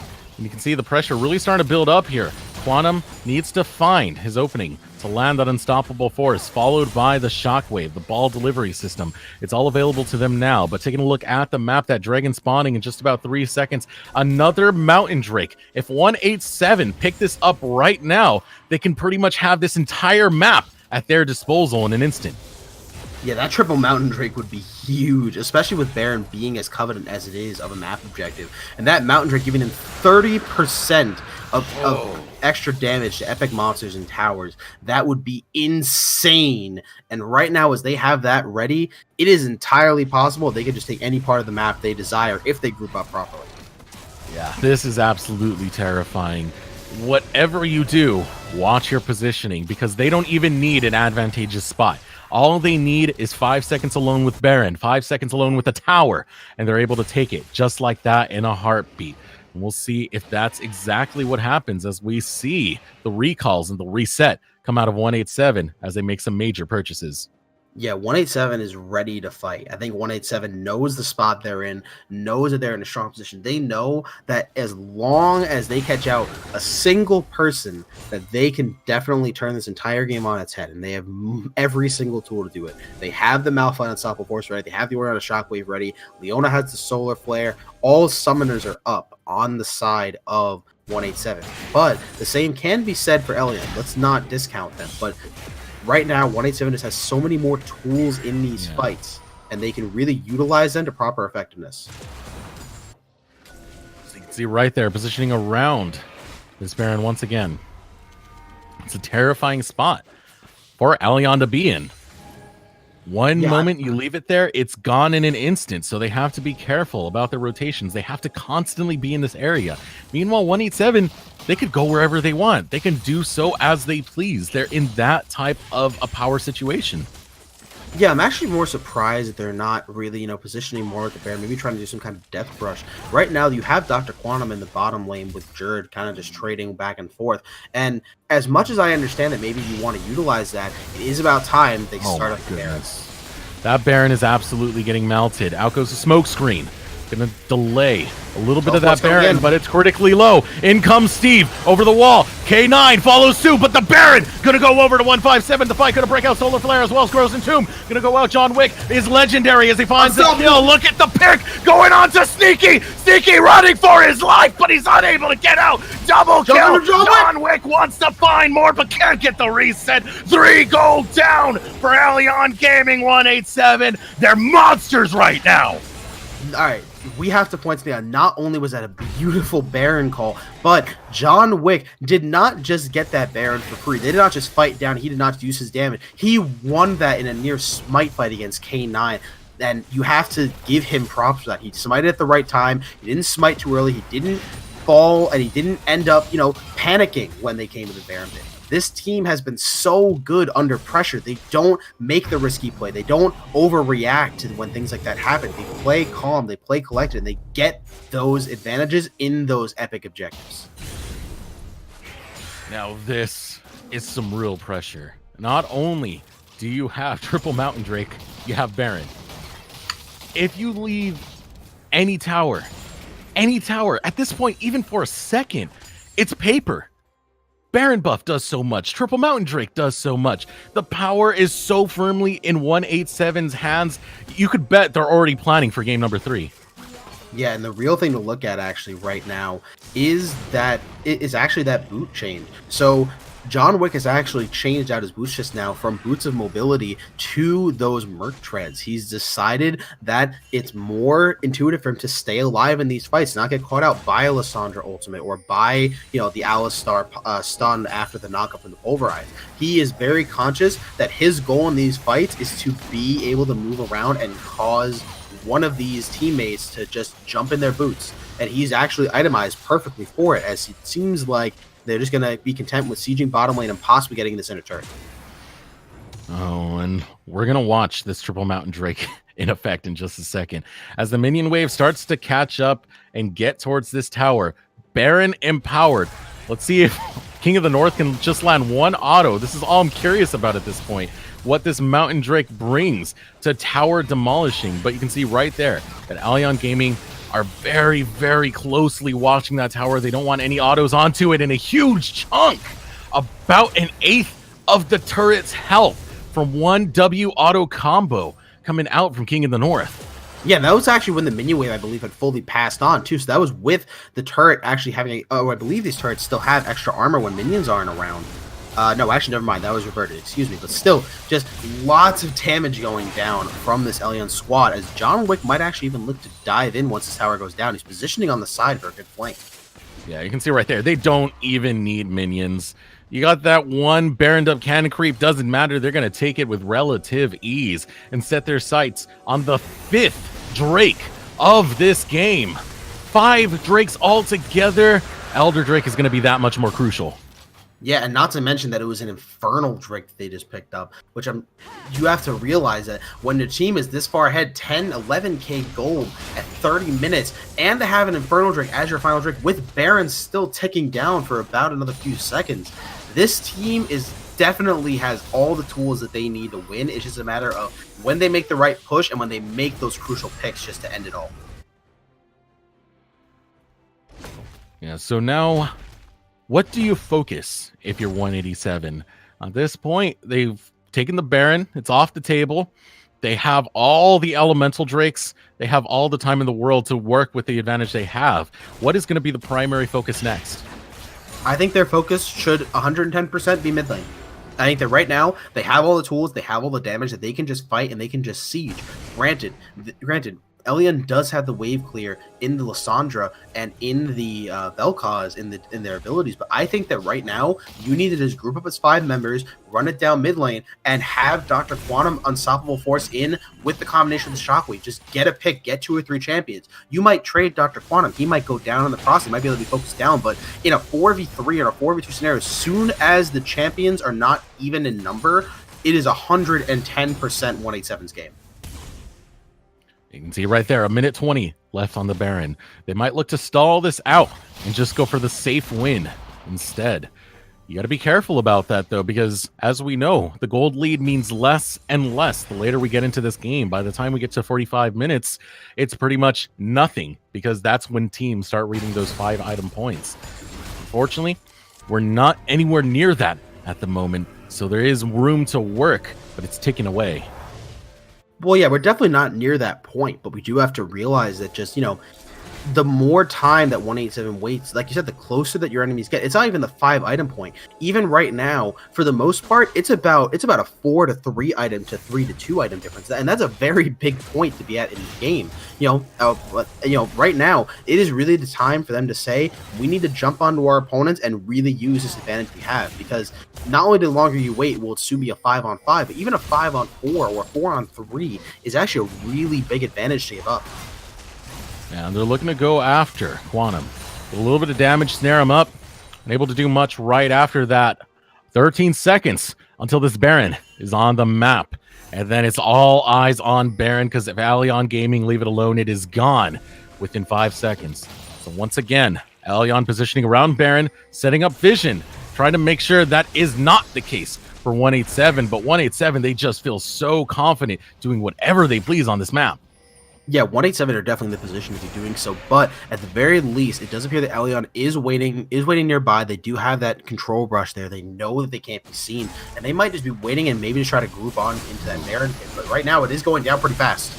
Yeah, it's going down extremely fast. K9 might jump over the wall, goes for the seal, unable to get it. Unstoppable Force going to go through Steve, trying to play some distraction. 1 kill going over in favor of 189, but it's going to start to trade as this fight goes back and forth. John Wick on the run. He's the crucial one you want to take down. K9 still playing forward, on the hunt, wants to splat the bug, unable to find that. Instead, they're going to move up north and try and find what they can, but those Baron-empowered recalls, they go through way too fast. Yeah, definitely well played by Alien Gaming. They took the proper way out. They knew that they couldn't just wait outside of the Baron pit. They would have been seen. They probably would have been turned on. They probably would have gotten some damage taken. They waited in that control brush nearby the red buff. They knew that it was highly unlikely that 187 would be checking that far in or worried about them being that far in. They all just ran out of the brush and immediately got into the Baron pit. And it was well executed, but again, John Wick had a really well-timed smite. He didn't panic. He didn't smite early. Waited for it to be at a proper HP, used it, and managed to secure it. And at the end of the day, that's exactly what you need to be able to do at this lane, at this point in the phase. You don't necessarily need to be the big carry Kha'Zix, which he already is. You need to be the solid jungler that's going to hit your smite timings and secure those objectives when they matter most. Yeah, John Wick, Hand of God, Smiter of Baron. Excellent job in this entire series so far, being able to get those very, very crucial smites. It's been hell for K9 to find any objective in this game, and now that the Baron is here, it's going to be pretty rough for Allion Gaming to stay alive in this matchup thus far. But going a little bit too far forward is King in the north, has to burn his flash to get away. Steve trying to find a pick, not going to get just that. Sneaky having to run away from the minions who are doing way too much damage to him. But look what's spawning soon. True shot barrage! His aim was true. He takes out Sneaky, and that means no defense for the Elder Drake. And not only is that no defense for an Elder Drake, we have to remember 187 has gotten every single Drake on this map. And with that Elder Drake buff, and with having the 50% increase on dragon effects, that means that with those 3 Mountain Drakes, that is 45% bonus damage onto these objectives. Oh, look at that. One shot nearly annihilates the tower. It's all paper at this point. 187, they feel great taking down whatever objectives they please as they continue very arrogantly pushing forward, going after towers, after inhibitors. And what can Allion Gaming do about it? Practically nothing. Yeah, right now all they really have to do is the ability and watch. But right now we have to see if they can take down this bot turret and get a bottom inhibitor as well. That can be really, really big. That means extra supers, and then after that they have plenty of means to run to the top lane, considering that's only at its inner turret. They can definitely get the inner turret, if not go to the inhibitor turret by that point. And look at that damage with those triple Mountain Drake. That is absolutely disgusting, and down goes that inhibitor. 2 inhibitors down, and the rotations from 187 say only 1 more to go. Let's claim that as well. Yeah, right now they can move into that inhibitor turret. Sorry, that inner turret. I keep saying inhibitor, and they can definitely secure that. That's for sure. Especially with Alien Gaming more inclined to save their base, and considering that the Baron buff is still lasting for about another few seconds, this inner turret is not going to go down hard at all. I grunt every time I see that W land and King of the North just auto the turret once, take out about a third of its health. That is absolutely disgusting, but that's what happens when you give up that many Mountain Drakes as well as Elder. It's a gross situation, one that Alien Gaming are trying to survive, but it's not looking good. This could be the final push right here. Steve on the outside looking to possibly get a flank with the headbutt pulverized, but the tower under siege. Out goes, and down he goes. Wombat absolutely destroyed. Steve goes in, but Jared from the back line trying to find what he can. Uses the Frozen Tomb, gets in some damage. Sneaky trying to find something as well. Two-shot barrage not going to land, but unfortunately Fonzo able to get the kill onto Steve. The members of Alien Gaming are absolutely getting destroyed. Jared falls victim next to King in the North, and with all inhibitors down, it does look like we are going to have a series on our hands, Andrew. This is it right here. The final game is coming up with the Nexus under attack, 1-1 apiece. Next one to take it takes it all. The finals is shaping up, baby. And that's going to be the game. 4-1-8-7. This team seems to thrive in these series on giving up the first game and then pulling a TSM and doing a reverse sweep. Because right now, if they play that third game, even a fraction of the way they played it this game, I think they're coming home as victors. Yeah, I don't doubt it at all. But once again, we have to trace this back to the early game. These matches really come down to how that early game is played and how much you can actually take in terms of plates. If you fall behind too much, that's pretty much it. The gold that they gain from the plates is too exponential to really deal with. In this hand, it wasn't really the plates for a change. It was just John Wick finding the proper assassinations. Yeah, John Wick going deathless in this game, too. We have to point that out. So does King of the North. King of the North playing this Ezreal was such a solid pick for him. It's one that he really has good control over. He has a good idea of how to play. And then just you can't not underestimate John Wick at this point. The way that he can play these matchups, different champions, and he can just go in, get the procs. He knows his damage, knows when to get in, knows when to get out. And I can't be more impressed with his play right now in this series. Yeah, so now evened up 1-1 apiece. Best of 3 series. EGN's Winter Invitational Finals is going to return in just a second. The next team to win wins it all. Be sure to stay tuned.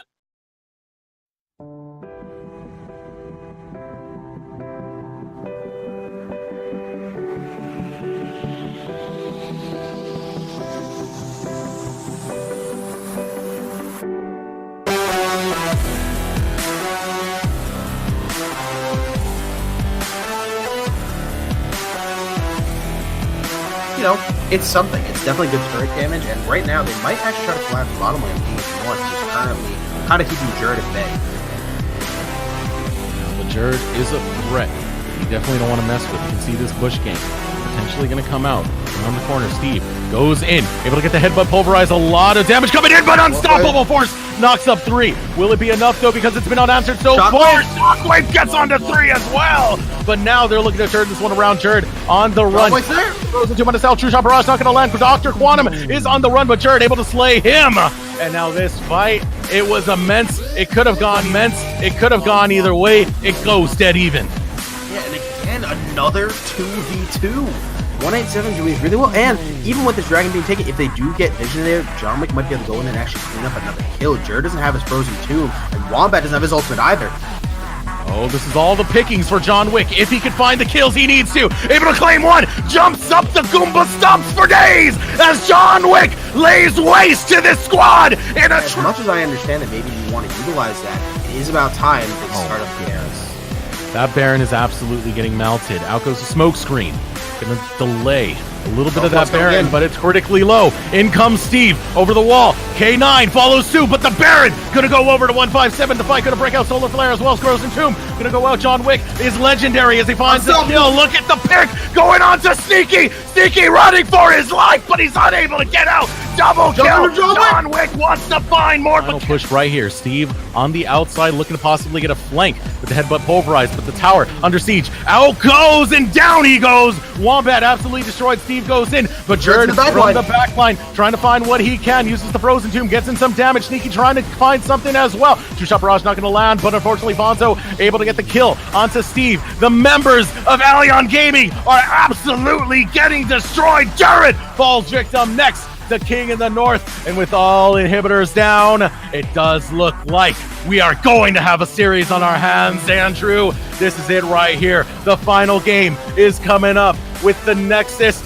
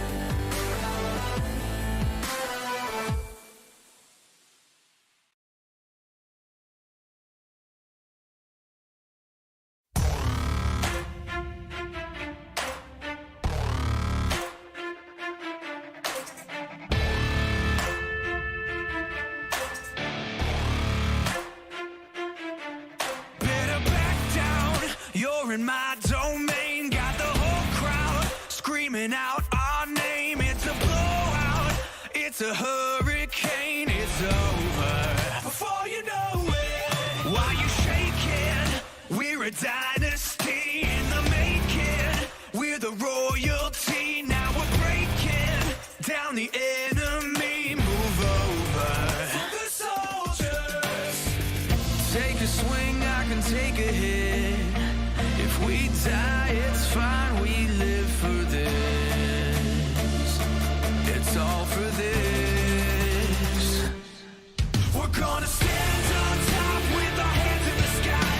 Gonna raise our cup to the stadium lights. For the glory, for the glory.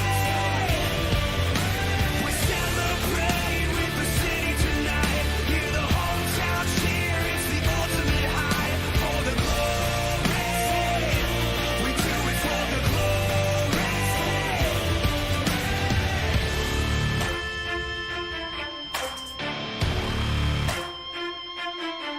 Yeah, we've waited for our time to come, calculated everything we've done, we've upgraded. Now you can't outrun a champion. Now you're facing one. Can you hear them? Yeah, it's all for us. You believe them? Yeah, it's serious. Hear the siren. We're victorious. I'm telling you. Can I get a hell yeah? Take a swing, I can take a hit. If we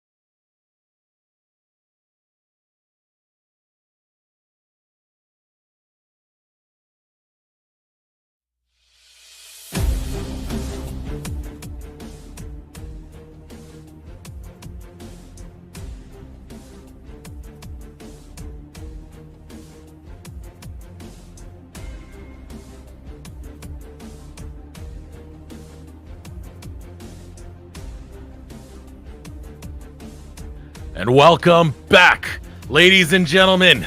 It is time. We finally hit the point where winner is going to take it all. Elyon Gaming 187 Chosen have done their darndest to win this one outright, but ODL has something to say about it. It's finally time, baby. It's time. It is time. The finals. Who wins this wins it all. Deserux here, Andrew here. We're staying hype and we're ready to close this one out. You're staying hype. I'm going to say calm and collect and talk about Champ Select. Anyways, I do have to say this has been a beautiful, beautiful series. Sorry, I have to throw Jazz my co-commentator a little bit. But anyways, we do want to get into this game. This is a really big game, and I'm actually really interested to see where the adaptations lie. Because right now, we've been playing these series. Both teams have kind of had some semblance of comfort, and it's been a very obvious sense of comfort. And I want to see if one of these teams can capitalize on that. Can they kind of take something away or give something up in exchange for playing something new and really throwing these games on its head? I don't know. It's hard to tell because you have all these picks that you want to take away from the enemy, but you don't want to let them have. And it's kind of a tricky situation where it's so back and forth. You can see right there, Elyon are like, nah, we're never going to see John Wick on that Kha'Zix again. But once you ban something out, there's something else you're leaving on the table. Yeah, that is true, and like I really am curious to see what they decide to adapt to, because right now, you know, we've seen 187 show a very prominent amount of picks on Ezreal, which, as we can see, has now been adaptation friendly. They have finally banned it out, which is the first time it's been banned out in today's game. So that's actually really big. Let's see something new from King in the North. And then at the same time, the causes, like you said, taken away from John Wick. They're not using the repeat performance, as well as the constant Rengar ban. So really showing some presence and really showing some respect for John Wick's abilities to play those carry junglers. Yeah, and first thing to go out for Elyon is going to be that Kayn.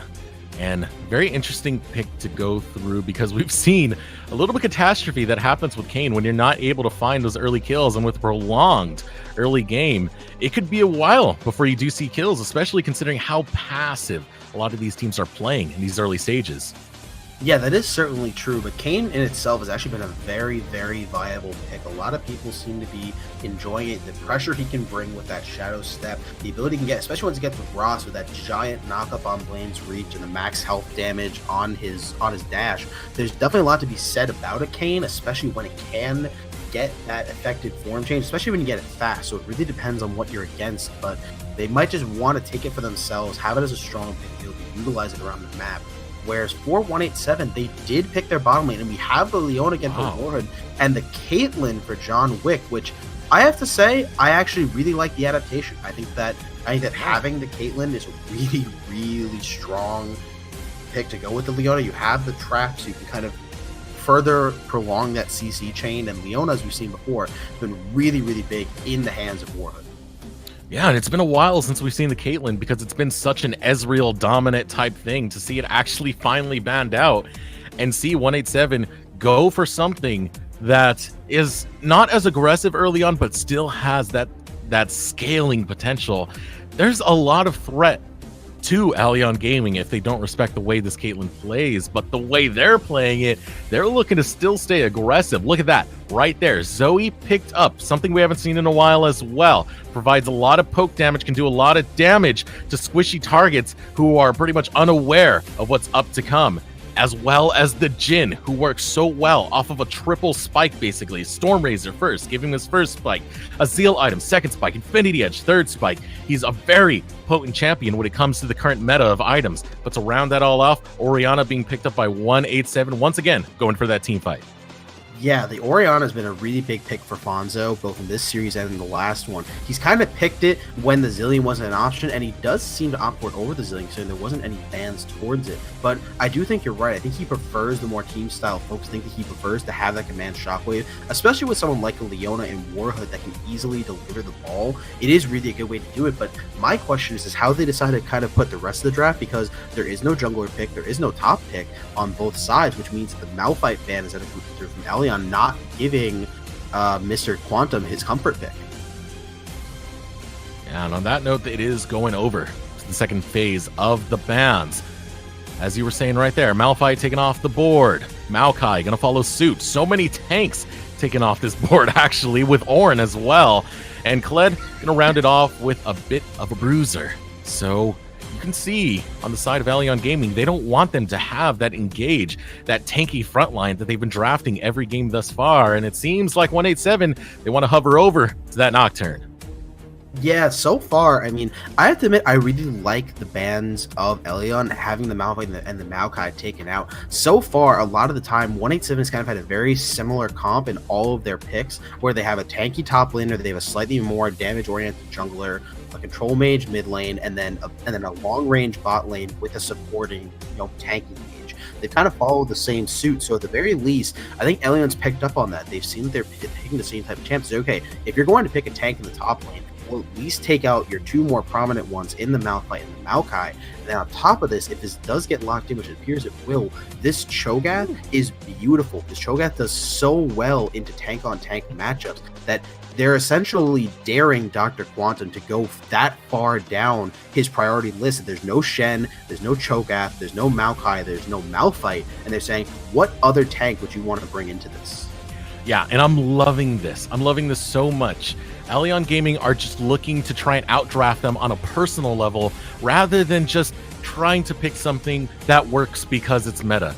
That being said, though, there's a little bit of risk that goes on to trying that type of draft. Because if you try and play your enemy's game, you might not be the one who's as good as playing that game as they are. Yeah, and especially not to mention the Alawi lock-in for Dr. Quantum. Really aiming for that lane priority, especially I've seen more than a few times an Alawi going top with the new Kleptomancy. A lot of people used to take it already on Alawi because you had that W, that dash auto attack, but on top of that, now that Kleptomancy does proc on the next two, it is usually very often that an Alawi will use a W to get the dash in and then immediately get the second auto attack herself. So it is entirely possible that can work out really well against this Cho'Gath and maybe just try to out damage him and once his slight early laning phase hiccups pass out. And we finally are gonna throw it over to the Rift, and this will be the final time these two teams meet. Let us know in chat who you think is gonna win. Will it be 187 or on the other side, red team, Allion Gaming? 187 win, ELG win, doesn't matter. We're taking it to the finals right now. Final take all, and we're on the Rift. Yeah, really is exciting to say. We are at the point in the game where, this is match point. There's no more feeling out your opponents. There's no more trying to make your way through. It is just whoever wins this game, whoever gets that initial pick, that initial first tower, that initial Baron might be the team going home with today's first place prize. And once again, my favorite term to say, the 5-point spread. Looking to just scope out each other. It's a good time to get in that final bit of BM. You can see right there, John Wick and K9 just going to dance it out, taunt each other. K9 a little bit more BM by walking forward and backing off. Yeah, it does look like both teams are pretty content with just letting each other do their own thing. They're not trying to play super far ahead. They're not trying to be in each other's faces. I think both are pretty willing to just kind of let this game play out. They both know what they're looking for. They both know how they're planning to play the game. And they're just saying, let's see what team come out on top at the end of the day. Yeah, and the pings are going out. Looking to spot out any possible wards that can be placed. You can see right there, getting them on both of those river bushes. And that's pretty crucial at this point because Kayn can do some early game shenanigans. You want to figure out what scuttle he's going to go to or if he's going to go for an invade. Yeah, we'll definitely come down to see how this Kayn can be played because we saw earlier in the other semifinal with I believe it was even 187.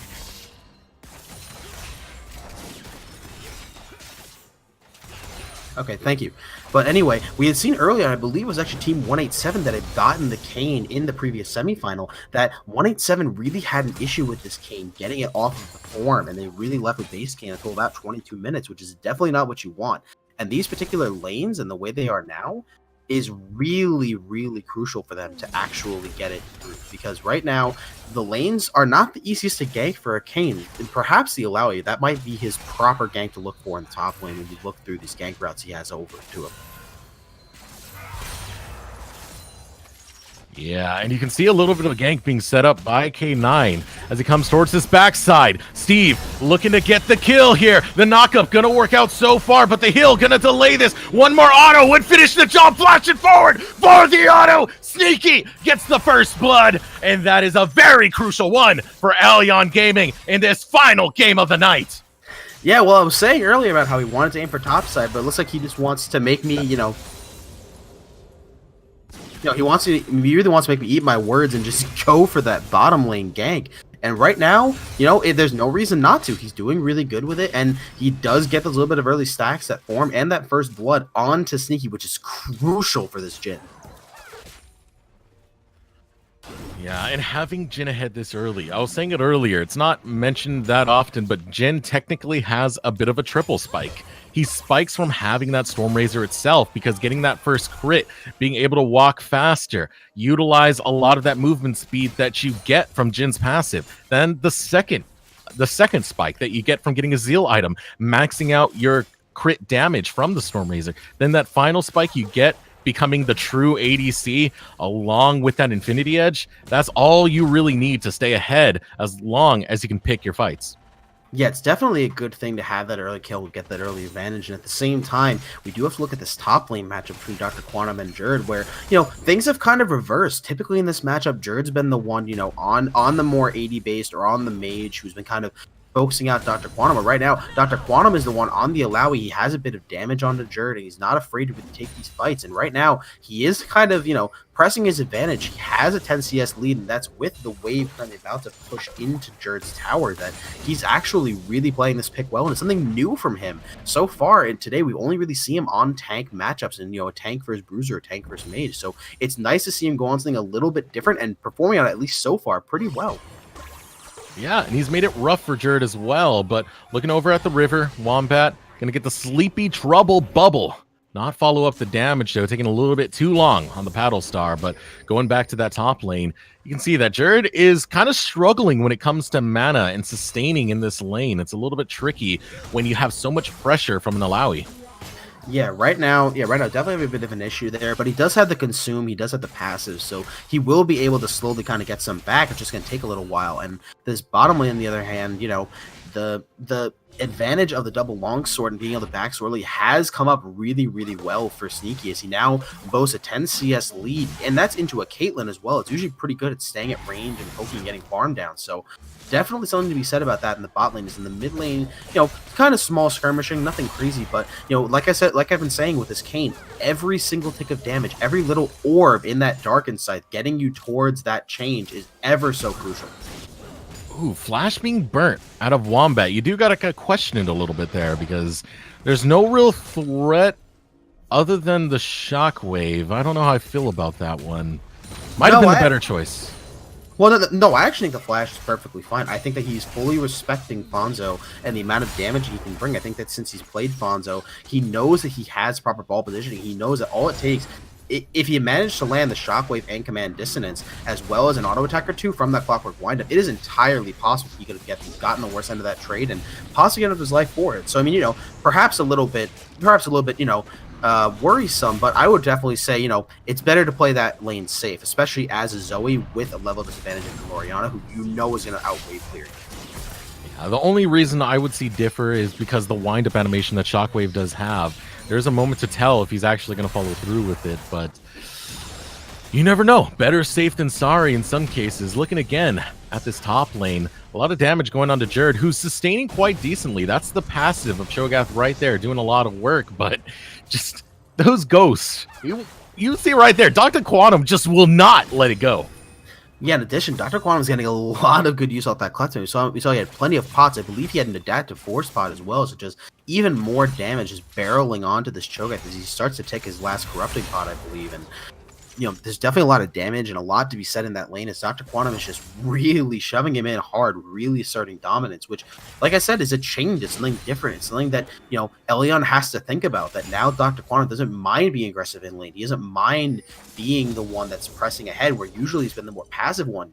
And I think that has to reflect right now in K9. I think he's not used to trying to path towards top side. I think right now he's a bit too focused on just farming through his Kane, but right now with how pushed ahead Dr. Quantum is and his lack of escapes, he could definitely get a good gank up there if he did decide to path north.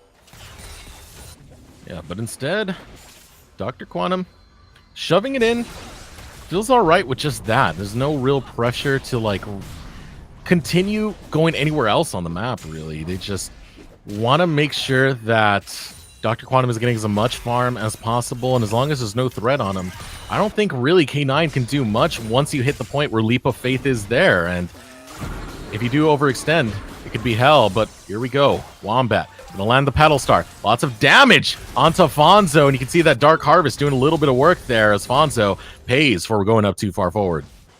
Yeah, definitely a lot of damage down with Zoe. If you all thought Zoe was dangerous before, but hold on. Oh, having that flash down is gonna hurt him as Fonzo able to take down Wombat, equalizing this to 1-1 apiece. Yeah, and then, you know, just super, super well-placed Paranoia. They knew that Zoe still didn't have Flash, and they knew she didn't have a defensive summoner spell, so it was just really easy to get that down with Paranoia, and then the Shockwave to pull him back in, and just properly placed enough that Nocturne wasn't still in a tower after falling asleep from the Trouble Ball. Yeah, so now taking a look at this bot side. One of the things we do know is Caitlyn tends to scale the further you get into this game. Having all that range is beautiful in any laning situation, playing safe. Having the defense of Leona is also gorgeous to have, but you gotta wonder how long this can really keep up before the attention of K9 starts coming down here, because there's no real vision established on the side of 187. Yeah, they definitely are lacking a bit in vision, which is just definitely something to be said. But right now, K9's really content with farming a lot in the jungle, which is definitely not a bad thing. But like I've been, you know, I know I sound like a broken record when it comes to Kane, but you need to work towards those form changes. You need to get that passive moving, because right now, the longer he stays in base Kane, he loses a lot of effectiveness. And especially with how pressing Dr. Quantum's been, even now on the bottom side, as we're seeing the second plating of turret about to go down, he really needs to be looking a bit farther around the map and try to look for these gank opportunities. On side note, though, those turrets, the plating is local gold, so that's not really going over to anyone since they abandoned ship a little bit too early there. They were able to claim, I believe, the first plate, so it is an advantage that they're starting to accumulate.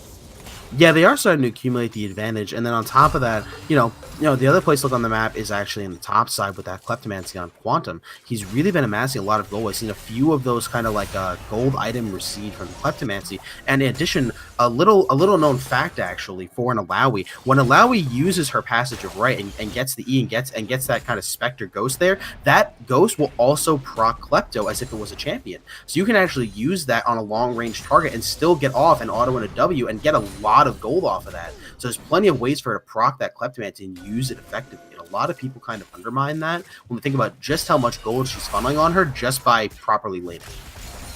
Yeah, I mean, it's a 10 CS difference, and it's already 300 gold. You know that's not from minions alone. And proccing the hell out of that Kleptomancy, you can see right there, Dr. Quantum constantly pulling out the soul of Jerd. And hopefully looking to end the game that way as well as 187. They really, really do need this, but got to hold that thought because Wombat looking to find the Sleepy Trouble Bubble. A lot of damage onto Fonzo, and that's the situation right there. You don't want to get caught out by it, but the taunt going to go through. War Hood takes a lot of damage. Only one turret shot, though. Able to escape pretty healthy. Yeah, Warhood's really not worried about moving that far ahead, because even with that Shenton on that temporary bit of damage, even with the second tower shot, he would still be well above half HP and enough that he can still hang back like behind the turret and still give King of the North plenty of protection. But right now we do have to pay attention to the fact that C9 Siki... Oh, hold on. Paranoia. Going to be popped, but John Wick not going to pop the second part of it. Not going to choose to dive in. A little bit too risky. Probably spotted out K9 and refused to go for it. Instead, going to use his time to go after that Elemental Drake, the Ocean Drake, under attack. Going to be the first Drake of the game. Going over to 187, and we saw what happens when they accumulate Drakes. Yeah, the Ocean Drake definitely not a bad call right now, especially considering their comp and considering you have things like Dr. Oh, hold on. Oh, all right. So Zoe used the mid lane. She had a. I hadn't noticed that at first. I thought she was using her own. But anyway, ooh, hold on. The top side actually, Jerd taking a lot of damage. So is Quantum. Yeah, but meanwhile in the jungle, K9 going on the aggression, looking to take down Warhood. Warhood looking to flash away, but it's getting critically low for him. A shot able to get more damage in, but John Wick blocks the bullet with his body. Still, curtain call going to open up. First shot misses, second shot going to land, and third shot whips, fourth shot marks it, and Warhood goes down to Sneaky. Yeah, John Wick didn't actually move forward to block for Ward. I'm actually a bit surprised at that. And especially now with Jin, I was going to say before, Jin has completed that Storm Razor, so he has so much more power in that free crit on the Storm Razor passive that this Jin is definitely scary, and giving him a kill like that is definitely not what you want to be seeing right now. Yeah, all the kills, mind you, on Allion Gaming are on Sneaky so far. You can see as they set up to take down more of these plates, 30 seconds until these plates go down. They do want to claim as many as they can to start funneling that gold onto Sneaky to see what he can do in the mid game. Yeah, we'll have to see what he can do now on this Jin as he does, start having the ability to build toward that second item. But hold on. Oh, a lot of damage going on a King in the North as he falls in the bot lane. Sneaky looking beautiful. Yeah, that was really, really well played. I have to admit, even I did not suspect that much damage to come out of Sneaky, even with just the one Storm Razor completed. But on the other side, at the very least, it was a faster way to back. Think about it that way. Now King of the North is able to complete his own Storm Razor, so they're on even footing, at least until Sneaky backs. But anyway, we do see that, and now that will be the turret plating falling. That does mean that all of these towers are really susceptible, especially in the bottom lane. It looks like about 3,000 health or so left on 187's tower, and about 2,000 left on Elyon's tower. Yeah, meanwhile, taking over look at Sneaky. He has finished his Zill item, as well as those Boots of Swiftness. Typical boots to go on a Jin because you rather abuse that natural movement speed than use the attack speed that you'd get from boots normally and get really nothing out of it than just more movement speed. So why not just front load that movement speed as Sneaky proceeds to dance around? Yeah, that is certainly true, but the other thing that we kind of glossed over, so I think we've been a bit focused around the map, is that John Wick has opted for that immediate Duskblade build. He hasn't tried to finish his jungle items, so that does mean that makes his Paranoia all the more scary, because he can come in, get the Paranoia damage, get the Duskblade auto, and really cause havoc. So he might actually soon hope to look at this bot lane. With how far ahead and the bounty that C9 Sneaky now has, it is definitely a good place for him to look to gank. Yeah, that's the thing, though. If he doesn't go for the gank, he really doesn't get any worth out of going for that Duskblade before his jungle item. So he needs to start moving across this map and needs to start finding those picks.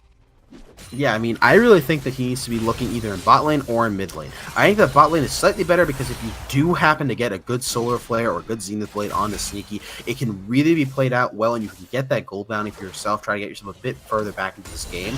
But mid lane with the Zoe is definitely not a bad option either, so that Zoe obviously is very slippery and can also provide damage like that. That is absolutely disgusting to have to deal with. But there comes the Paranoia trying to run away as Wombat, but John Wick is not having any of that and punishes Wombat for going too far forward. Yeah, I guess he decided to listen to me on one end, but not the other. He did decide to go for that Paranoia in the mid lane, but does get the kill onto the Zoe and burns the Flash, which is actually really big. He did have to burn his own, which is a little bit unfortunate, but, having any champion like Zoe with less summoner spells to use is effective. But hold on, K9. Good use of the Umbral. Out goes the Deadly Flourish, doesn't find much. John Wick needs to block the bullets, but Jerd is here. He's going to look for the Devour instead, just goes for the auto, claims the kill, 1-for-1 exchange. As Sneaky died in the background at the hands of the King of the North. And that's going to even this up as this fight goes neutral once again. Yeah, we've been focused so much on the map, we actually forgot to recognize that K9 did in fact get his transformation, does have that Rost available, and that was a beautiful use of the Umbral Trespass before. He managed to use it to circumvent and get around the fact that he knew the Shockwave was coming from Fonzo and keep that gank going. But hold on, now this fight may even continue further. That turret's going really low. Yeah, critically low, and they want to go after it, but once again, Sleepy Trouble Bubble gonna land. Dr. Quantum takes a bit of damage, but he's a tanky boy, he's a big boy, he can put up with it, but not if it continuously comes in as another Sleepy Trouble Bubble goes forward, and there is the Devour Jerd, able to destroy John Wick. Wow, the amount of damage is always... Oh, but it's not over yet. The taunt, a beautiful combo onto the King of the North, who gets dethroned. 4-man Shockwave goes through. Able to claim 1 kill, though. not able to find much else, and this tower looks like it's going to be victim to Allion Gaming, but the teleport is starting to come through. It's being channeled critically low. Out goes the Leap of Faith. Finds some damage. Steve on the run. Needs to be careful about how he plays it. Gonna have to outrun that Spirit. Unfortunately for him, he does get the tentacles going after him, but it's better than losing his life. Yeah, that certainly is true that he managed to avoid that. I have to admit, I do slightly disagree with the teleport. I understand why Dr. Quantum decided to do it. Maybe he thought he could get a return kill, but it's definitely a risky thing to do, and hold on. Oh, risky move to come out of Sneaky right there as he chooses to go forward. He does have the Dark Harvest. This is something that we didn't really touch on, and he has 6 stacks at that. If he gets a 4th shot with Dark Harvest, it's a lot of damage, but right there obviously wasn't enough. Yeah, he definitely has the damage, but the one thing that, some people do kind of forget is that Dark Harvest does proc after the damage. So, for example, if the Dark Harvest does 100, he does not get that extra bonus on his execute damage on his passive. But trust me, at the same time, Warhood is still a very, very tanky champion. It does have an intertabbing. He does have the almost component of the fully completed support item, and he is a Leona. I believe he had the Eclipse active at the time because he knew he was going to sleep during the Sleepy Trouble bubble. So he was definitely not weak enough to maybe die outright, but still very, very, I guess, aggressive play from Sneaky, and definitely not a bad one, just one that I think he should have thought through a little more. So now you can see a little bit of a roam coming out of Fonzo. He does recognize the top lane is pushed in. Meanwhile, on the bot side, 187 starts setting up for this tower.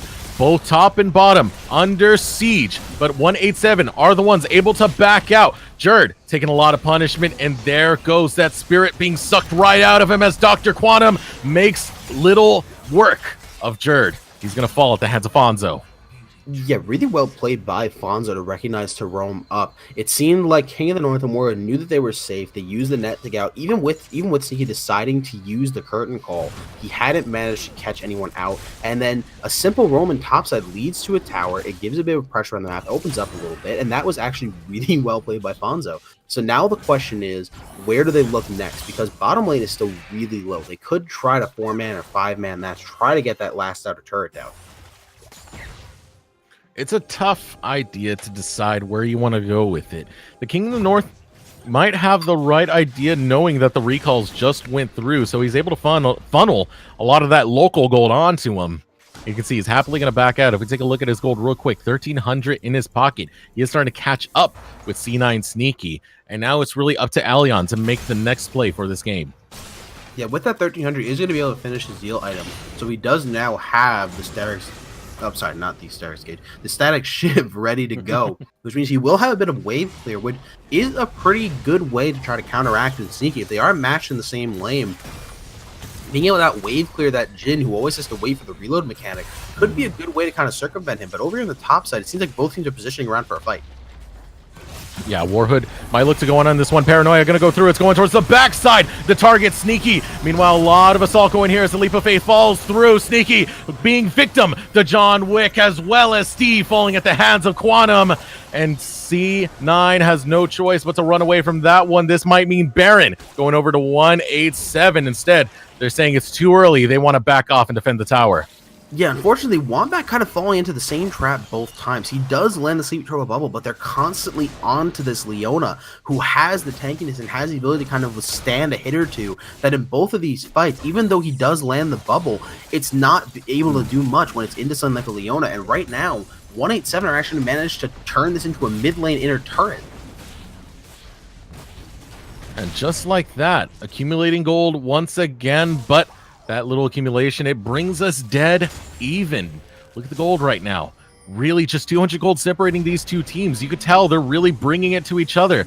And no other way but for it to be this even, considering it's the finals, the final game of the night. Winner take all. But now Jerd is the one caught out as he proceeds to aggress onto Fonzo, but there's too much damage to stop him as Fonzo picks up that kill. There comes Wombat. He's unable to find a kill, though, and they are trying to back up. Sleepy Trouble Bubble going to land onto Dr. Quantum, but forces the flash out of Quantum. They're unable to find a revenge kill, so 187 come out ahead.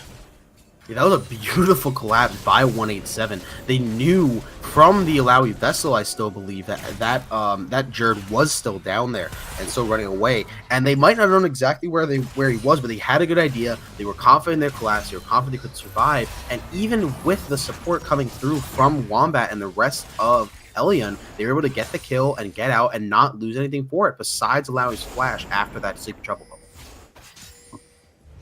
Yeah, the dragon gonna spawn in about 45 seconds. That dragon will be an Earth Drake. 187 have just been collecting drakes left and right. I believe the last 7 drakes in this series have been theirs, if not more. You can't let 187 have that win condition. You do have to start positioning for these drakes. Yeah, that really is a key point to keep saying in this game. Is just how well they're able to position around those objectives. And, you know, a lot of people, or at least right now, they seem to be underestimating the effectiveness of having those dragons. They really can make a big difference, especially later game when they get that Elder. The last thing you need is a second game where you're going to have an Elder Drake triple mountain and lose your turrets at the blink of an eye. But you can see Allion don't put as much stress on the Drake. It seems like they only go for it when it's convenient. And this time, it finally is going to be convenient enough for Allion to start up this Drake. And they're getting it low. The teleport going to come through. That's a teleport coming out from Dr. Quantum. Let's see if they set up for an attack onto him. Paranoia follows suit. Sneaky trying to run away, but John Wick has him in his sights. Able to take down Sneaky. Now Wombat only alive.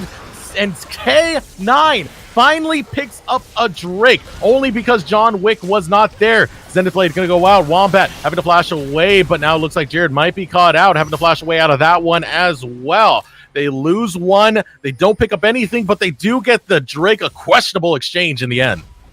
I mean, I wouldn't necessarily say a questionable exchange. I would probably say it's only actually a 1-for-0 going over on the side of 187. So, you know, you do lose Sneaky, which granted, I guess it was Sneaky. That is definitely a bad character to lose, but at the very least they do get the Mountain Drake. They stop the triple from happening. Now at least now they have a little bit of a side advantage of their own.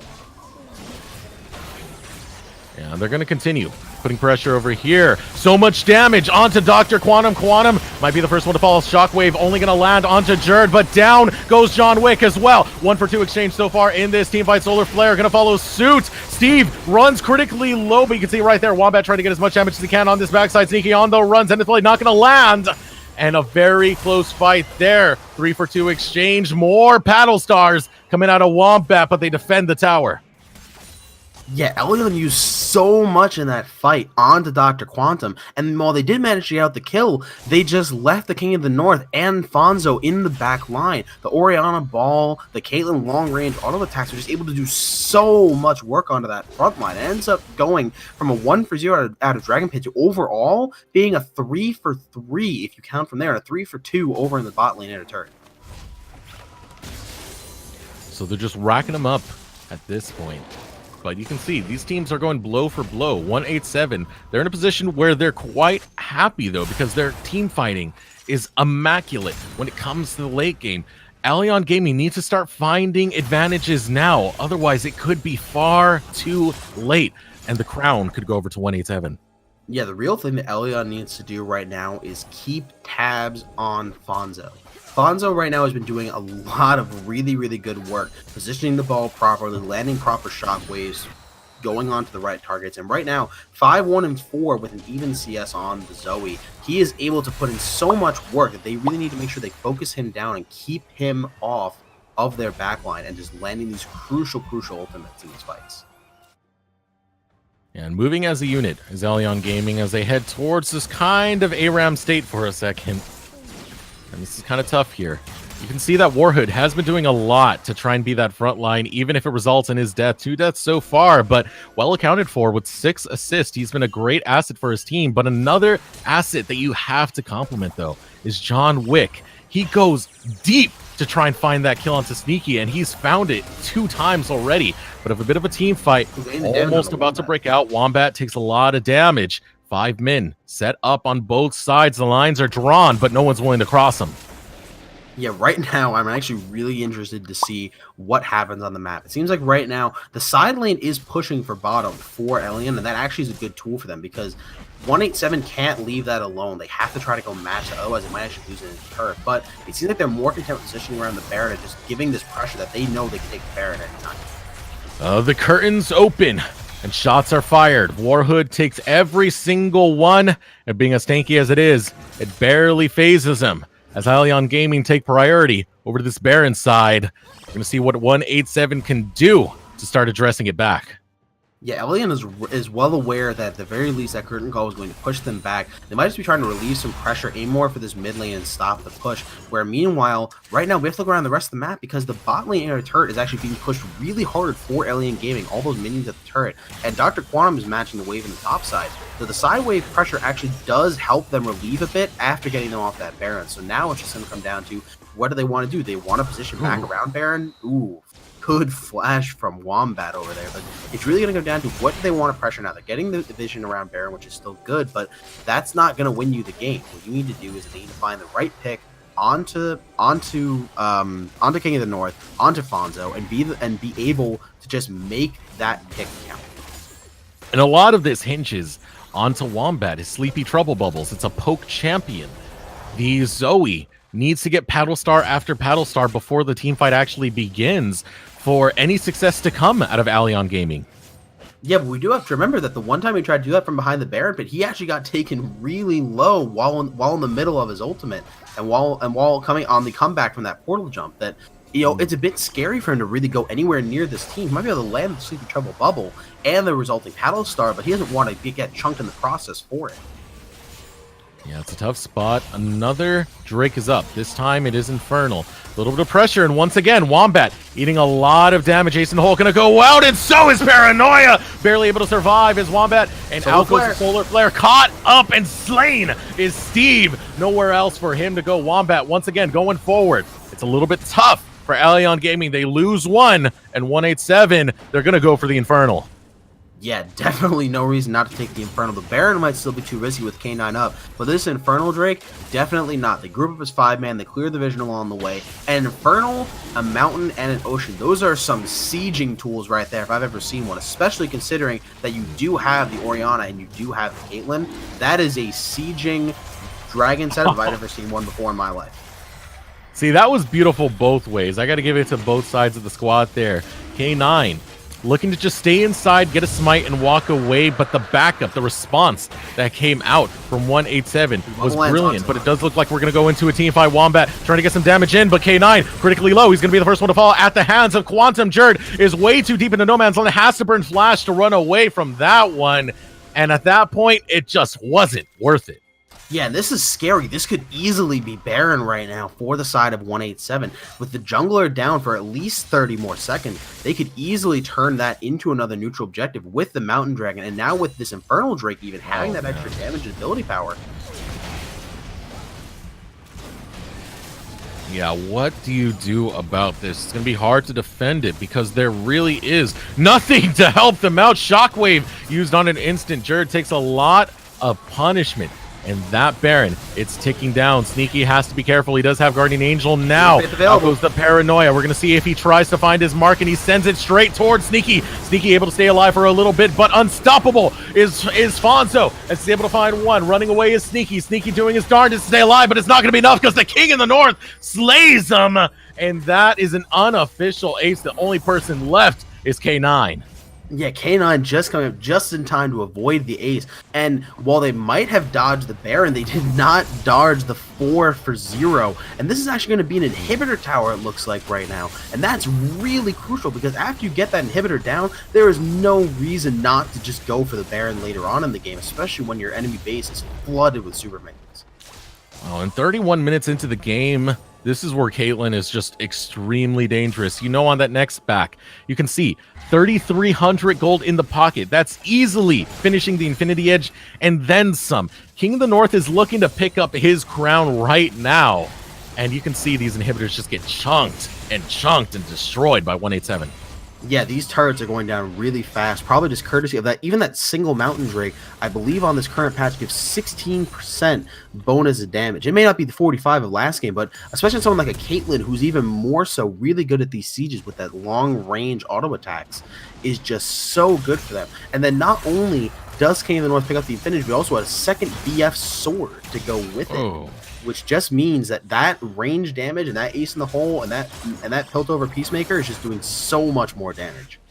Yeah, it's absolutely disgusting at this point. And you can see a lot of the gold being put to good use in Hourglass, built by Fonzo, meanwhile as well. And Yomu's Ghostblade by John Wick. But here comes the engagement. Going forward, running away is Wombat. John Wick trying to get out of there. He's burned his major resources, needs to stick with the team. A triple knockup from the Rupture. But now Jared is all by himself, and out goes the curtain call. Wombat still trying to get damage in, but it's not looking too good for Allion Gaming as they run away from that fight, losing 2 members.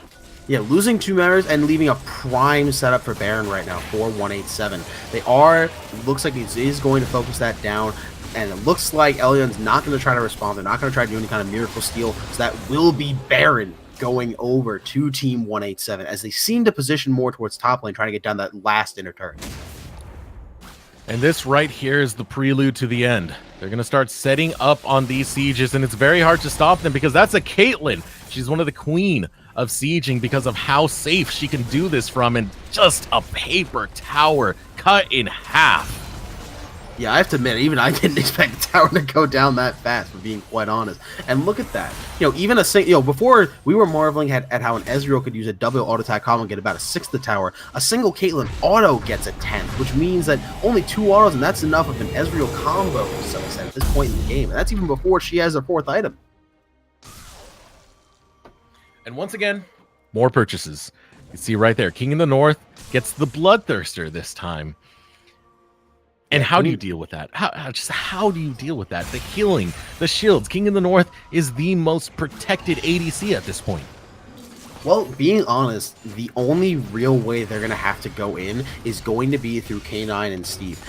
We kind of haven't really talked about it because I don't even think it's been utilized too much this game, but Steve does have that stand united. He is still playing Shen, and when you're with someone like a K9 who can use that Humble Trespass to really get right into the enemy team, I think what they need to really try to do is have K9 get into the backline and immediately have that stand united on to the Kayn, into K9, and if you can manage to do that, maybe you can get to the backline, maybe try to distract the Caitlyn for Zoe to get off some damage, but Zoe is just, this Caitlyn and King of the North is just so well protected by this front line, by Warhood, by Dr. Quantum, and then by John Wick running so much interference on the other back line of Alien Gaming that it's really hard defense to break.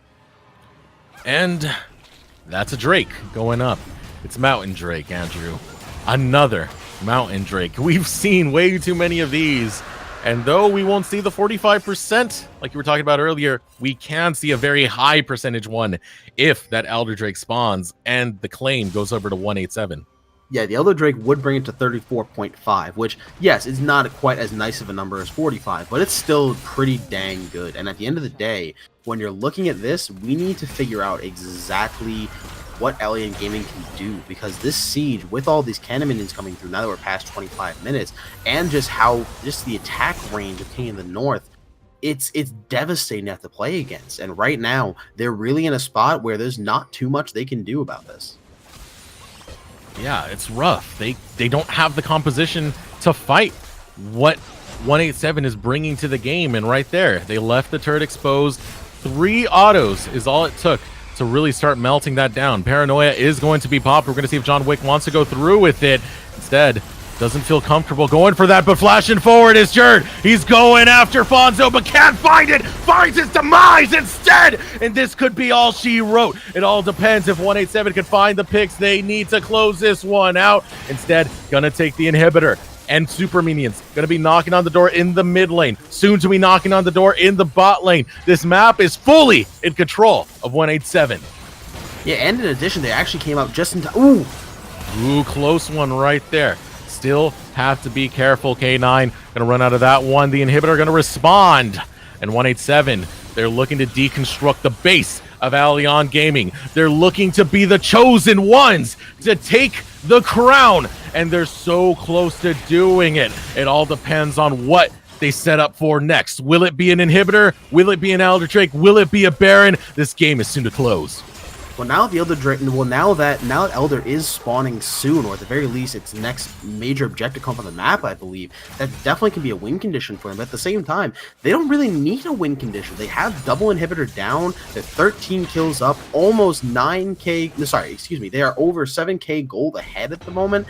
They have all the tools they need. Fonzo has been really good in his positioning and not positioning too far forward, landing the proper shockwaves and doing all the damage he needs to do. King of the North, the same, being really well positioned and being able to just let off so much consistent damage in these fights that, realistically speaking, if they play it properly, they could just go top lane, get the last inhibitor, possibly just wait for Baron, and then after that, just end the game with minions. Oh, man. How do you survive a minute 20 until Baron comes onto the map? Another set of purchases going through, and this is where it gets even more dangerous. He thought King of the North, excuse me, was dangerous. Now, dude's got a last whisper at this point. If you have any armor, it's going to start shredding through it. Once he completes that final item, it's pretty much all goodbye. The King of the North is looking to quarterback his way to victory.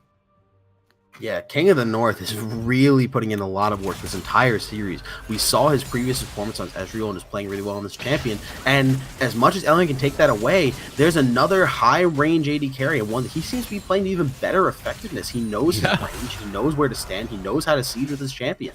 And being able to be at such high range and have that effectiveness, even though it is against the Jhin, who obviously is known for having some really crazy damage when it does build up items, having such a huge advantage over him at this point in the game and just having this much of the map open to them leaves with such a sense of despair for Elion Gaming as far as what they can do about this. Yeah, and this is where it gets grim. All the pressure they're applying towards this top lane is drawing attention from Elion Gaming. Meanwhile, super minions, mid lane, bot lane, it's very hard to deal with the pressure. Elion Gaming, they might walk into a trap here. Sleepy Trouble Bubble gonna go out. Be used defensively. Baron up right now. Elder Drake up 50 seconds. And you can see right here, Elion Gaming, they don't want to forfeit that Baron. Oh no, they certainly don't want to forfeit that Baron, but they might put themselves in a bad position in the process. Oh, and here comes the paranoia. A lot of damage following through. Steve, the first one to fall. Sneaky put into that resurrection form, but caught out and destroyed. And this could be all she wrote. K9 goes forward. The teleport gonna go in. A lot of damage on a K9. It's not gonna be enough, though. He's forced to use the stopwatch. Quantum lies in wait and destroys him. Jared on the run. Wombat gets hit by an auto attack, but over the wall flashes King in the North, destroys him, and that is 4 members down. This could be it, Andrew. They're going into the base. 187 of Chosen Esports. They're gonna be your EGN Invitational winners. You can play the comps, you can go for the aggression, but at the end of the day, the solid comps of 187, you can't outbeat that. And put on that crown, wear it proudly. Chosen Esports, they gain that brand supremacy, they get that prize pool, and boy, does it feel good to be the best. I would hope so. It's been a long day, it's been a long few games, and I have to say, I am thoroughly impressed with 187, and the one thing I've said is that they constantly play the game with a solid sense of efficiency. They don't get nervous. They don't go for miracle plays. They know what their champions can do. They know what they have to do around the map. They know how to play the map, and at the end of the day, they have immense macro, and I am thoroughly impressed with their performances today. Immense macro doesn't even begin to start the things that work so well on 187. You take a look at how keen, how pristine, how immaculate their team synergy is. They all play like they're on the same page, even though they suffer a little bit early game. When it comes to that mid game, when it comes to that late game, they absolutely know how to nail it and team fight like a pro team.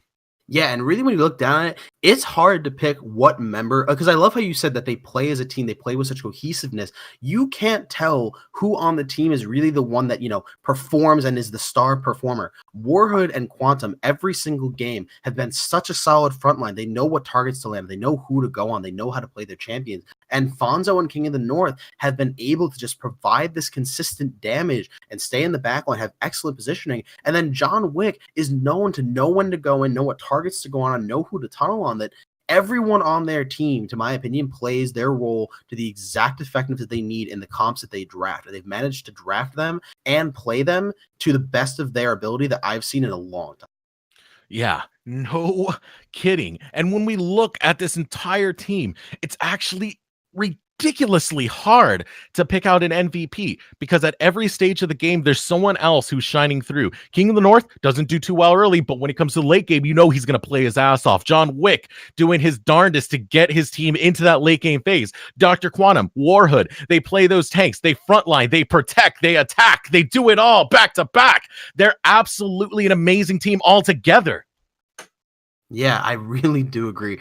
I think that when you look at these series, I think if you have to really, really pick an MVP, I think it has to go to Fonzo. I think that when we look at both of their victories, and I think when you look at the way the games are played, trust me, I give all of the props to King of the North, the way he can play at range, the way he can manage his champions and know when to go in, where to position himself, and I think it's immaculate. But you cannot look at me and say the damage and the potential that Fonzo brings with the proper command shockwaves, with the proper shields on the proper targets to keep them alive and keep them going in the fight, and manage to find just the right times to land those abilities. I think Fonzo knew exactly what champion he was playing, exactly how he was playing it, and how to use it to bring them to victory. And here's something else we got to mention, though. MVP, I'm pretty split on this one. I'm actually not going to go with Fonzo. We're going to put this 50-50 down the center because I have to give it to John Wick. Fonzo plays immaculately when it comes to the mid game and so on. But you know who carries this team out of that early game? It goes straight to John Wick. I'm a huge fan of how he plays, of how he organizes his team, of how he is at the right place, right time. And I just love him. That's the only way about it. I am a John Wick fan, as well as the movies. They're pretty good as well. Well, definitely can't argue with that logic, and I definitely do see your point of intention. I think that John Wick has been great at carrying this team from the early to mid game, and then once they hit that mid game spike is really when this team has managed to come together as a unit and really bring themselves the victory. So I can see what you mean. I definitely don't disagree with you. It really is hard to pick who is the best out of this team. I would love to name 5 MVPs instead of 1, but at the end of the day, there is only one winner, one team winner. At the end of the day, that is Team 187. Yeah. And congratulations to them representing Chosen Esports, brand supremacy established right there. Dr. Quantum, John Wick, Fonzo, King of the North, and Warhood. They are your champions for this EGN Winter Invitational. I would like to thank you all for joining us here today. It's been a spectacular tournament. I'm proud to have been able to cast this. But for the desk, my name, Eric Desirux Matran, followed by my co-caster, Andrew. Please just call me Andrew. Please don't call me Andrew. Please just call me Brennan. Thank you so much for joining us. And quick shout out, Coach Kaiser, Slim, as well as Gummy Bowls. Excellent work from them on the streams, as well as all of our other casters. Rafa, one of the main organizers. It's just been a great tournament, hasn't it, Andrew? I certainly couldn't agree. No matter how much you botch my name and how many times I sit here and just tell you my name is Andrew, I would love to have done this day over and over again. And I really just hope everyone in our audience and all the different members that have watched over the past, yesterday's stream and today's stream, I really hope everyone had a good time. Everyone enjoyed watching us and everyone just had some fun watching some good old fashioned amateur League of Legends. Yeah. So thank you one more time to all of our production crew. Thank you to the organizations that participated: Overdrive, Risen, Revolution, Chosen, First Blood, and of course us here at EGN. And no bigger thanks than the audience watching right now. That's going to do it for the day. Thank you for joining us, and we'll see you next time.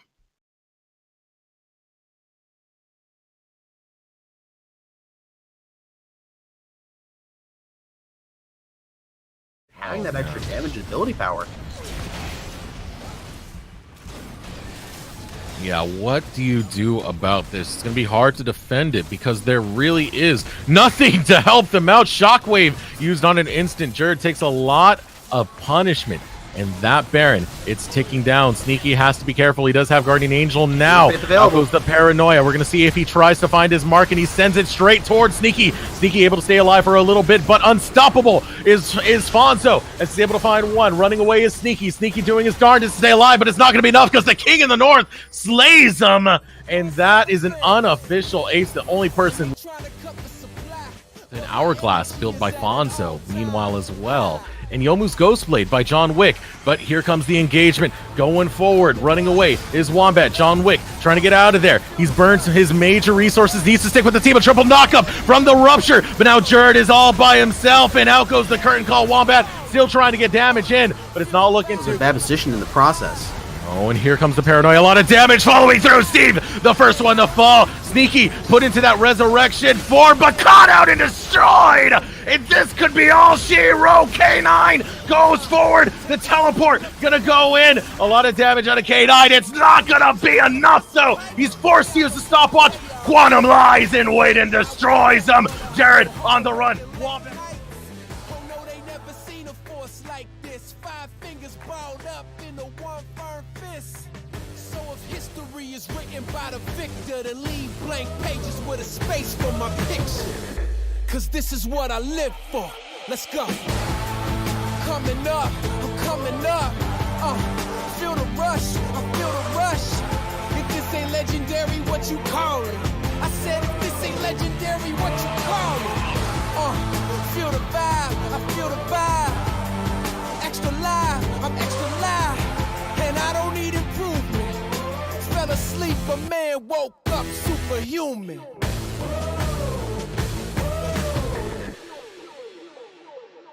Pressure turned me into a giant. A thin line between living and dying. I'm on the edge and I might just dive in.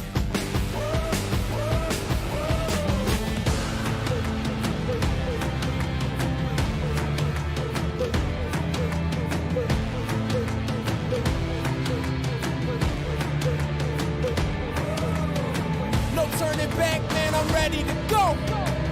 Coming with me or I'm going alone.